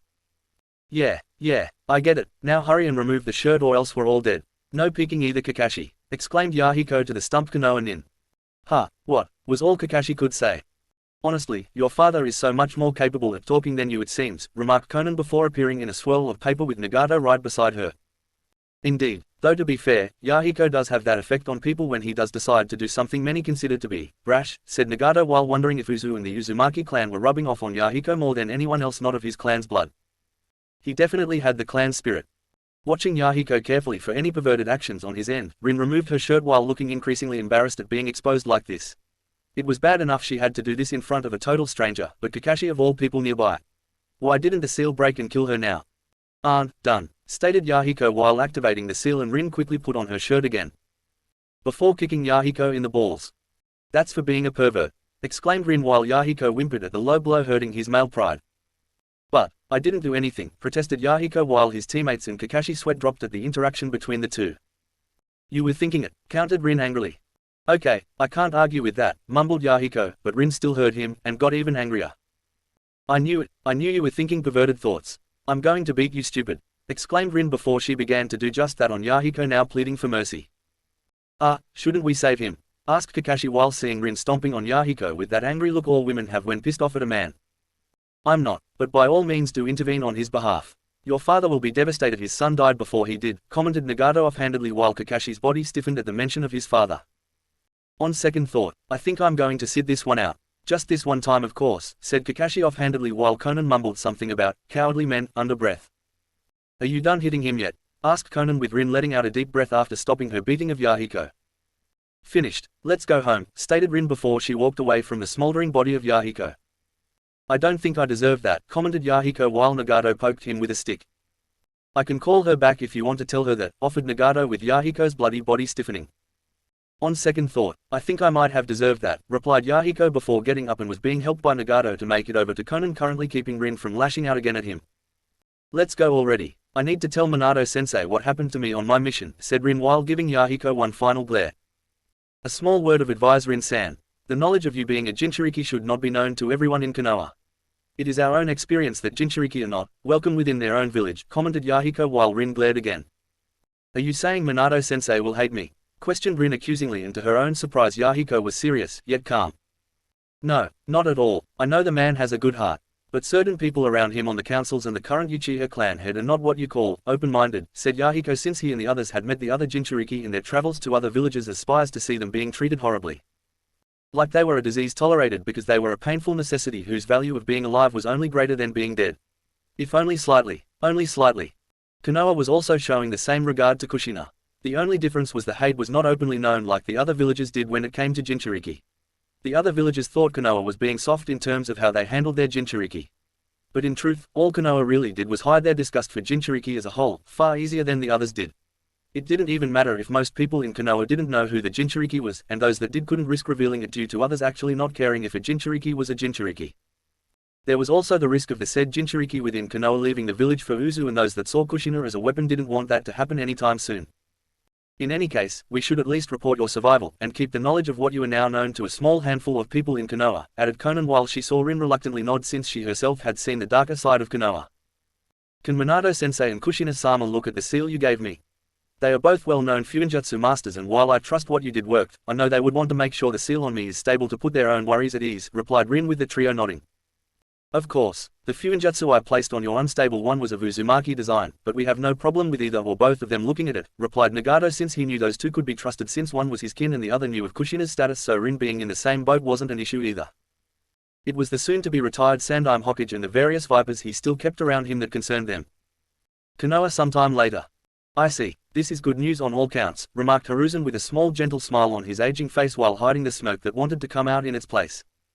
Agreed, now we have another weapon within our ranks. With a proper altering of the seal, we can turn Rin-san into a devastating weapon, remarked Danzo while Minato and Kushina frowned at him along with most of the clan heads. There will no altering of the seal. I refuse to do that to Rin, said Minato with a frown since he had been in the room to hear this issue regarding his former student. Nor will I or anyone else in the Uzumaki clan. The seal placed over the unstable one Rin got from Kiri was designed to not be altered once placed. To do so would just make it unstable again, added Kushina since she and Minato had both inspected the seal once Kakashi told them what happened. If the Sandime Hokage orders you to do it then you will, stated Danzo while Kushina glared harder while her long red hair became more alive as a result. No, I won't, and neither will Kushina. I inspected the seal along with her. We both agreed that tampering with it now or even later would not be beneficial in the slightest. There are countermeasures in the seal the Uzu Nin placed on the unstable one. No doubt to prevent any and all forms of tapering or altering of the seal for the very reasons you have stated, Danzo, said Minato with Danzo frowning in further anger and mentally cursing the very existence of the Uzumaki clan for their brilliance in Fuinjutsu being used to deny his ambitions to make Konoha the supreme village among the 5 now going on 6 shinobi villages. You're close to treason, Minato-san, remarked Homura with narrowed eyes. Your own loyalty to the village could be put into question along with your new position as the Yondaime Hokage once Hiruzen steps down, added Koharu in a threatening tone. Why? Simply because I say no to a yet-to-be-given order when you want a yes. Because I won't do that to my former student. Because I won't give you the weapon your hearts all desire. When has Konoha since its founding ever used a Jinchuriki as a weapon? When? The answer is never. We do not rely on Jinchuriki to fight for us. Iwa, Kumo, Suna, and Kiri all have done it. But have they beaten us in all the shinobi wars up until now? No. Besides, there are failsafe countermeasures in place on Rin's seal so anyone, even such as myself, or even Kushina would be hesitant to try messing with it. I won't risk killing my former student just so Konoha can turn her into a weapon. Despite what some of you in this room still think about Jinchuriki, they are people first and weapons second. Not the other way around. The reason Konoha has stayed the strongest up until now is because of that principle. To go against it now would spit on the first 2 Hokages, Uzumaki Mito, and what they believed in. Who here wants to be the first to dishonor them and betray the vision they created all those years ago? Speak up now because I sure as hell won't be the one to do it. Stated Minato before leaving the room, and so did Kushina while glaring at Danzo, Hiruzen, Homura, and Koharu before the meeting was adjourned, with those on the receiving end of the glare being the only ones in the room. Ungrateful brat. To think he is your successor, Hiruzen. Hitaki Sakumo would be a far better choice despite his shame. At least he would have obeyed us if it meant proving his worth to Konoha and removing some of his dishonor in the process, remarked Danzo, as he was hoping to nudge Minato out of the nominations and get his future puppet in place to manipulate from the shadows. Says the one who spearheaded Sakumo's shaming in the first place. Tell me, Danzo, how did your ploy to weaken the man, only to build up from scratch to become your puppet to one day be Hokage, work out for you? Questioned Hiruzen since he was fully aware of what Danzo had planned for Sakumo since the crippled advisor had first begun his little smear campaign. It seems nothing I do has gotten by you, my old friend. Even now, your mind is still sharp despite your decline in youth, thought Danzo while he narrowed his eye at Hiruzen. No answer. In that case, I think I'll tell everyone here how it is going with that plan. It's failing, and miserably I may add. Apparently, Sakumo's strength had not wavered despite Danzo's attempt to make an example out of him. If anything, I suspect the man has even gotten even stronger. His strength rivals Minato's at this point, but the two have a close bond, and are dear friends to one another, added Hiruzen with Danzo's frown increasing. Shouldn't we try breaking this bond? Spread around rumors about the other in some way to cause friction between them to the point where they would be more rivals than friends in the future? Asked Koharu since the idea of the two being friends didn't sit well with her. The two followed similar principles, and if Minato were to die young, Sakumo would be a candidate to take over in his place. The future Yondaime Hokage was clearly showing he had no love for the current power structure Konoha was under and would no doubt move to change it. Namely, remove her, Homura, Danzo, and even Hiruzen from being in the seats of power they had rightfully earned from many years of loyal service. No, I've tried already at one point. I almost got caught when the two and Kushina began to trace the source of the rumors. Fortunately, the only one who could trace it to me died on a mission Hiruzen sent him on before Minato could approach the Konoha Nin, said Homura since he was certain had that not been the case, he would be a dead man at this very moment. What about the issue with the Uzumaki clan? Rumor has it, they are slowly gathering clans unaffiliated with other villages, questioned Hiruzen with Danzo nodding. They have been doing that, and successfully I might add. This war has targeted quite a few of them, and the Uzumaki clan has been more than willing to take them in to become part of Uzu. Many are now considering them the 6th major shinobi village. It won't be long before it's truly official, answered Danzo with a frown on his face. Many of our more powerful ninjas as well as the clans themselves are showing signs of being loyal to Uzu over Konoha. Many do not approve of some of the policies we have been trying to get passed into law, commented Homura with a frown, since several laws they wanted passed would have made it more difficult to remove themselves from the seats of power that govern Konoha, while keeping outsiders like the Uzumaki clan from taking them or getting their close friend or allies to do it in their place. We could remove the clan heads on suspicion of treason. Replace them with those who we know are truly loyal to our version of Konoha, offered Koharu, knowing they could if given the chance. With who? Most of the clan heads now are young, replacing the old clan heads who were on our side from the start. All the new ones support Minato and will do so once he becomes Hokage after the war is over, replied Hiruzen with Danzo frowning. You could remove Minato as the Yondaime Hokage. Find a reason for it and deny him the right to lead the village as your successor, offered Danzo with Hiruzen frowning. With who? There is no one among our generation or this current one with the potential to truly succeed me outside of Minato, Naoki, Sakumo, Dan, Kushina, or even Tsunade herself. And besides, there is no true legitimate reason I can state it that would allow me to revoke Minato being my successor, answered Hiruzen while Danzo frowning. And it's not like we can make something up. People know Minato too well to believe the man would do anything wrong in their eyes, thought Danzo, since any evidence planted to smear the man's name would no doubt be disproven by Minato or those close to him. There was also the issue regarding Uzu. The damn Uzumaki clan could easily swoop up Minato into their ranks along with those close to the man. Sakumo along with the rest of the Hitaki clan. Tsunade and her family. She made it abundantly clear she would leave Konoha if it became a village she no longer recognized as the one her family helped to make possible. Not only that, but Rin would go with them, and Kushina too, since she was an Uzumaki clan member. Meaning Konoha would lose 2 Jinchuriki and leave it to be completely defenseless for the other villages to attack. What about the clan head from the Uchiha clan? Uchiha Fugaku. From what I have heard, he feels those connected to the Senju in one way or another have been dominating Konoha's government. Even now, quite a few Uchiha clan members are agreeing with him. You could name him Hokage after the war and pass it off as pacifying the Uchiha clan for their many years of loyalty to Konoha, offered Homura with Hiruzen thinking it over. Tempting, but the man isn't the strongest ninja in the village. Right now Minato is the strongest of his generation. Not to mention Fugaku is arrogant and will try to weaponize Kushina and now Rin with their Baju's chakra. Even it means with the use of force, and damn the consequences of tampering with the seals in place meant to hold the Baju in their Jinchuriki, countered Hiruzen while Danzo frowned further. Still, the Uchiha's Sharingan should be able to repress and control the Baju should they escape from a Jinchuriki's body. That in itself is impressive. It also means if the Baju does get free, they can be restrained long enough to be resealed inside proper Jinchuriki, and trained as weapons, Danzo shot back. The 3 tails shouldn't be an issue, but only an Uzumaki can truly hold Kyuubi. It is rumored to have something to do with the clan's already massive chakra reserves adding as a buffer to the immense life-threatening strain the Baju would put on anyone else, said Koharu while Hiruzen frowned further in consideration to this move. I need time to think about this. Leave me to my thoughts, commanded Hiruzen with his advisors nodding and leaving him to think things over. None of them noticing a fly leave the room through the open window and report back to its master on what it just heard. Namika's estate sometime later. You were right to suspect something, Minato-san, remarked Shibi, since he and the other clan heads around him were all at a meeting of their own. And the meeting in itself could be considered treason if they were caught talking about what it is they were talking about in regards to the future. Namely their own future. Their own clan's future. A future, without Konoha. So it's true. Hiruzen plans to do something? Asked Tsume with Minato nodding.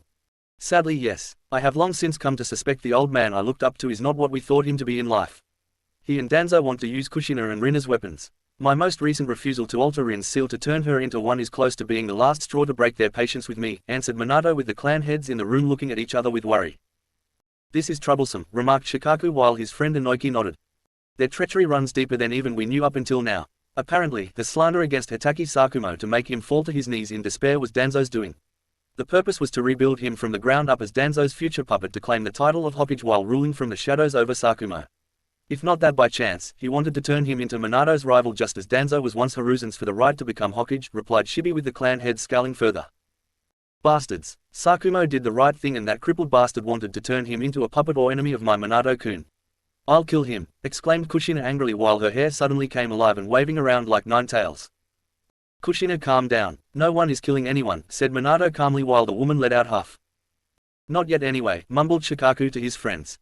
What do we do? I love Konoha despite what we know. It was changed from what the Shodaime envisioned, but we can change it back once the war is over. Hiruzen wants Minato to be Hokage. Once Minato does, he can kick the old advisors out and replace them with fresh blood, offered Choza optimistically while Shibi shook his head. That may not be a possibility. From what my spy in the room overheard, Hiruzen is now considering the option of appointing Uchiha Fugaku as the Yondaime Hokage if only to keep Kushina and Rin subdued. Apparently, the Sharingan eyes have considerable value to Danzo, Hiruzen, Homura, and Koharu in relation to controlling the Baju should such a means be required in the future, countered Shibi with Kushina growling.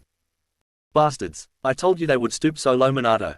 It's bad enough they want me to be their prized weapon, but poor Rin-chan too. Never, exclaimed Kushina while her anger was rising again. And people wonder why I say women are scary and troublesome, thought Shikaku while Kushina was suddenly looking at him as if she heard his words. Did you say something, Shiki-kun? Asked Kushina with a sweet smile and tone that had sent red flags up within the Nara's head. No, why do you ask? Asked Shikaku nervously while Kushina glared and made him sweat. No reason, just checking, replied Kushina with a smile and making the Nara sweat drop. That woman is so scary. Must avoid thoughts that provoke a woman to get angry at me, thought Shikaku since he and every Nara before him had long suspected that women as a whole could pick up on such things from their male counterparts. Like some weird version of the Yamanaka clan jutsu. That weird moment aside, we need to discuss the future of our clans and families if we continue to live here in Konoha, replied Hayashi, who was personally happy with the way things were going within his clan now and the branch family was no longer being treated like lowly servants. The Hyuga elders remaining were still being a slight pain in the ass, but they were now considered a minor annoyance compared to what they were years ago. We aren't really discussing this, right? Actually leaving Konoha? Asked Sum since she believed in loyalty and being loyal to the village. I don't like hearing this any more than you do, Sum-san. I believe in loyalty too. But if that loyalty is not returned no matter how hard we give it first, why should we even stay to begin with? Asked Minato with Tsunade frowning. Should a dog be loyal to a cruel master? One that doesn't respect it. When the master beats it simply for living under the same roof. Just for existing. Should the dog take the abuse every day without question? Or should this dog leave to see which is worse? The outside world or the master that beats it? Questioned Minato with Sum hated it when people used dogs in their arguments since her clan was connected to them due to their bloodline limit they possessed. Konoha has been good to us, countered Sum with Minato nodding, as did some of the other clan heads. For now, but say Hiruzen chooses to name Uchiha Fugaku as the next Hokage instead of Minato. Will Konoha be so good to you? Or to my clan, or the Hyuga, or the Nara? The Uchiha clan has always been angry at the Senju for years and anyone with close ties to them. I have also noted how they have been slowly trying to get the general public on their side in regards to how our clans are inferior to them by comparison. They have also let it slip that their eyes can tame and control the Biju should a Jinchuriki or a Biju ever attack Konoha. By my estimation, they are gaining ground with their smear campaign, and have the support of roughly a quarter of the people. Not including our clans and some shinobi who know better, offered Shibi since some of his clan members of his choosing had been secretly watching the Uchiha with their insects reporting back. The Uchiha have always been a pain. The only reason Grandpa Hashirama even wanted them in Konoha was because it was a shared dream between himself and Madara. And look how it turned out. Madara went psycho later on. They still can't let old grudges go. They could since it was several generations ago. But they choose not to let it go out of some stupid sense of wounded pride. Exclaimed Tsunade angrily. We're getting off track. The question we need to ask is what are we going to do about this situation with Hiruzen and his advisors? Questioned Inoki since the future of all their families were at stake. We wait until the war ends. We wait until Hiruzen proclaims who his successor is once this war comes to a close. It will be a test to see what our futures will hold. If he names me as the Yondaime Hokage, we stay in Konoha and fix it from within like I know you want to do. But if Fugaku is named Hokage, we will leave. All of us, all of our clans, answered Minato with the clan heads reluctantly nodding. Not to ask a stupid question, but should the latter of the two happen, where do we go? Asked Choza curiously since he doubted any of the other villages would take them in after losing so much in this most recent shinobi war. Not without them giving something major in return. Something they wouldn't all be very reluctant to give to compensate these villages. Uzu. We go to Uzu, answered Minato again with all seriousness. Will the Uzukage accept us? All of us? Asked Shikaku while knowing Uzumaki Garp was reaching his elderly years but had a sharp long-term memory. He will if I vouch for you and your clans. Old man Garp knows I can be trusted when vouching for others, said Kushina with the clan heads nodding. Very well, each of us will make secret arrangements to prepare our clans should the worst come to pass. Do it discreetly and only with clan members you trust. Remember, some of us once had fellow clansmen en route, and they will no doubt report what we plan to do to him immediately. Whether or not Danzo will tell Hiruzen is questionable, but still a possibility. So be cautious in everything you do, said Shikaku knowing that some of their own clansmen could not be trusted with this secret. What about the Sarutobi clan? We can't just leave them out of this. What about Biwako or her children? Asked Kushina suddenly since she knew the woman and was always good to her. We can't be sure where her loyalties lie, Kushina. Granted, I doubt she would approve of her husband's actions with us, said Minato knowing the woman was indeed a coin toss right now and so was her clan. But she could still side with him nonetheless, finished Kushina sadly. Sadly yes, our plan may or may not be needed depending on the end of the war and who Hiruzen names as his successor. Until then, we can prepare for the worst, and discreetly find out who among our clans can be trusted to come with us to Uzu to start anew there, replied Minato knowing there were no doubt going to be some people within all the clans who would refuse to leave Konoha. In the end, all they could do was wait and see how far Konoha's current leadership would fall. Chapter 7 Burning Leaves. The Third Shinobi War was officially over. Iwa had surrendered, not surprising given how one Namikaze Minato uses his Hiraishin no Jutsu on hundreds of Iwa shinobi and killed them all within mere seconds. The Tsuchikage, fearing the man will somehow use said jutsu to get within Iwa's walls, decided to cut his losses and called for a truce while he still had the chance. After being the final holdout of the war due to Kiri's initial plan to destroy Konoha backfiring, and Kumo no longer having the stomach for staying in the war, Iwa knew their Tsuchikage had done the right thing. Naturally, they didn't like it, but it was either make peace or live long enough to see Iwa invaded and most likely destroyed by their enemies.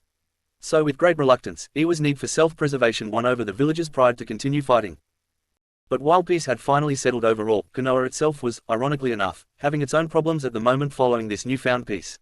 A growing tension had sprung up in the Leaf, thanks in no small part by those currently in power and refusing to see change happening for the better. Instead, they were choosing the opposite, and in their prideful arrogance, didn't even know it. I have served as the Sandaime Hokage for many years. Proudly, faithfully, never once have I flinched in the face of danger. Sadly, I cannot be your Hokage forever. As much as I wish it in order to protect you from the dangers lurking beyond our walls, said Hiruzen calmly while the people below him heard his words and drinking it up. Well, almost everyone. Here is the moment of truth, Kushina-chan. Time to see what the old monkey does now, whispered Minato to his wife Kushina, as they stood behind the Sandaime Hokage along with the clan heads, the councils, and ANBU captains witnessing the transition from one Hokage to the next. It is with my great pleasure to announce to you my successor. One who is worthy of the title and has loyally served Konoha since he was a child. I present to my successor and the new Yondaime Hokage, declared Hiruzen before he turned around to stare at Minato for a second with a knowing look on his face. You brought this on yourself, look, before turning his head fully to a slightly stunned Uchiha Fugaku since no one had told the Uchiha he would become the new Hokage. Me, Hokage, thought Fugaku, who took several steps forward and given the Hokage hat by Hiruzen himself. Uchiha Fugaku, by the power given to me as the Sandaime Hokage, I now name you the Yondaime Hokage of Konoha. May your time as the Hokage of Konoha be a long and prosperous one. Exclaimed Hiruzen with the crowd being shocked at first since they were expecting Namikaze Minato to be the next Hokage. But soon the people got over it and begun to clap and cheer for the man the Sandaime had personally chosen to lead Konoha into the future. So Hiruzen has made his decision, whispered Kushina with her eyes narrowing at the old monkey. Sorry you didn't become the Hokage. I know it was your dream, Minato-sensei, said Rin while Kakashi looked depressed at seeing his sensei being denied what was meant to be his after all that had happened during the war. This is not right, or fair. Not even close, whispered Kakashi sadly while his father put a supportive hand on his shoulder. Not everything in life is right or fair, my son. I learned that the hard way. It was thanks to Kushina's clan that I realized we have to endure and seek greener pastures when the one we are in doesn't fit us anymore. It's not betrayal if the people in the village betray you first despite you giving them all of your loyalty and love. A village filled with people like that are not worth protecting. They are not even people anymore. Just rats and snakes on a sinking ship slowly eating each other to stay alive long enough to see the ship sinking completely before they all drown, replied Sakumo while seeing his son stiffen a bit at his words but accepting them nonetheless. I am just glad you didn't kill yourself. Seriously, Sakumo-kun, you would let this village drag you down for doing something honorable to the point where you would kill yourself to make them happy. Honestly, I'd smack you upside the head if I hadn't done it already after hearing what you considered doing. Stated Kushina with a side glare. Yeah, I still don't know what I was thinking. You and your clan saved me from myself, Kushina. Thank you, replied Sakumo while smiling at her and then at his son. The question we need to ask is what do we do regarding this new Hokage? Questioned Rin while she put a hand on her belly where the seal was and sensed the three-tailed Biju in her getting nervous. The two had grown quite close in terms of bonding with one another in the last couple of months since being sealed into her. Rin had actually taken Minato's advice and tried to meet her Biju to form a friendship with it. Just because the turtle was sealed into a human didn't mean it had to live a life of isolation for the duration of Rin's natural life. Kushina herself had also started it as well with Kyubi, who surprisingly was open to the idea of being her friend almost immediately. When Kushina asked why he was willing to do this, the fox just smirked at her like he knew some kind of inside joke, and just told her it was beneficial for both of them. Kushina knew that Kyubi was hiding something, but decided the secret wasn't harmful to her, or anyone she knew, so decided to let it go, for now. We continue as planned, but don't do anything until Fugaku does something. No doubt he will call a meeting with the councils and all the clan heads now. Turning Kushina Horyu into weaponized Jinchuriki is not something he can hide from us. It also has to be a mutual decision made by everyone, including the Jinchuriki in question. Something that Hashirama insisted upon so a future Hokage couldn't outright claim ownership of one and prevented Jinchuriki from being forced to fight for Konoha against their will. He did not believe Jinchuriki should be weapons. I'm surprised he didn't realize that when dividing up the Biju to the other villages, replied Minato while holding Kushina's hand tightly. Best intentions, Minato-kun, whispered Kushina, knowing the other Jinchuriki from the other villages were not treated so kindly in their villages when the cages of each wanted to use them for war. By this point, Fugaku had done enough waving to the people to satisfy his overinflated ego before calling for an immediate meeting with the councils and the clan heads in order to give out his new orders as the new Hokage. Not surprising, since becoming Hokage had required a meeting almost immediately on the first day to not only assert one's authority, but to get updates on matters a Hokage needed to deal with. As you know, my appointment as the Yondaime Hokage has left the seat of Uchiha clan head currently vacant. As such, I am handing over that particular title to Uchiha Yashiro. I know he will do his job well, announced Fugaku while Yashiro nodded and accepted his position as the new clan head. And what of you, Hiruzen? Will you become clan head of the Sarutobi clan? Asked Shibi curiously. No, my wife Biwako-chan will be handling that position from now on. I will be part of the Shinobi Advisory Council, answered Hiruzen, with many of the clan heads frowning at that. There are 3 on the advisory council already. Is a 4th one really necessary to help the new Hokage? Asked Hayashi, since he felt many would see it as the new Hokage being less than competent to handle the tasks his position demanded of him. Are you actually questioning Konoha's previous Hokage of his right to sit on the Shinobi Advisory Council? Questioned Danzo, since he knew Hiruzen would be able to help him influence Fugaku to follow their policies and thus move to defend his old rival. I'm not questioning his right. I am questioning if it is a good thing for a Hokage to have so many Shinobi advisors. It may make our enemies believe our new leader is not up to the challenge of leading Konoha. Not only that, but this could actually lead to some form of tangled bureaucracy. Something that makes things difficult for all of us when certain situations are being discussed and require decisive action by the Hokage, countered Hayashi while he kept his eyes on the Shinobi Advisory Council and new Hokage. It is all right, Danzo. As to your question, Hayashi, my years of experience as the previous Hokage will be invaluable to Fugaku.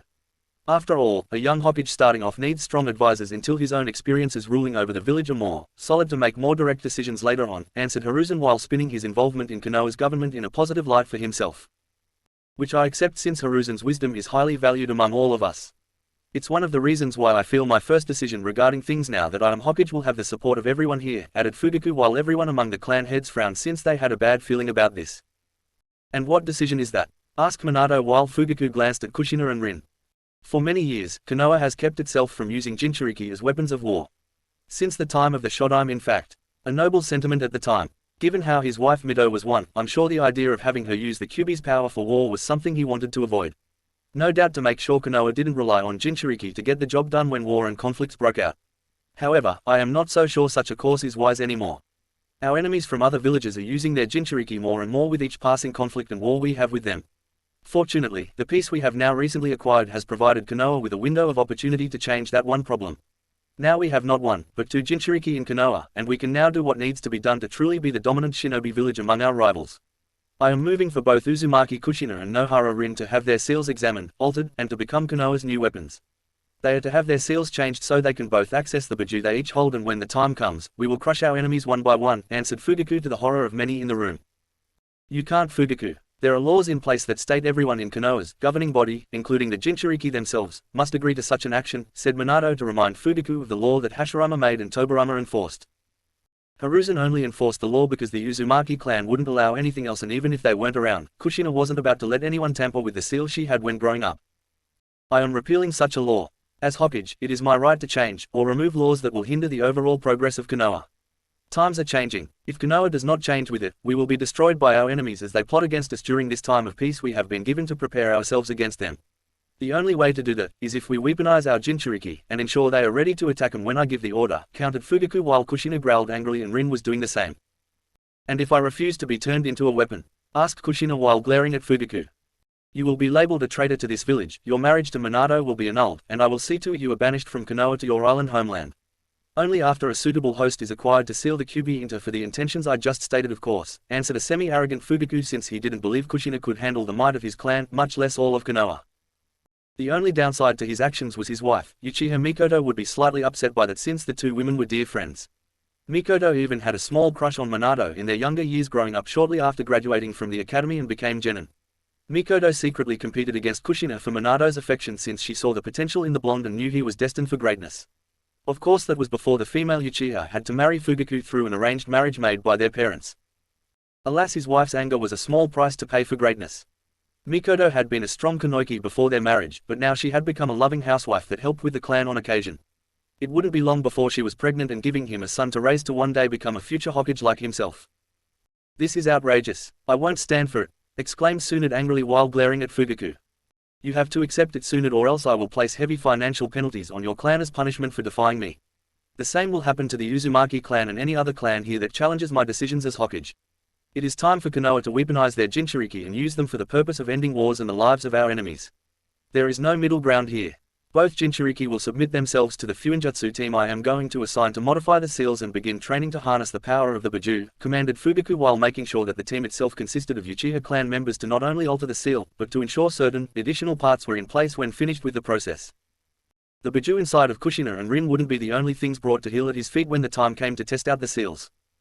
Namikaze estate sometime later. That bastard, Sensei knew he would do this. Probably filled him with the tales of glory from the days of Uchiha Madara. About how the man could control the Biju with his calmy damn eyes. Exclaimed Tsunade angrily, with Kushina also looking super pissed off over the issue. No doubt done during the few months prior to the war ending. Fugaku probably went to the Uchiha library to confirm Hiruzen's words and found them to be accurate or close to it as humanly possible. It's no wonder he didn't oppose the old monkey's appointment to being part of the Shinobi Advisory Council. And now we have to deal with this bastard for a Hokage wanting to turn Rin-chan and myself into weapons of war. Right after we gain some measure of peace. He wants to gear us up for another future war. One the idiot no doubt wants to start. Exclaimed Kushina angrily while Minato sighed since he had come to the same agreement.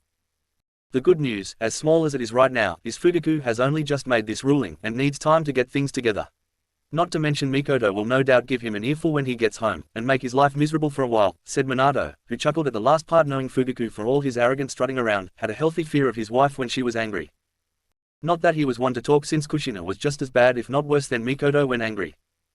Plus we have been preparing for this for months before today, added Kushina since she along with the other clans sans the Uchiha and a few minor clans had begun to prepare for the mass exodus to Uzu with Garp being given a heads up well in advance should this happen.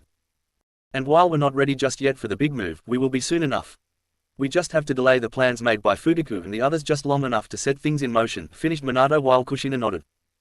Do we know who we can trust and who not? Asked Tsunade since she was sure there were still a few holdouts from some of the clans and those who were in Danzo's route program. Fortunately, we were successful in that regard. Surprisingly, there are not as many as we first thought. Naturally, the Hyuga elders and traditional main family members will stay of course. Given the current higher-ups support their practice. The moment we leave here, they will no doubt set up their caged bird seal tradition again, but with the use of a different seal and keep the issue quiet. Inoki knows of several of his clan who were en route so they won't be joining us. Same with Shibi. We know who to trust and who will side with Konoha when we make our move, replied Minato before sighing when he saw Tsunade frown. Part of me wishes this didn't happen. Part of me feels we are dishonoring my family in some way, mumbled Tsunade while wondering what her parents, grandparents, and granduncle would think of her or Nawaki leaving Konoha. Would they approve, disapprove, a combination of both? They would want you to be happy, Tsunade. Same with Nawaki. Besides, Uzu was your grandmother's home too. Her first home. If there was any place in the world she would want you to relocate to where happiness was possible, it would be there, replied Kushina with Tsunade nodding and a sad smile on her face. You're right, a part of me feels I wasted part of my life fighting for a village that doesn't exist in my heart anymore. Almost as if it was meaningless, remarked Tsunade with Minato shaking his head and so did Kushina. Nonsense. You served Konoha loyally, Tsunade-chan. Helping everyone in need, along with the people in it who matter most. The people who return your loyalty and love are the only ones who matter. You have saved them countless times from death. That means something to me in my eyes and I know it does to you too. Exclaimed Kushina while giving the woman I am right on this matter. Look with it, don't argue with me on this issue. Tone. You are right, Kushina. Those I care about have been saved multiple times in the past by my hands. And all of them are coming with us to Uzu, remarked Tsunade with a smile on her face. Her home was as they say, where the heart is, and right now Tsunade's home was with those she called family and friends. Hokage Tower 2 weeks later. Minato, Kushina, and Rin stood in front of the new Yondaime Hokage that was Uchiha Fugaku. The man was flanked on both sides by Uchiha clan members and the ANBU who supported him. Behind him was Danzo, Hiruzen, Homura, and Koharu with smug looks on their aging faces. Not surprising since they believed they were getting what they first wanted from the start. Weaponized Jinchuriki. 2 weaponized Jinchuriki. I understand why you need Kushina and Rin here. But why me? Asked Minato with Fugaku smirking at him. Because you are going to assist my team in altering the seals and teaching them what you know for future use in case future alterations have to be made, answered Fugaku, though deep down he made the order so Minato would have to turn those he loved into the very thing the man was against. This is wrong, Fugaku. Konoha doesn't need to weaponize Jinchuriki to win against its rivals. It hasn't for 3 generations if you count our own. Why change it now? Asked Minato with Fugaku frowning at him for questioning his decision. It's for the good of Konoha. We need to ensure our continued supremacy.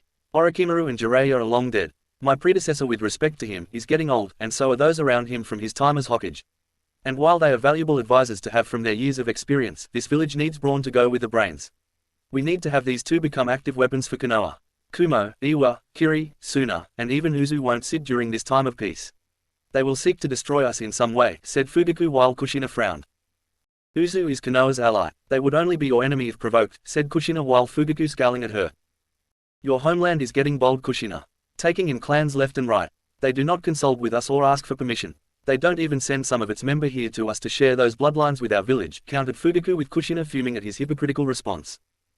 Konoha hasn't exactly been sharing or forthcoming with anything when Uzu makes a request. Why should my clan give when Konoha doesn't give back in return? Kushina shot back. Because our village is the superior one. The superior village does not give anything back to the weaker ally. To do so would make him stronger than us and no longer become to be dependent on our power to survive, answered Fugaku while Kushina was getting even angrier. Bastard, thought Kushina angrily since she could see the advisors behind Fugaku were in full agreement with him. I see, so this is your final decision on the matter. We can't change how you feel about turning my wife and my former student into living weapons. Asked Minato firmly, and it made Hiruzen and the others feel a bit on edge. No, replied Fugaku firmly with Minato sighing. Well, at least we tried, remarked Minato before he, Kushina, and Rin went poof. To reveal they were in fact shadow clones of the originals. What? Exclaimed Fugaku in shock while Hiruzen and the others frowned. I see, so that is their decision, remarked Hiruzen in a disappointed tone. Such is the way of treason. Choosing his wife and student over Konoha. Unacceptable, all based on emotions and morality. Something that does not belong in Konoha, much less in the shinobi world, added Danzo while he felt his grip on the cane tightening. Dispatch ANBU and Hunter in immediately. We must stop them from leaving Konoha if they haven't already. No doubt they are headed for Uzu. We must prevent them from reaching that village, commanded Homura, knowing Uzu would break all ties with them and make things complicated for Konoha. They couldn't allow that to happen.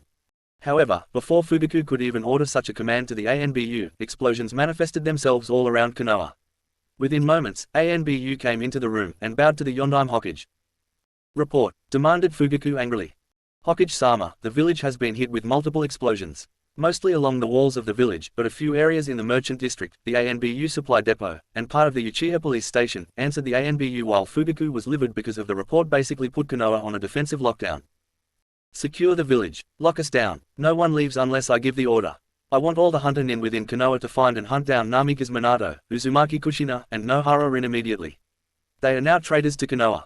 I want their homes and assets within the village taken as punishment for their betrayal. Commanded Fugaku, as he would take what those three left behind and use it for his own benefit. Yes, Hokage-sama, said the ANBU before leaving. Call an emergency meeting. I will find out who among the clans in the village are loyal to me and who will side with those morally blind fools, commanded Fugaku, knowing many of the clan heads were friends or supporters of Minato. Uzu sometime later. Wow, you guys really expanded, remarked Sun while whistling in appreciation at how Uzu had expanded significantly since the Second Shinobi War. Of course we had to expand. Becoming a new shinobi village rather than a village filled with Uzumaki clan members requires space, answered Uzumaki Garp while seeing the entire mass number of shinobi and clans supporting Minato and Kushina being brought to them via the seals created in advance for this very moment. It was like one big Hiraishin no Jutsu, but without the kunai. There wasn't really a point to using a kunai in this case since the anchored one-time seal for this massive exodus was on the ground in Uzu in a well-guarded area. Around Garp was a large defensive force of Uzu ANBU in the off-chance Minato or the others had been caught and they were met with foe instead of friends. It is indeed impressive, remarked Hazashi while seeing Uzu for the first time and found it similar to Konoha, yet strangely much more pleasant. I wonder how long it will take Fugaku team to learn almost every single person from a clan who supported us are gone. All he has left are those stingy Hyuga elders, those of the main family following them, and a few former root nin from other clans, remarked Tsunade offhandedly since she knew without the clans in Konoha supporting him, there was a very large hole power-wise left behind. I almost wish I was there. If only to see his reaction when learning almost everyone is gone. Not even Biwako-chan or the Sarutobi clan stayed in Konoha. Hiruzen should be getting his divorce papers soon, added Kushina with a hint of glee in her voice and an evil look in her eyes. Shikaku was right, women are troublesome as they are scary. Or was it the other way around? Thought Minato while letting a sweat drop roll down the back of his head at the sight of his wife sporting the evil super-villain going insane just before unleashing the evil plan created for this moment type of look sans all of the lightning and thunder that was usually found in the background. Kushina told us how many were coming and how many clans total would be arriving here in Uzu. As such, each clan has their own home capable of accommodating your numbers if not more. You can all pick a home of your choosing that fits your clan.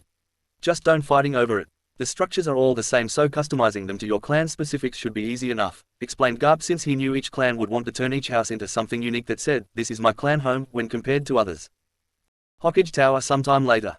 What do you mean this is all that's left? Demanded Fugaku while glaring at what was essentially the remains of Konoha's various ninja clans. Which was from what the ANBU captain just reported to him was little to nothing. From what intel we were able to gather Yondaime-sama, every clan sans your own, and a few members from some of the others are all that is left. The Hyuga elders and some of the main family who support the traditions of their clan with the caged bird seal were found tied up and gagged in their rooms. Several of the Aburame and Yamanaka clan members have also been found in the same manner, so we can assume they are the ones loyal to Konoha. The Sarutobi clan is also gone. A note was left for you, Hiruzen-sama. It is from your wife Biwako, replied the ANBU captain in front of them. Give it to me, commanded Hiruzen with shock and anger on his face at how his clan left him and Konoha behind. Giving the man the note, Hiruzen opened it, nearly tearing the paper apart in the process, and began to read the contents within. What he read shocked and angered the man to no end, since it was clearly his wife who wrote this letter. Dear Hiruzen. As you may have noticed by now, Konoha is now empty of almost all its clans, and almost all of the members within it. Ours included. When Kushina and Minato first approached me on this, my first thought, if not instinct, was to tell you of their plan to begin a mass clan exodus to Uzu. It was only after they explained their reasons fully that I realized what a mistake it would have been to tell you. At first, I didn't want to believe the things they told me about you and what your former teammates along with 2 of your former students tried to pull during your time as Hokage. I never would have dreamed you would betray the Uzumaki clan and sell them out to our enemies. I didn't want to believe it. Even now, part of me doesn't want to believe the man I loved, married, and had 2 wonderful children with during our time together would stoop so low in betraying the Uzumaki clan. That you would betray the entire Senju clan by having one of its few remaining members killed and the other being broken inside following the death of her lover to be further manipulated by you. To support your former students' immoral bloodline mixing experiments, which required human test subjects, and none of these people would be volunteers since the process was most likely lethal in its execution. You wouldn't use anyone from Konoha unless they weren't your supports or too important to take without anyone noticing. Kushina and Minato showed me solid proof of your past and sinful actions. Documents, notes, everything and anything related to past crimes they knew you approved of doing. Other actions done by someone else on the council was something you approved of so long as the overall results of these said actions benefited you in the long run. When I couldn't read any more of these horrible things you had tried to do or you approve of others doing, I sat down and wept for hours on end. I realized at that painful moment in time, in that moment of complete sorrow. I had married a monster. That I had loved a monster. The only things good from our time together was our children. They will be the only redeeming things about you, Hiruzen. Nothing else. Don't bother asking the monkey summons for help. I already told them what you did. As of this very moment upon reading this, your contract with them is no more. No doubt reading this has caused you some form of pain. All of which, as minor as it no doubt is, you rightfully deserve. You no doubt believe I have in my decision to leave with the Sarutobi clan, betrayed you. That our own clan as a whole has betrayed you. That the various clans have betrayed you. You couldn't be more wrong, Hiruzen. It is you who has betrayed Konoha. We didn't betray you. You did that yourself. You betrayed all of us. You betrayed your sensei and his family. You betrayed the will of fire. As of this very moment, I am no longer your wife. You are no longer my husband. And the children we had together are no longer yours to call your own. Enjoy your remaining years of life in your seat of so-called power alone, without family and loved ones. Enjoy your remaining years surrounded by deadly backstabbing snakes, who will attack you the moment you show weakness in their eyes. Goodbye, Hiruzen. Sarutobi Biwako, the true Sarutobi clan head. P.S. The seal on the bottom right here holds the divorce papers. I already signed them on my end. Even if you choose not to sign it, in my eyes, heart, mind, and soul, we are no longer one. Hiruzen was speechless. His own wife had divorced him. She left him, left Konoha, left the chance for power and greatness beyond anyone else in the village. She would have been royalty within Konoha in all but name because of his position and greatness earned through his many long years alive. And for what? All because he had helped plan or did certain horrible acts. All because he helped to prove certain things many would find to be immoral if brought to light. Like the planned, yet failed attempt of crushing Uzu. The experiments to bring about powerful bloodlines into those not born with them. Funding to Orochimaru to perform these said experiments on innocent people who died agonizing deaths in the process. He thought Biwako was smarter than that. How could you do this to me, Biwako? How could you throw away what I was offering you? You would have been loved, respected, and worshipped like a goddess because you were married to the Kami no Shinobi. You foolish woman, you threw it all away. Just because I did what was necessary to make Konoha strong and for us to cheat death while others perished. Thought Hiruzen angrily while shaking the letter almost violently. Hiruzen, questioned Homura while Hiruzen himself began to shake violently. Uzu must be destroyed, all of it, every building, every person, every man, woman, and even child. No slaves, prisoners, or even future Jinchuriki are to be made from them. The Uzumaki clan and their supporters must all die, stated Hiruzen viciously while glaring at everyone in the room as if to challenge him on this decision. While I would love nothing better than to go to war against Uzu, we sadly cannot, said Danzo in an ironic fashion, since he had always wanted to go to war with Uzu in secret to take the village down before it could become the threat it was right now. What, and why the hell not? Demanded Fugaku angrily, since he was not about to let Minato, Kushina, and even Uzu stand in his way of getting what he wanted.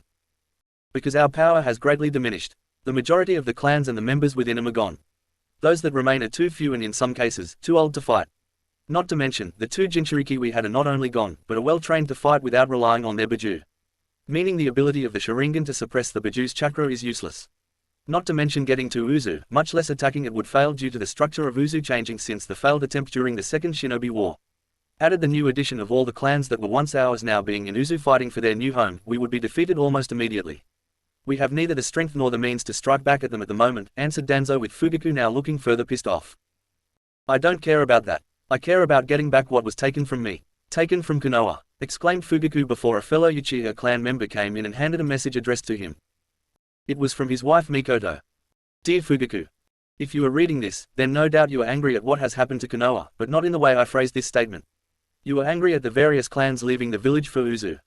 You are angry that your chance to take Konoha's two Jinchuriki and mold them into weapons of war under your command has been lost. More importantly, you failed to have my dear friend Uzumaki Kushina be made into a slave in all but name. Do not think my time as your wife has dulled my senses, my eyes, or even my instincts as a Kunoichi.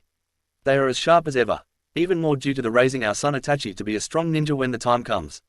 You want Kushina to be your pleasure toy when she is not fighting Konoha's enemies or those you deem to be your enemies. You were always jealous of Namikaze Minato and lusted after the women who loved him. I should know since I loved him before marrying you. Or rather, I still love Minato regardless of my marriage to you Fugaku. I never stopped loving him. When we coupled, if you can call it that, I always imagined Minato making love to me. Not you. You never loved me and you were never that good in bed. Minato on the other hand is a different story. Yes Fugaku, I was not faithful to you in the slightest. Of course neither were you during our marriage when out late at night at the Uchiha police station and dealing with all of the important cases on your desk, as was the primary excuse for coming home in the middle of the night. I am not an idiot Fugaku. A woman knows when her husband is working hard at his job and when he is working someone hard at work. As such, your unfaithfulness resulted in me retaliating against you, and with the permission of Kushina. I got my wish to be with Minato. I have been with him on many occasions. I have easily fooled our clan members with a shadow clone dealing with the wifely duties you insisted I do. Meanwhile, the real me was either training hard to keep my skills sharp or I was in Minato's bed while the man was giving my body more pleasure and more attention during each moment than you have during our entire marriage. And to make matters even worse for you, my soon-to-be former ex-husband, Itachi is not your child. Not one drop of your blood runs through his veins. No, little Itachi is the child of myself and Namikaze Minato. You just couldn't tell or see the truth because you just assumed Itachi had inherited my facial features over yours. No, he inherited my hair, the eyes, Sharingan included, and Minato's face mixed with a bit of mine to throw you off. In the future, you may have suspected something, but by that point, it would have made little difference. After all, I doubt you would have called me out on it, and risked me admitting to Itachi being someone else's child. Especially since Itachi's potential would be seen as a reflection of yourself being his sire up until that point. Not that you would love Itachi, even if he was by some miracle from Kami your blood. I know you well enough Fugaku that your desire for children does not come from love. You only care about genetics. Breeding the strongest Uchiha together with any other strong Uchiha clan members regardless of relationships. Even going so far as to experiment with potential inbreeding in certain cases. Don't bother denying it Fugaku, I heard things in our house when you thought I wasn't paying attention. Well, I was listening. Plans for making Itachi train day in and day out. Never stopping. Denying him a life outside of blood and death as a shinobi while risking his mental health so you could bask in the so-called glory from his deeds while saying, that's my boy. To everyone within earshot to make people believe you are a caring father. Well, you are not his father so your praise is hollow and not welcome in the slightest. I am in Uzu now and I intend to be happy away from the likes of you and the rest of the Uchiha clan. Maybe you will have a child one day with one of your many whores I know you visit in the red light district when out on patrol. Sex from them, all in exchange for a reduced sentences, or a walk from any past crimes these women may have done. And you wonder why I stopped being intimate with you. In any case, my future is away from you Fugaku. The future of the Uchiha clan is away from you Fugaku. My son will bring about a new Uchiha clan, one that isn't bound by hate, greed, and ambition to take from others. Goodbye Fugaku. Uchiha Mikoto, lover of Namikaze Minato and mother to his son Uchiha Itachi. P.S. Your divorce papers are on the seal at the bottom. I have had them ready before I knew I was even pregnant with Itachi. I just didn't have the opportunity to send them to you that was deemed appropriate, until now.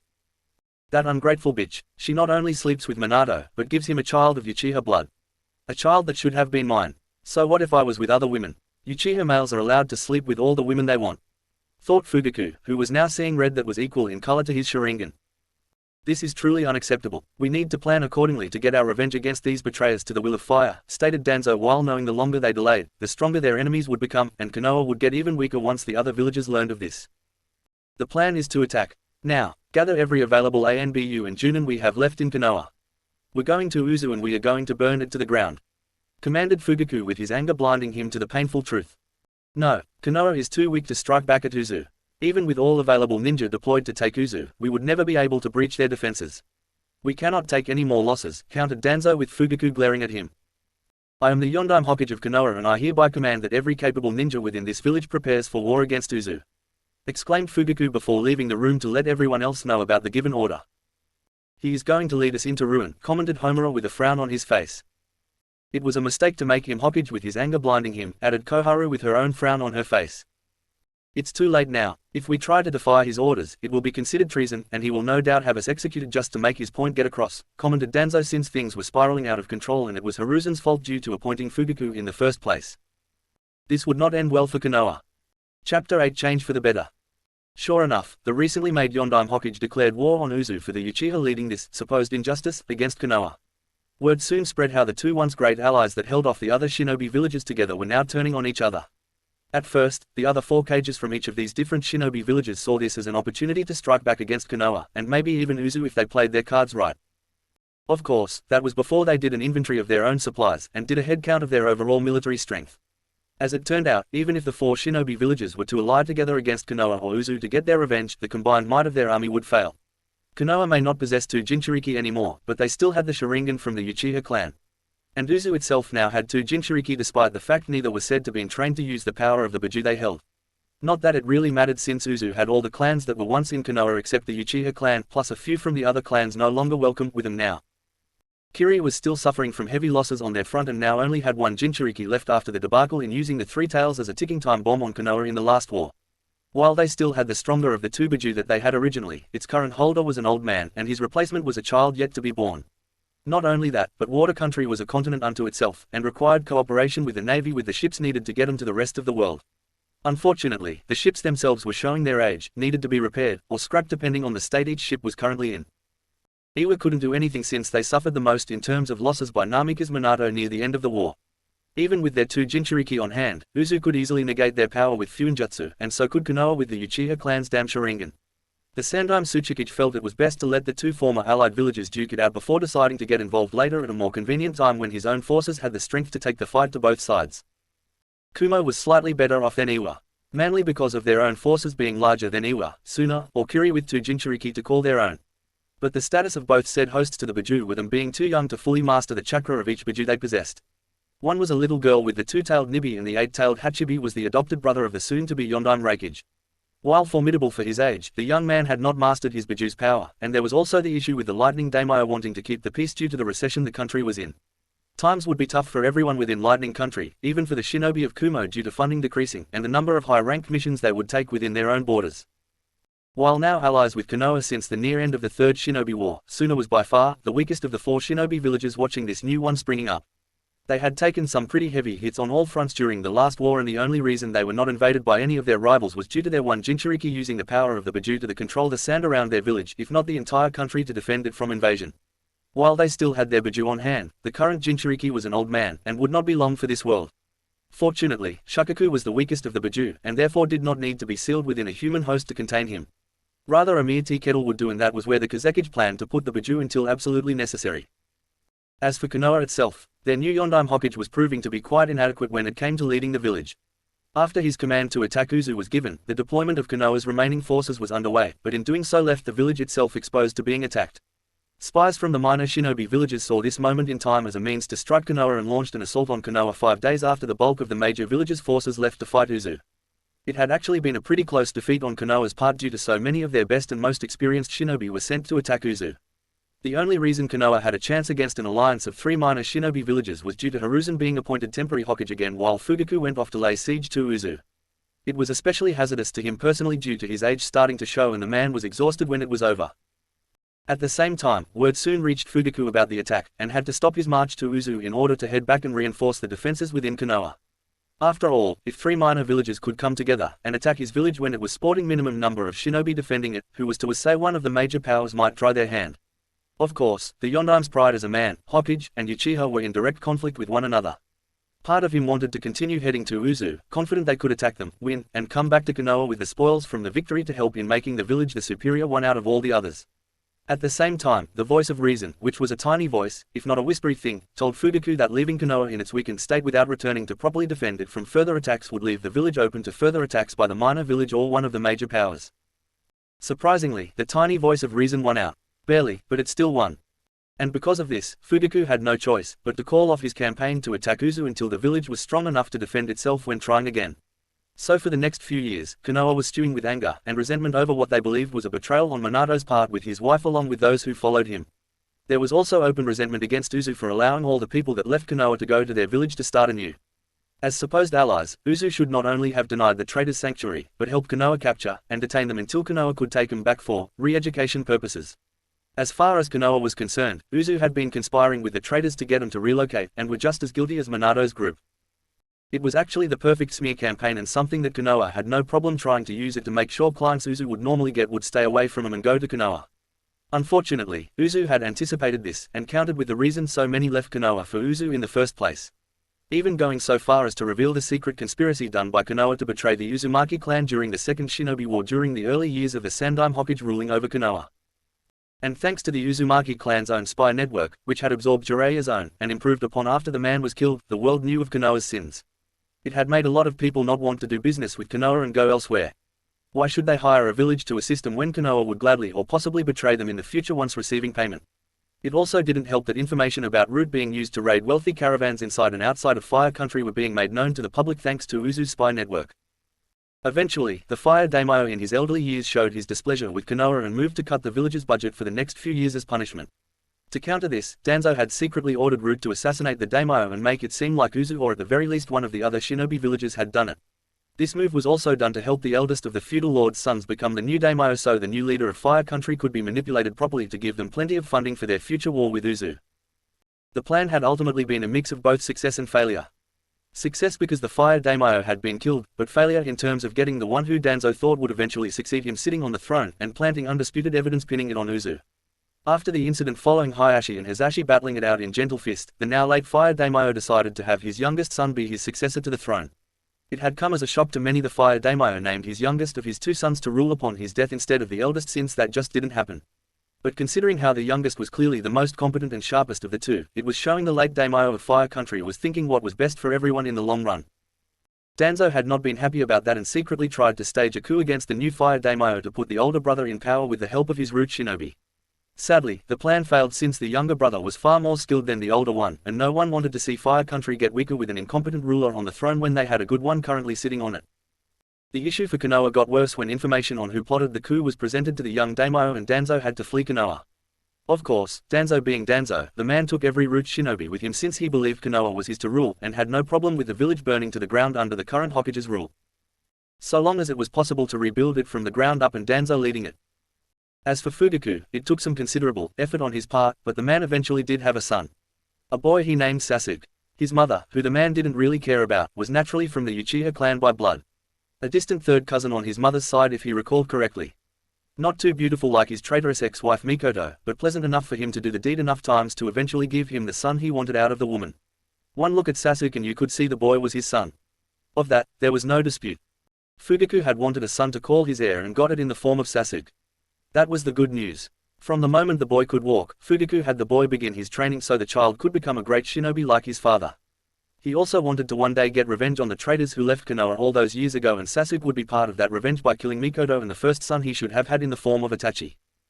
Sadly, the plan had hit a snag that boggled the mind of the Uchiha and Yondaime Hokage in the form of his son's overall performance. The boy showed promise, no question, but it seemed like whatever Uchiha training Sasuke did, Fugaku got the distinct feeling Itachi could and would do it much better in the same situation. Itachi was after all, the son of Namikaze Minato, and the man had been considered the odds-on favorite to be Hokage. Not to mention Minato possessed amazing potential as a shinobi and it was more than likely Itachi inherited that potential. Adding in his Uchiha blood from Mikoto's side would only make Itachi's strength even greater. Even now, the Uchiha for a Hokage had reports from his few reliable spies throughout the world of Itachi showing off his potential as an elite among Uzu's best. It's bad enough Minato takes my wife from me and has a son of Uchiha blood together, but his damn son might outdo my own," thought Fugaku angrily while sitting at his desk and doing the paperwork to keep the village running. A knock told him someone was outside and a bark of "enter" caused the person on the other side of the door to open to reveal Homura and Koharu. Both side by side, scowling at him, and it was clear they were not pleased to be here. Of course, these two were never happy, and behind them was Hiruzen with scowl on his face, but not to the degree of the other two. "We need to speak to you Fugaku," said Homura first to the Uchiha Hokage. "About what?" asked Fugaku while scowling at the two. "These new laws you are putting in place are going to suffocate Konoha. Higher taxes on civilians and non-Uchiha clan members. Foreign merchants from other lands who wish to do business with us being forced to pay 3 times what others within the village must pay to rent the land in order to set up shop for selling their goods. You've even increased the price of C2S rank commissions. At this rate, Konoha will lose more money than we will gain, and put the village in the red within 2 years," stated Koharu angrily since she had the Treasury Department estimate how long Konoha could handle this type decision. "It had to be done. We are already bleeding heavily from our past financial losses. The village needs income and fast. It's bad enough Rude was used by Danzo to steal what we needed in the past, but this is different. I don't mind that Danzo did it since his stealing helped Konoha. Sadly, his forces got sloppy, and evidence of him doing it, plus his own failed coup attempt on the Fire Daimyo forced my hand. I had no choice but to deny Konoha's overall involvement in his schemes. We either do this or we go back to what Danzo is no doubt doing right now and stealing financial resources to bolster his power," remarked Fugaku while the three in front of him frowned. "Danzo's approach, while illegal, gave him money Fugaku. Your action is making Konoha bleed out faster. Clients we normally get are going elsewhere. Merchants we normally get and those that come during the Chuunin exams won't wish to do business with us. They would rather go somewhere else or wait until the Chuunin exams are in another village where they can make a greater profit," countered Hiruzen with Fugaku scowling at him. "I am the Hokage and I will decide how to handle this issue on gaining more funds," said Fugaku with his tone indicating his decision was final. "There is also the issue of making everyone in Konoha not of Uchiha blood into second-class citizens in all but name," added Koharu with a look of disapproval in her tone. "Considering how the Uchiha clan is the only remaining clan left with the numbers and a strong bloodline, is it really such a bad idea? The Uchiha clan is the superior breed here and as such, it is only natural my clan has such a status when compared to other people living in this village," countered Fugaku while Koharu, Homura, and Hiruzen didn't like this one bit. "There are laws Fugaku. Laws you are violating with these decisions," countered Homura with Fugaku glaring at him. "I am the Hokage. My word is law. Any other laws this village has surrounding this issue are to be added on, altered, or removed as I see fit," exclaimed Fugaku with the advisors not liking this. "Any news on Danzo?" asked Hiruzen with Fugaku shaking his head. "None. The man doesn't want to be found unless it benefits him," said Fugaku with the trio in front of him frowning further. "From what our own ANBU have been able to determine when in the field, every major shinobi village, and even a few clans still wandering are trying to hunt him down," added Homura since Danzo had done a lot of bad things everywhere and anywhere with all of the root nin under his command. The fool made his choice in targeting everyone and anyone outside of Konoha. He tried to take on the world when it should only be taken down piece by piece. The man was growing impatient in his soon-to-be old age despite his preach of controlled emotions," said Fugaku without remorse. "How is your son doing?" asked Hiruzen curiously. "Well enough. I intend for him to become the future of Konoha and clan head of the Uchiha. Maybe even become my successor as Hokage," answered Fugaku while the old monkey grimaced. "And you will no doubt make sure no one outside of Uchiha blood takes the mantle. Even if there was someone more qualified too," thought Hiruzen since he knew once an Uchiha got the taste of something they liked, the Uchiha clan didn't let it go. "Uzu at the moment. Come back here brat," exclaimed Mitarashi Anko angrily, as she chased one Uzumaki Naruto through Uzu. "No way," exclaimed Naruto while running for his young life from the angry girl he had hid with a prank that caused the irate individual behind him to have her hair go from the purple color to that of orange. Why did Naruto prank Anko? Simple, she insulted his love for ramen. She even said dango of all things was better than ramen. The nerve. "Should we stop them?" asked Minato from his perch on a building while Kushina was beside him seeing her son running for his life. "No, let them tire each other out. Oh, isn't it so cute? My son is already a lady killer at such a young age," giggled Kushina while Minato's sweat dropped. "You do know Anko's not chasing him to one day have him on a date, right Kushina? She is trying to catch and strangle the life out of him for dyeing her hair orange," commented Minato with Kushina letting out a small laugh. "Of course dear. Still, Naruto's interaction with girls far outdoes Mikoto's boy. Despite the fact Itachi is also your son," countered Kushina while giving her husband the stink eye at the end. "I told you I'm sorry Kushina. In my defense, Mikoto-chan didn't perform the anti-pregnancy jutsu when we, coupled together that one time," said Minato to defend himself from his angry wife since he knew Kushina wanted to give him a child first since they were married first. Mikoto had rubbed it in her face how Itachi was so great. That's no excuse. You're lucky I love both you and Mikoto-chan, or else I would smash you into tiny pieces, Databane. Exclaimed Kushina with righteous fury while fire was around her form with the long way hair forming like tails. Calm down, Kushina-chan, please. Oh look, Anko finally caught Naruto, exclaimed Minato while pointing quickly at Anko having finally caught Naruto and moved to beat him up. Only for the boy to go poof and revealing he was a shadow clone. Damn you Gaki, I know where you live. I'll get your ramen-loving ass, exclaimed Anko angrily while looking around for him before trying to figure out how to track the boy down. Who taught him the shadow clone jutsu?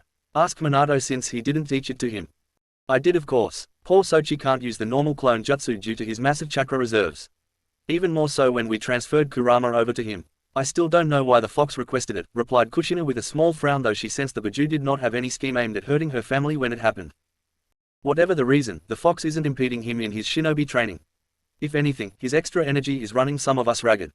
Not to mention him running around to escape his pursuers from catching our son following his pranks is good exercise too, remarked Minato, knowing Naruto balanced his time between shinobi training, eating ramen, and pranking people. And not particularly in that order. That's good. Our son needs that energy if he wants to one day become my successor as the Uzukage of Uzu, replied Kushina since Garp had stepped down as Uzukage and had appointed Kushina as his successor to the title. Right now she was using shadow clones to deal with the paperwork so Kushina herself wouldn't have to do it.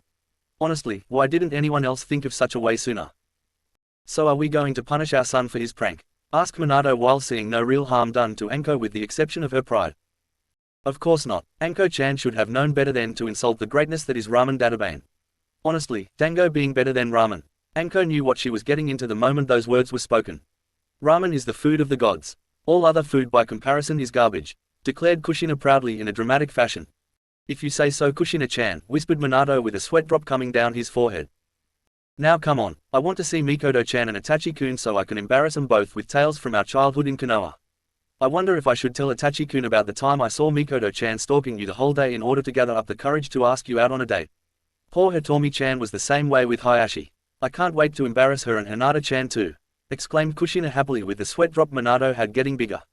My wife is odd. Already she has schemes in place to get Naruto interested in Hinata and vice versa. It is bad enough she's been doing her Uzu Vudo on the girls that are around Naruto's age, but she's also targeting some girls slightly older than him too. But I suppose that's what I get for marrying a woman who wants to have a manly son for an Uzumaki. I wonder if any other child besides Naruto has to go through this with his mother. Thought Minato while Kushina began mumbling off the list of things she could embarrass her two female friends with while in front of their own children. Elsewhere. In another dimension somewhere, a boy named Ranma sneezed hard. The end result was a lot of snot going into the hair of a girl named Tendo Akane before she got angry, called him a perverted, and swung her mallet at him. She missed when the boy skillfully dodged at the last moment and left in a run before Akane could take another shot at him. Back in the Naruto universe. Did you have to prank Anko-san, little brother? Asked Itachi curiously while the two were ninja training at the Uchiha family home. The option to become a clan of Uzu was up in the air for Itachi and Mikoto given they were the only Uchiha in Uzu right now. Minato assured his son there was no pressure on his end or on Uzu to make it happen anytime soon. The last thing Minato wanted to do was put the boy on some pedestal and the pressure that came with it. Such things could make a person snap if they were pushed too hard by such things and cause someone like Itachi to go on a crazy killing spree in a form of ironic punishment to the parents. Who in their dumbass minds as parents would do that to their own kids? She insulted ramen. Besides, I seem to recall you made that one guy act like chicken with your eyes putting a genjutsu on him because he insulted your love for Pocky, said Naruto with Itachi stiffening at the memory since the idiot during AC rank mission had made fun of his love for Pocky and the tasty snack of the gods. Pocky is the snack of the gods. Just as ramen is the food of the gods, countered Itachi while making a mental note to find that idiot again while disguised and find out if he still made fun of his Pocky. And if the idiot did. An even stronger genjutsu. One that would make him crap his pants when around beautiful women and little children. I can agree to those terms. You don't insult ramen and I won't insult Pocky, said Naruto with a smirk knowing Itachi would agree with him. Honestly you two, must you get into this discussion? Asked Mikoto while seeing her own son and his half-brother talking about those foods while training. No, but it helps pass the time, answered Naruto while Itachi agreed. They clearly get that quick wit-based trait from Minato-kun's side of the family tree, thought Mikoto since she knew enough about Kushina to know the redhead was not like that. Years later. A 16-year-old Uzumaki Naruto was brought to the Uzu Tower to see his mother. She had wanted to see him in her office about something important. He could tell it was important because the woman wasn't using shadow clones to deal with the paperwork sitting on her desk. He sweat dropped at seeing his mother glaring at the pile while the pile itself seemed to shift and make a sound like it was actually letting out an amused chuckle at her own personal expense. Damn you paperwork, I don't have a shadow clone work on you for one measly hour and you turn into this. Well, enjoy it while you can because I intend to make you pay with an army of shadow clones. Wahahaha, thought Kushina while she thought up the best way to defeat the evil pile of paper on her desk. Ah, Mum, you wanted to see me? Asked Naruto while seeing his mother go into one of her fantasy moments and giving the pile of paperwork an evil look. Not once did he feel bad for the paperwork in question that was the target of his mother's wrath. Oh yes, sorry, as you know, your father and I have been training you to one day be a super badass ninja just like us. Well, thanks to your Uzumaki genetics, vast chakra reserves, Kurama, shadow clones, and an intense training regimen provided by the greatest parents ever, I am proud to announce you are ready for one final gift to make it all complete. Stated Kushina dramatically while Naruto's sweat dropped at his mother's actions. What final gift? Asked Naruto curiously while Kushina smiled at him and went to the vault behind a picture of Uzumaki Yamamoto and took out its contents. This sword. It once belonged to Uzumaki Yamamoto. It was because of him that Uzu is alive today. He helped so many of the people formerly from Konoha and opened their eyes to the shadowy leadership of the Sandaime Hokage, explained Kushina since Uzu had taught in the history class about how Konoha tried to betray them in secret for the sake of getting the Kyuubi exclusively for their village. As for Naruto, he was handed Yamamoto's Zanpakuto, which the blonde took, and held firmly in his hands before his eyes glazed over for a brief second. Fortunately, Kushina didn't notice, or if she did notice, chose to ignore it since she suspected the sword was making contact with her son. Before his death all those years ago, Yamamoto had left one final message for Kushina to not only preserve his sword, but ensure it was handed down to her son. How he even knew about Naruto before she was even in a relationship with Minato, much less knowing Kushina would have a son following the actual conceiving of the child was beyond her. Regardless, Kushina had no problem honoring the old man's wish to give her son the sword when the boy was old enough and strong enough to wield it. After all the training Naruto went through up to this point, Kushina damn well knew her son was more than strong enough to use the weapon against their enemies. And a good thing too since Konoha was getting bolder in their attempts to destroy them. Speaking of Konoha, from reports from their spy network, the village once allied with Uzu, and the Uzumaki clan had become a shadow of its former self. The place had in truth become a cold, desolate thing in place of the warm and welcome village it had been years ago during the time of the Shodaime and Nadaime Hokage. Uchiha Fugaku had implemented decisions, which made anyone living in Konoha not born of Uchiha clan blood to be second-class citizens, if not slaves in all but name. Citizens were pushed around by the Uchiha clan, forced to make room for anyone of Uchiha blood and do whatever an Uchiha commanded of them. Shinobi were in the same boat if they were not of Uchiha clan blood and only got some leeway if they married into the clan. Hence why many Uchiha males found themselves swarmed with many female admirers, or in other words, their own little harem of 2, maybe 3 women sleeping with these men of the clan in the belief they could give the clan children and provide them with a form of status that was higher than most. The Hyuga clan, for what was left of them in Konoha, had begun to practice the cage bird seal once more on those of their clan they deemed to be fit for becoming branch family. All under the fire daimyo's nose and against his orders to never use such a seal again. Despite the records being destroyed, several of the elders had performed the actual sealing ritual that they didn't need it on record to perform the event. They of course made new records, but hid these in secret to prevent the fire daimyo from learning the truth. Not that anyone would or cared to believe such a thing would happen since the seal was on the submissive members and those that weren't would keep their mouth shut in order to prevent themselves being killed by the fire daimyo for being part of a clan that was allowing such a practice. As it was, the Hyuga clan of Konoha had been hell-bent on restoring the clan to its former glory, as they put it with enough arrogance to choke a giant summons. They had felt given the situation with their numbers that breeding outside of the clan for this one time would be required since they needed numbers and too many of the clan left behind when the majority went to Uzu were too close in relations. While the Hyuga clan was no stranger to inbreeding, it was normally done with second or third cousins to prevent the inbreeding to reach a level even they didn't tolerate.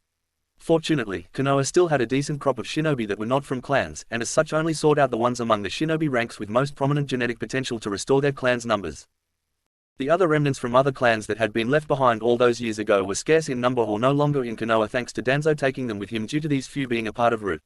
The Warhawk had felt they would serve Konoha better being a part of his rogue yet patriotic faction of the village rather than being in the village itself.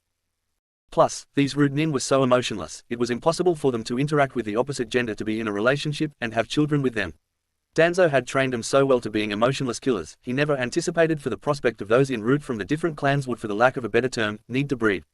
The man had always taken so few members from each clan over long periods of time so Hiruzen and eventually even his own successor wouldn't know about his plucking of candidates. When every major clan sans the Uchiha left Konoha years ago, all that remained with a handful Danzo plucked, and none of them had ever been in a relationship with someone or had children. What was the point? It was easier and more efficient to take those from the clan members who did have children. Danzo wanted emotionless killers. Besides, the idea of one of his Root Nin from a clan suddenly snapping under the sudden fear of his or her progeny. A fear of said progeny joining the ranks of Root and becoming an emotionless killer. A routine all of a sudden getting a desire to not make it happen and being insubordinate wasn't a concept Danzo liked. But Konoha didn't see it this way. Fugaku didn't either. He saw it as Danzo planning to one day usurp him as Hokage and the Uchiha clan in general of their right to rule the village. Not only that, but Danzo could use them as bargaining chips if it came down to such an act where those few remaining from clans could be used as currency for other villages. Questionably patriotic or not, Danzo cared about himself above all others, and had no problem sacrificing his men if it meant he could survive longer around his many enemies surrounding him on all sides. Even now, Uzu spies were reporting that the other shinobi villages were zeroing in on the War Hawk and intent on killing him for his past crimes against them. It was only a matter of time before the man was caught, killed, and Kami knows what would happen to all of his routine under his command. Of course, Uzu had no intention of letting the other villages get him. As bad as Danzo had hurt each of them in the past, it was Uzu and those loving within its walls who were hurt the most. Out of all the various factions closing in on Danzo and his routine, Uzu was the one with the lead in terms of catching him. Raijin Jaka, whispered Naruto at last with a smile on his face in a tone that sounded like someone meeting an old friend after such a long time. Treat that sword with respect, Naruto-kun. It was wielded by a great man and I won't have him or his sword being dishonored. Not even by my own son, warned Kushina with Naruto smiling at her. I won't abuse this sword, Ka-san. I promise, replied Naruto before slipping the sheath into his side and intended to do some training with the weapon right away. Good. Oh, on a personal note, how is Hinata doing these days? You two have gotten pretty close over the years, commented Kushina with Naruto blushing a bit. We're doing great. We actually plan to go on a date soon in a couple of days, answered Naruto with Kushina smiling at him. And what about Anko-chan? While a few years older than you, she has made it quite clear of being interested in a relationship, questioned Kushina since she saw how Anko was always flirting in good nature with her son and even helped him with his pranks at times. Anko even forgave him for the one Naruto did on her when he was a kid since it was to defend the honor of ramen. She admitted had someone insulted her love for Dango, Anko would have done something similar though probably a bit more cruel, and the two agreed not to insult the other's favorite food. Mum, come on, seriously, you know I care about Anko-chan, but is it really okay for me to be in two relationships? I risk hurting one or the other, replied Naruto since he didn't want to hurt either person in his life. Oh nonsense, Naruto-kun, your father is in a relationship with me and Mikoto-chan. So long as both girls agree to share, you won't have a problem balancing the two. Just make time for both equally, stated Kushina with Naruto blushing since he knew what it was his mother was implying with his father. If you say so, remarked Naruto with Kushina smirking further. I know so, Naruto-kun. Besides, I know from experience that two women in a man's life help spice up a relationship when together, commented Kushina before she had a slight perverted grin on her face that made Naruto's face even more red. Mum, not cool. You used to tell me how you hate perverts. Why are you looking like you are one? Exclaimed Naruto with his mother getting a bit angry. I am not a filthy pervert. Besides, it is not wrong if all parties involved are okay with it and have the same interests. Which your father, Mikoto, and I clearly do. It's only when there is a pervert among everyone else, who is doing something that is not welcomed by everyone, that we must beat the living snot out of them. Declared Kushina while Naruto just sweat dropped.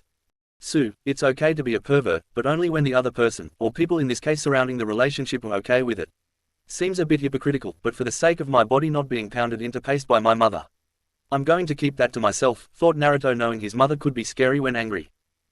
Which is why he always made sure to have something on hand to redirect it away from him and to some unfortunate soul who happened to be in the room or was walking into the room at the worst possible time. In any case, I have a mission for you, and Itachi, regarding your mission to Nami's mainland borders since they are our neighbors. It should be simple enough. One day max to get there and back, but keep your eyes sharp when there. Konoha has been getting bolder now that they have recovered some of their strength. They are also close to Nami, and our spy network has determined the Hokage's son is with an ANBU team running around that area. They are attacking various towns and stealing anything and everything of financial value to keep Konoha afloat, replied Kushina in a more serious tone. Let me guess, Sasuke is the spitting image of his father. And not just in terms of being a bastard, surmised Naruto, since he knew the Uchiha clan within Konoha were so filled with hate and arrogance, they had no problem unleashing it on the world. Correct. He's basically your polar opposite in every sense of the word, both in the looks department and personality. Not to mention morality. I hear Fugaku's son even killed a boy half his age simply because he could. Burned the poor kid alive with a fire jutsu. If the rumors are believed to be true, and I'm hoping they are not, such an act is now part of the traditions of the Uchiha clan. Apparently, a true elite has no problem, or doesn't feel any guilt in burning an innocent person alive, replied Kushina with Naruto frowning further and felt his sword pulse angrily at his side. We'll be careful, Ka-san, said Naruto before he left the room. Elsewhere. Are you sure about this, Sasuke-sama? I mean, how do you know Uzu will send him here? Asked a member of Konoha's ANBU with his team supporting one Uchiha Sasuke. Because you know, talent loser for an ANBU and member of the Uchiha clan, we are here attacking people who have done business with Uzu. Statistically, some of these peasants will head there and ask for protection. With any luck, they will come around this area, and we can kill those two monsters at the same time.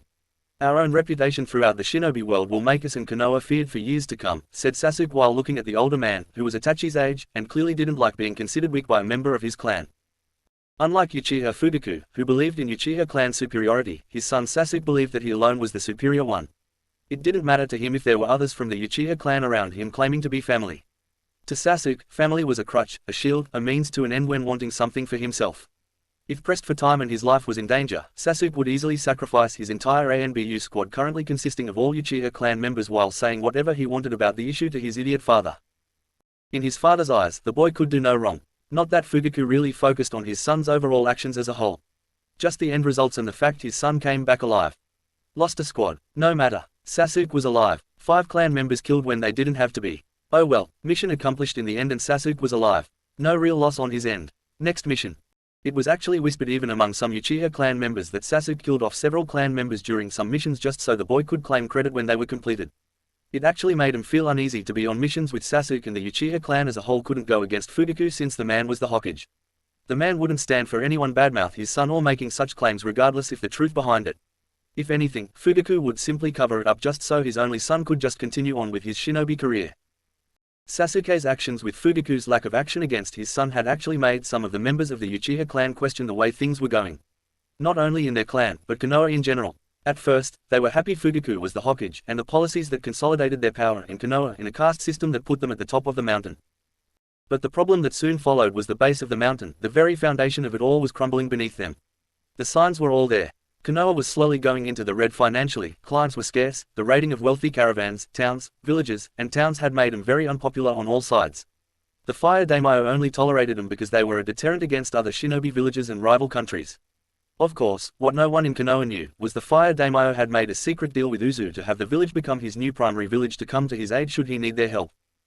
It wouldn't be long before the Fire Daimyo finally ordered the liquidation of Konoha and removed the stain the village left on his country. I'm a loser. If you weren't Fugaku-sama's son, I would kill you right here. Right now. Hell, no one here on this team would try to stop me from making the attempt if I did. You and your father are slowly killing off Konoha, turning it into nothing more than a slowly sinking ship. A sinking ship with everyone in the village becoming nothing more than the proverbial rats in it all trying to stay afloat. Thought the ANBU that Sasuke had insulted mere moments ago. I can't believe Konoha, Hashirama and Tobirama would be rolling in their graves if they saw what became of the village they created all those years ago, said Naruto making his way into the clearing with Itachi by his side. Both brothers looking at their enemy without emotion. Yes, how perverse, added Itachi calmly while seeing the Uchiha around him drawing weapons. Blood traitor, whispered one Uchiha behind his ANBU mask. Uzu filth, exclaimed another Uchiha with his tanto firmly in his hands. Don't you just feel the love here, brother? Isn't it everything we've come to expect from Konoha? Asked Naruto with a hint of sarcastic amusement. Clearly, I almost want to walk over to them and hug each Uchiha here, answered Itachi while glancing at each Uchiha until stopping at Sasuke. You're going to die today, Itachi, stated Sasuke with his sword drawn. Sorry to disappoint you, Sasuke, and your father, but I intend to live a long full life, said Itachi before he dispersed into a flock of crows. Show off, whispered Naruto before he moved swiftly with his sword drawn. 3 Uchiha ANBU were struck down within seconds. You were one to talk, Naruto, commented Itachi before he appeared behind 4 Uchiha ANBU and stabbed them all in the back of the head with kunai thrown from his hands.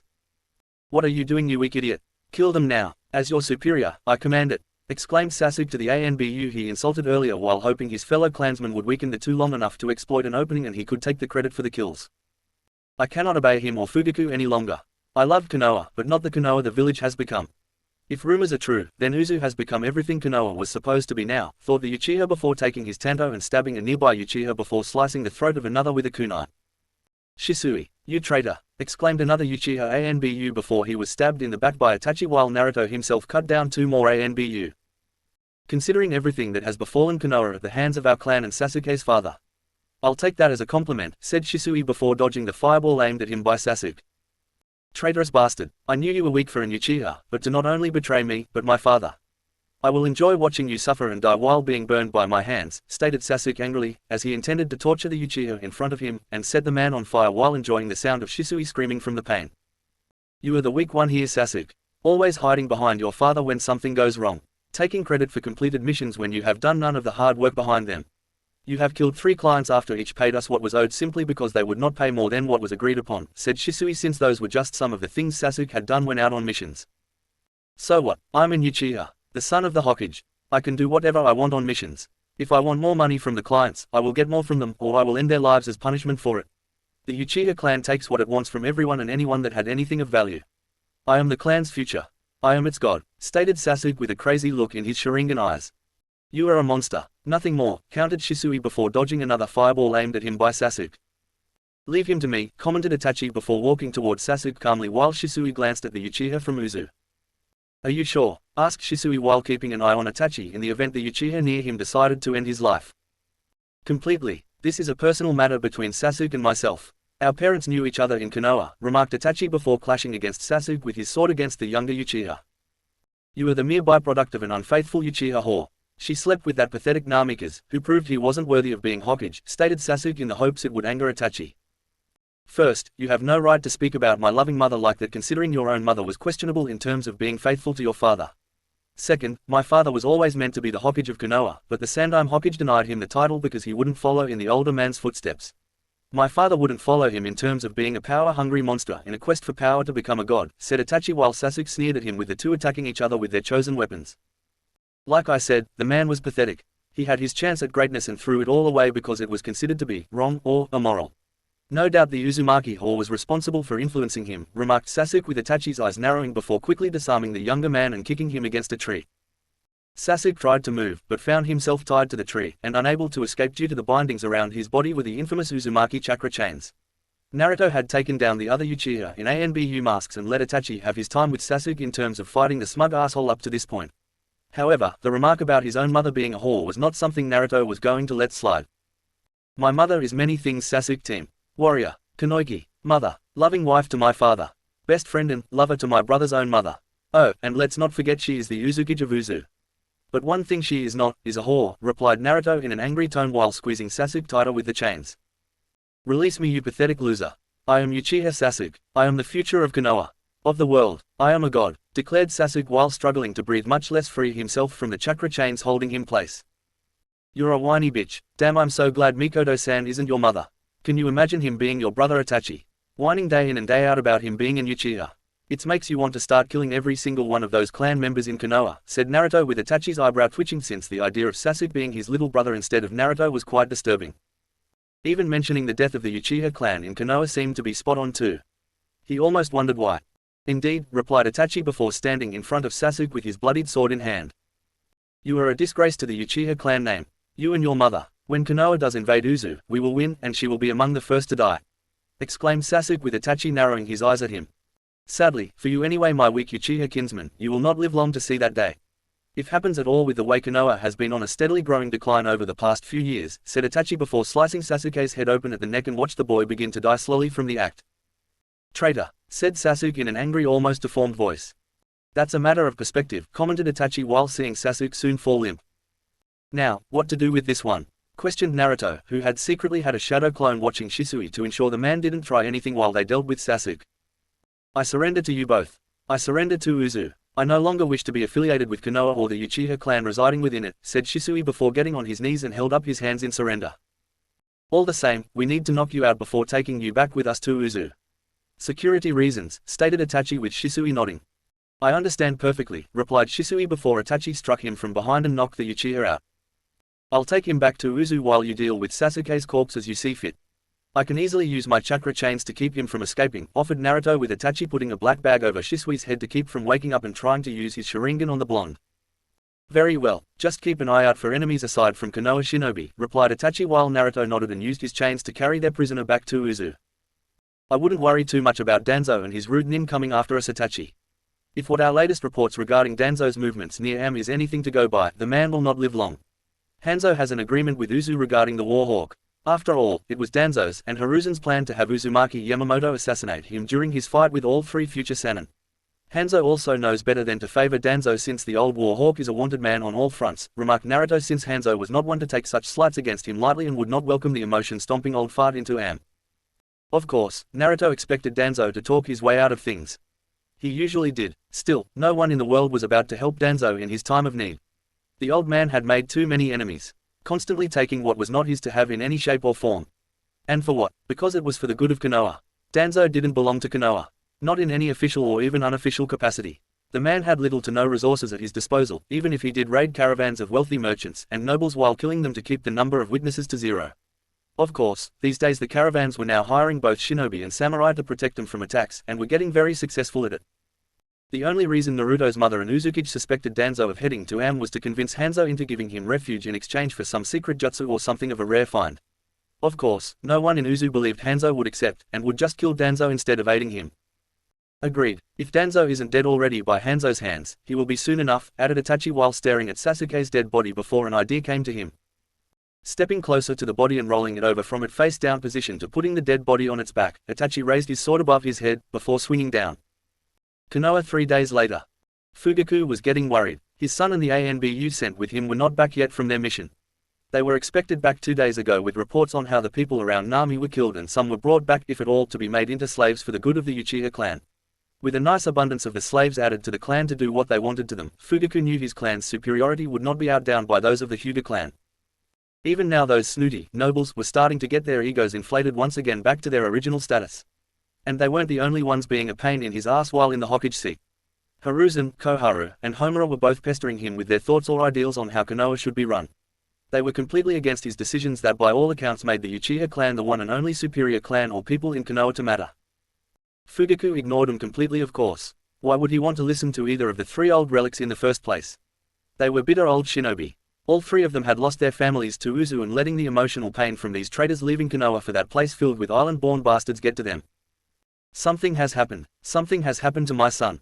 I just know it, thought Fugaku while pacing, and stopped when a shadow emerged from the darkness of the room to reveal Itachi had entered the room. And was holding a box in his hands. Hello Yondaime Hokage, we finally meet, remarked Itachi, since neither Fugaku or anyone from Konoha had never interacted with Uzu in terms meeting in a civil manner during the Chuunin exams. You must be Itachi. I see much of Mikoto in you, and some of Namika's, remarked Fugaku angrily. Thank you. I will take that as your highest compliment in regards to my parents. It is a shame you became so drunk and mad with power, replied Itachi calmly while Fugaku scowled further. And what would a mere whelp like you know of power? Absolutely nothing, countered Fugaku before he charged Itachi with a kunai now in hand. Only for Itachi to grab the offending hand at the wrist with his own remaining free one. I know you believe in absolute power. And that it has corrupted you absolutely, said Itachi coolly before breaking Fugaku's wrist and causing the kunai to fall from the older man's hand. You disrespectful ingrate for an Uchiha. You have the unmatched strength of our clan flowing through your blood, yet you side with those outside of it. And for what? Some pathetic principle they infected your mind with since birth? Questioned Fugaku before he was kicked hard in the gut by Itachi and slammed against his desk. Where were his ANBU? In case you were wondering, I took care of the guards before I came in here. A seal on the door prevents anyone from feeling your chakra should you decide to spike it in warning to the other shinobi in Konoha. Not that it really matters since I'm not here to fight. Or to assassinate you, said Itachi before throwing the box at Fugaku, who caught on instinct alone. What's this? Questioned Fugaku while the urge to drop it nearly kicked in. The end of your future, your dreams, and dynasty in all things pertaining to your life, replied Itachi in a cryptic fashion before vanished in a swirl of crows. What did he mean by, oh no, thought Fugaku before he opened the box and saw the head of his son Sasuke. His son, who was also missing his eyes, ears, and even his tongue along with some of his teeth. Uzu at the moment. I just got word from one of our spies near Am. Danzo was captured and executed by Hanzo during their meeting, said Kushina while in a meeting with the clan heads, and Uzumaki Garb taking the role of shinobi advisor due to his years of experience running the Uzumaki clan in the past. No surprise there, though who struck first is the real question, remarked Inoki, since he knew between the two that one man was paranoid and the other had a grudge against the former. Danzo was the first to strike. He apparently acquired a pair Sharingan from an Uchiha and had one transplanted into his eye socket with the second eye hidden in his arm via grafting. He hid the first one behind some bandages wrapped around his head and tried to put Hanzo in a genjutsu long enough to make the attempt on his life. What Danzo didn't suspect was Hanzo's armor was given a nice upgrade by us a few years ago with seals to prevent any type of genjutsu from working on him, replied Kushina, since she read how Danzo met his violent end by Hanzo's hands. Danzo had been getting desperate recently. Enemies on all sides, moving around from one location to the next with no allies in any location to hide him or his route. The Warhawk was hoping to influence Hanzo with his genjutsu, or depending on how the overall conversation went, use the genjutsu to distract Hanzo long enough to kill him. Once he did that, Danzo planned to take Am for himself, and use it to wage his own war against Uzu. Maybe even ally with Konoha, and the two sides could strike back against Uzu on two fronts. Sadly, for Danzo, it didn't work out. Danzo didn't suspect Hanzo was wearing armor with Fuinjutsu designed to repel Genjutsu. He didn't expect Hanzo to have him surrounded on all sides when they met. His own root nin were killed during the battle, and Hanzo had proven that even at old age, the man was not one to be trifled with. Of course, neither was Danzo, but that was more when he was in his prime, and not in this elderly state where his chakra was nowhere near the level it was back during his younger years. When the battle quickly went in Hanzo's favor, Danzo chose to flee while his remaining root nin acted as living shields to give him time to escape. Not that it mattered, since the nin under Hanzo's command easily went through them and Hanzo hunted down the Warhawk himself.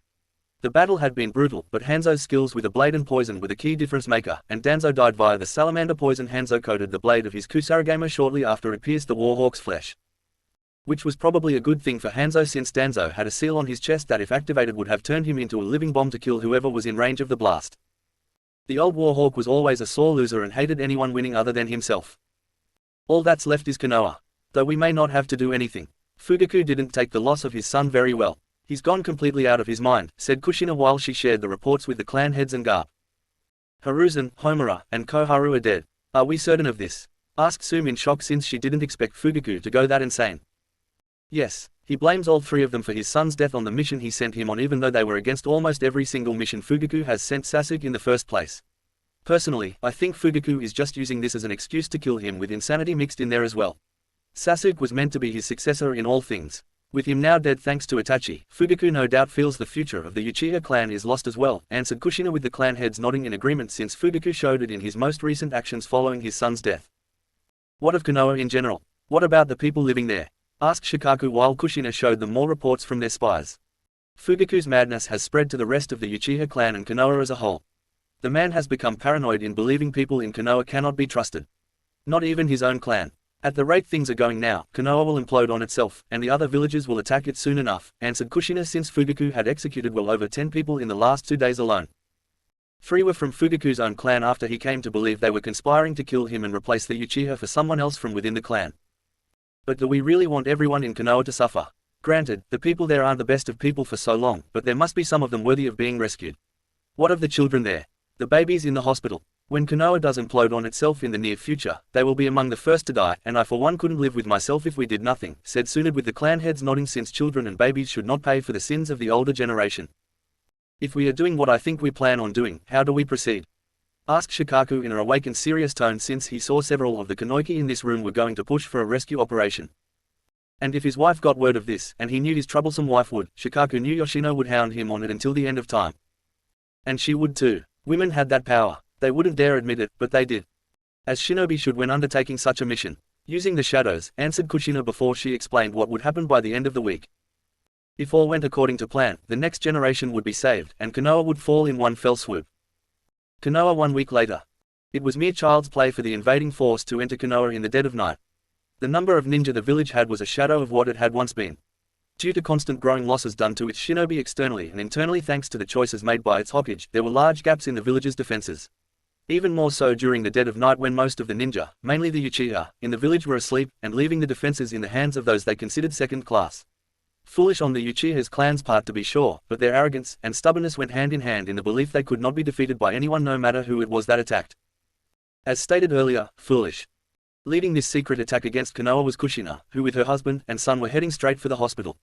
They were planning to secure the babies at the hospital and transport them via a space-time fuinjutsu back to Uzu, where an orphanage run by Nagato, Yahiko, and Konan would take care of them. As for the children living in Konoha's orphanage, which was run down due to the lack of funding, they were being retrieved by Kakashi, Rin, and Tsunade, leading the Uzu ANBU to silently get them to Uzu without a fuss. As for the Uchiha clan, it was decided most of them would be killed off by Itachi himself, while Mikoto would seek out the babies and children of the clan to bring back to Uzu. She didn't believe people were born evil. It was either taught or planted in someone with evil intentions to see such things grow in others. Mikoto believed if she could save the children of the Uchiha clan from having such evil planted in them by their parents, they could grow up to be great shinobi, and worthy of being called ninja of Uzu, if not a new and redeemed Uchiha clan. As for the other remaining people in Konoha, sans those enslaved by the Uchiha clan during their time running the village, they would handle decisively.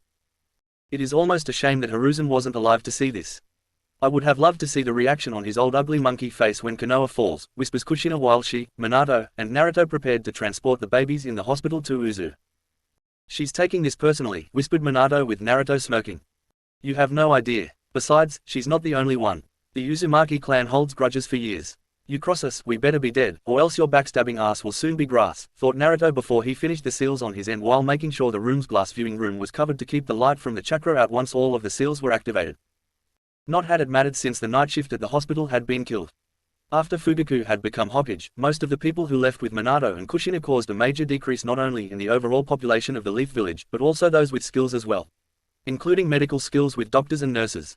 So the Uchiha for a Hokage had gone to very questionable lengths to fill the job gap in the hospital itself. Namely doctors who were in prison. No, not the prison doctors themselves who would treat prisoners in the prison, but actual doctors who were arrested and thrown in prison for their inhumane way of treating their victims' patients. The Yondaime Hokage for an Uchiha explained to these so-called doctors that they would be pardoned for their past crimes of mutilation and horror, provided they served Konoha using their medical skills to actually treat the wounded or sick that come in to be treated for such things. All under careful supervision of the Uchiha stationed there, of course. Sadly, these individuals did far more harm than good working in the hospital. The Uchiha watching them tended to let their eyes wander since they felt the mere presence of one of the clan would keep these monsters in line. When it soon became clear to these less than honorable doctors and even some of the nurses that their actions at the hospital could go undetected at the right time, they did so accordingly. The injured and the sick died more frequently, most of the time in perpetual agony. Not that anyone from the Uchiha clan watching them would care, since those who suffered from such treatments were not from the clan by blood. So why should the clan care? Those who died were not of their blood and thus were not important. Not that it mattered anymore, since those involved in such things at the hospital were now dead and killed in a violent manner befitting their status as monsters in human skin. All set on my end, said Kushina with Minato and Naruto nodding in agreement since they just finished too. Ready, in 3, 2, 1, now, stated Minato before they activated the Fuinjutsu and sent all the babies to Uzu. Phase 1 was now complete. With any luck and a great deal of skill, Phase 2 would soon be completed shortly. Uchiha clan district at the moment. Bodies were everywhere. Bodies of the Uchiha clan of Konoha. They littered the ground, staining it like a small river of blood. Some were thrown into walls. Others went through the paper doors. The district's alarm system had long since been disabled by Mikoto, since she knew Fugaku well enough to never change the system's command code. She wouldn't be surprised if he had kept it turned off despite his growing insane paranoia that the world was out to get him. She was surprised, however, to see him awake, angry, and clearly had a look of insanity in his eyes. Mikoto, I should have known, just as your son killed mine, the woman that was once my wife has come to kill her former husband, commented Fugaku, as he had made himself into a light sleeper in the recent years in fear of possible enemies and even most recently his kinsman from within the Uchiha clan trying to assassinate him. Why so surprised, Fugaku? You have done horrible things. Horrible, unspeakable things as the Hokage of Konoha. You have hurt innocent people. Enslaved them, killed them. Did you really think this wouldn't happen? That this day, or rather this night, would not come? Questioned Mikoto behind her ANBU mask, since she felt he didn't deserve to see her face. Had you done your duty as my wife, this wouldn't have happened in the first place, said Fugaku while the two clashed with swords in hand. And about your duty as my husband. To be faithful, you weren't exactly faithful to me all those late night, Fugaku. I didn't start being unfaithful until you started it on your end. The only real difference between us is I merely chose to be with someone I loved. You did it with every whore in Konoha. I wouldn't be surprised if you had some kind of STD after all this time, commented Mikoto with Fugaku scowling further. I am the head of the Uchiha clan, the Yondaime Hokage of Konoha. If I want to sleep with another woman aside from own wife, it is my kami given right as an Uchiha and as a man. A man has the absolute authority in this world to do what he wants, with who he wants, and anytime he wants, regardless of what his so-called wife wants from him. As far as I'm concerned, all women are inferior to men outside of breeding. Even one of Uchiha blood like you, replied Fugaku while Mikoto scowled behind her ANBU mask. And you wonder why I left Konoha, the clan, and you for Minato-kun. Not only does he care about my needs, the man is also a better lover than you could ever hope to be, and is a true man where it counts, remarked Mikoto before she moved faster than Fugaku could see with his eyes and stabbed him from behind with her sword. Only for Fugaku to use a substitution. You will pay for your treachery, woman. I will kill Minato, your son you had with him, and then because you are still young enough, I will strap your body to a table to properly breed multiple sons out of you, exclaimed Fugaku from behind Mikoto and moved to stab her in the back like she tried to do to him. Only for Mikoto to spin and dodge the sword thrust at the last minute before stabbing him in the chest where the heart was located with perfect precision. Your first son was a sadist and cruel boy. I would sooner make myself completely sterile than bring one of your future sons into the world knowing they would become like him, stated Mikoto before she pulled her sword out and saw Fugaku fall down dead. It is done, mother, stated Itachi calmly mere seconds later after appearing from the shadows of the room. By this point, a good deal of Konoha was now awake to the sound of the fighting that was occurring around the Uchiha district. Good. Any casualties? Asked Mikoto with Itachi shaking his head no. A few Uzu Anbu have some injuries. All minor at best, nothing that can't be treated on the spot, replied Itachi with Mikoto nodding. And your brother, is he ready to do his part? Asked Mikoto with Itachi nodding again. Yes, though I am concerned about him using so much power to do what needs to be done against Konoha. Naruto will be weakened considerably from this, even by Uzumaki standards, said Itachi while Mikoto nodded. True, but he does have Kyuubi in him. Plus we also have quite a few medic nins at the ready to treat him once this is over, countered Mikoto before she and Itachi vanished into the shadows. With Naruto's center of Konoha. Man, this is going to suck when this is over, thought Naruto while drawing his sword into his hand after he was given the all clear on his headset. What do you care? I'll fix you up right away. Plus your mother has an army of medic nins on standby just in case. And don't get me started on the Hyuga girl and the crazy one named Anko, commented Kurama with a hint of amusement at the end. That's not the point, thought Naruto with a blush since Kurama was putting images of both women in erotic nurse outfits and they were attending to his physical and mental recovery. I never said there was a point aside from you complaining. Now stop your whining and torch this place along with all the rats currently still infesting it. Commanded Kurama with Naruto just looking at him with a deadpan expression. You're enjoying this way too much, thought Naruto with Kurama smirking at him. All things considered, this village owes us twice over for its past crimes. It is high time we called in their debts and get paid with their souls, said Kurama while Naruto sighed knowing the Biju had a point. Stupid fox, the only reason you want to see this is because of the simple fact you get to see what you missed the first time around. Well, it's not like Konoha doesn't deserve this. If anything they're even worse than before in the previous timeline because certain people I know aren't here to keep other people I know in line from doing stupid things. But it is what it is and Konoha had its chance. The stupid old monkey should have just named my dad the Yondaime Hokage. Return all creation into ash, Ryujin Jaka, stated Naruto before the fire that came out of his sword washed over Konoha. The sound of the fire crackling throughout the village kept the screams of those few left in Konoha consumed in the fire from being heard. Magnificent, isn't it? Asked Kurama with a smile on his face. Do you think Hashirama and Tobirama will understand? This village was formed by them in the name of peace after all, thought Naruto with Kurama scoffing. The dream those two had died with them. You know that. You know what Konoha did in the previous timeline. What they tried to do in this one. They had their chance years ago to stop. When the betrayal of Uzu failed. When Jiraiya and Orochimaru died. The old monkey could have stopped everything easily by killing Danzo, liquidated the root organization, and naming your father the Yondaime Hokage years ago. But what does he do? He just continues with his plans. Uses Danzo, Root, and names an Uchiha as his successor. And look what that Uchiha has done since then. He's made this place a glorified shithole. A perverse cruel version of vision the Senju brothers had when they thought of Konoha. Ending things here with your power would be considered an act of mercy in their eyes, answered Kurama with Naruto nodding before he summoned the full power of his Zanpakuto and consumed the entirety of Konoha in fire. Konoha was now no more. Ironically enough, consumed by a will of fire of their own making. And not in a good way. Epilogue years later. So Naruto, how does it feel to be the new Uzukage?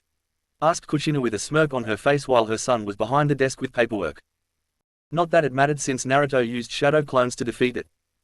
Not bad, my shadow clones do all the paperwork and I get to spend more time with my family unless an important meeting pops up that requires my actual presence, answered Naruto casually since he knew many a Kage before him had this issue of battling the evil that was paperwork.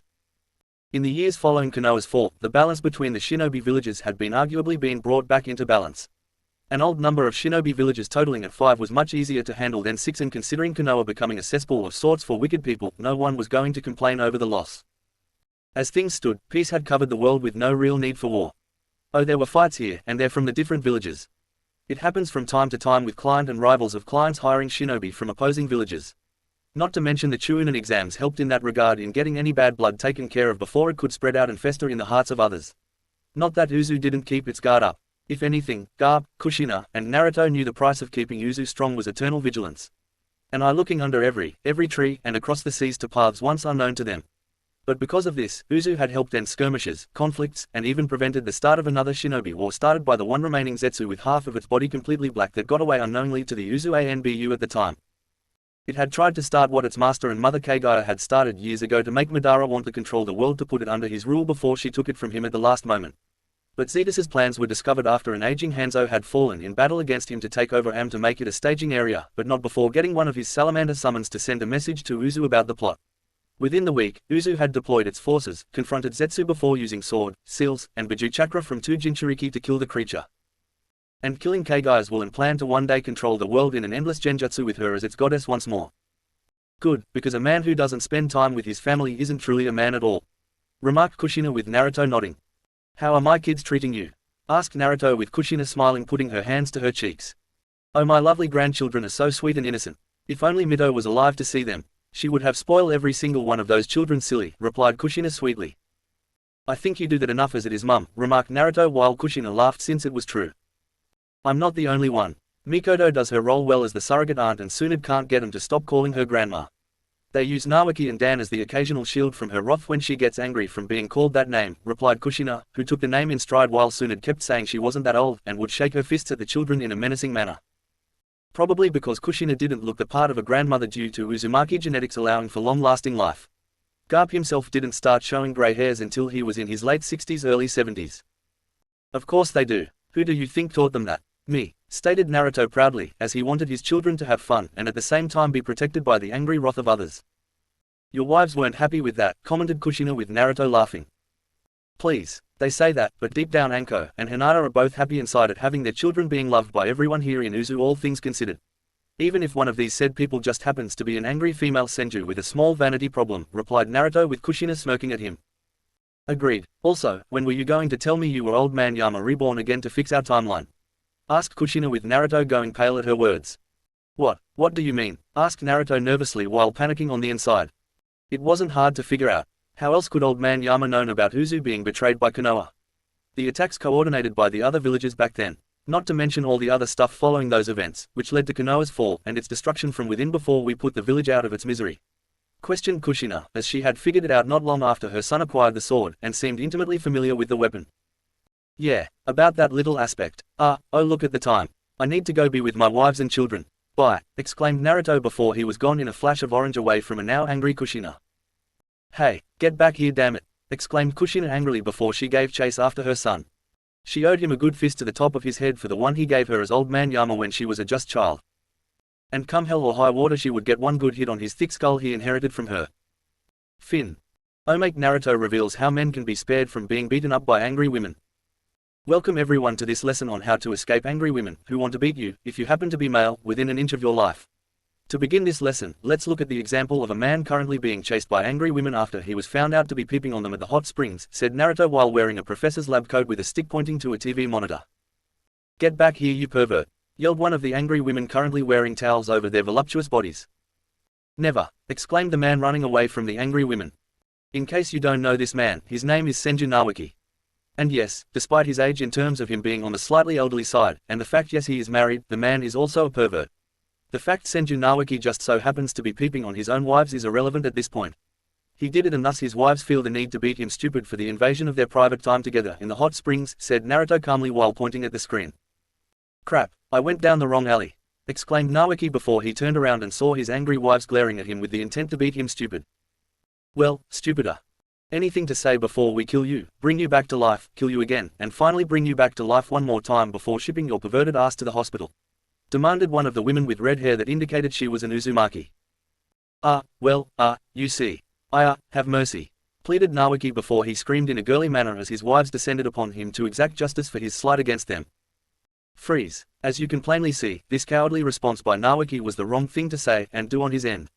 Because of his inability to formulate a response in either word or deed, the man on this monitor is about to suffer greatly, and be in the hospital for well over a month followed by the family couch for much longer, replied Naruto while the image of Naoki getting punched in the face and stomped on the crotch by a foot was shown on the screen. Only to rewind back to when Naoki was being chased.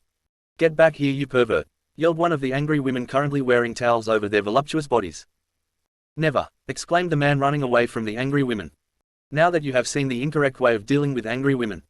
Now this is the correct way in terms of dealing with angry women, remarked Naruto before showing the same event unfold with the women trapping Naoki in the alley. Anything to say before we kill you, bring you back to life, kill you again, and finally bring you back to life one more time before shipping your perverted ass to the hospital? Demanded one of the women with red hair that indicated she was an Uzumaki. Yes I do. Behold, cute bunny no jutsu, exclaimed Naoki before he performed a few hand signs and transformed himself into a cute bunny looking up at the shocked women with cute bunny eyes. The power of cuteness radiating out of them with a, please don't hurt me. Look, that was a rival for the puppy eyes no jutsu children use on adults. Kawaii, yelled all the women before they glomped on the cute bunny and hugged it to their towel-covered breasts. Best day ever, thought Naoki while all the women in his life were suffocating him in a wonderful fashion. As you can see, an angry woman or even multiple angry women are something to fear. But, if you use this particular jutsu on the angry women around you, regardless of your relationship with them, they cannot find it in themselves to harm you. Quite the opposite. It is a secret fact women don't want you to know due to its powerful effect of neutralizing their righteous anger they draw upon when beating up men who are either being a huge pervert or just being stupid around them, explained Naruto while the video feed showed Naruto in his cute bunny form still being hugged on all sides. Damn it Naruto, how dare you reveal our one weakness to the entire world. Now how are women supposed to properly unleash all of their righteous anger on men? Yelled Anko from behind a door and smashing her fist against it. Oh crap, the one weakness behind this jutsu is it can only be used once per day and I already used mine today so I need a new plan. Shadow clone jutsu, exclaimed Naruto before making a copy of himself. What do you need boss? Asked the shadow clone while ignoring the angry banging sound. Take out your ring. As a shadow clone of me, you have one, answered Naruto before taking out a ring. Seriously, it's not going to work, protested the shadow clone while the banging on the door was louder and the door itself was giving away. Just do it damn it, commanded Naruto before pulling out a ring and the shadow clone sighed before pulling out his own. And put both rings together. Wonder twin powers activated, said Naruto and the shadow clone at the same time. Form of steam, declared Naruto since he figured becoming steam would allow him to get away. Only for nothing to happen. Boss, you got this in a box of Frankenberry. Hell would freeze over before this worked for you, remarked the shadow clone in a seriously. I can't believe you tried this tone of voice. Shut up you, exclaimed Naruto before punching his shadow clone and running to his secret escape entrance. And vanishing from sight just before Anko finally destroyed the door. Where are you Naruto? You can't hide from me forever, yelled Anko angrily. Yes I can, declared the muffled far-off sound of Naruto. No you can't, yelled Anko while looking for the hidden door she knew he used to escape into moments ago. Can, protested Naruto in that same faraway tone with Anko finding no possible way of finding the secret door. Damn you, yelled Anko before unleashing every destructive jutsu she knew on the room. That's all the time we have today everybody. Tune in next time for the next showing where we investigate the subspace hidden in women with large breasts. What will we find there? How big is this subspace? How much do women store there? Find out when I convince Hinata and Anko to let me visit theirs. Declared Naruto while in front of a one-way mirror showing Anko being destructive and having no idea he was behind the mirror in the first place. Now he just had to find a spot to wait for the next 24 hours. Good thing Shikamaru owed him a favor. End Omake.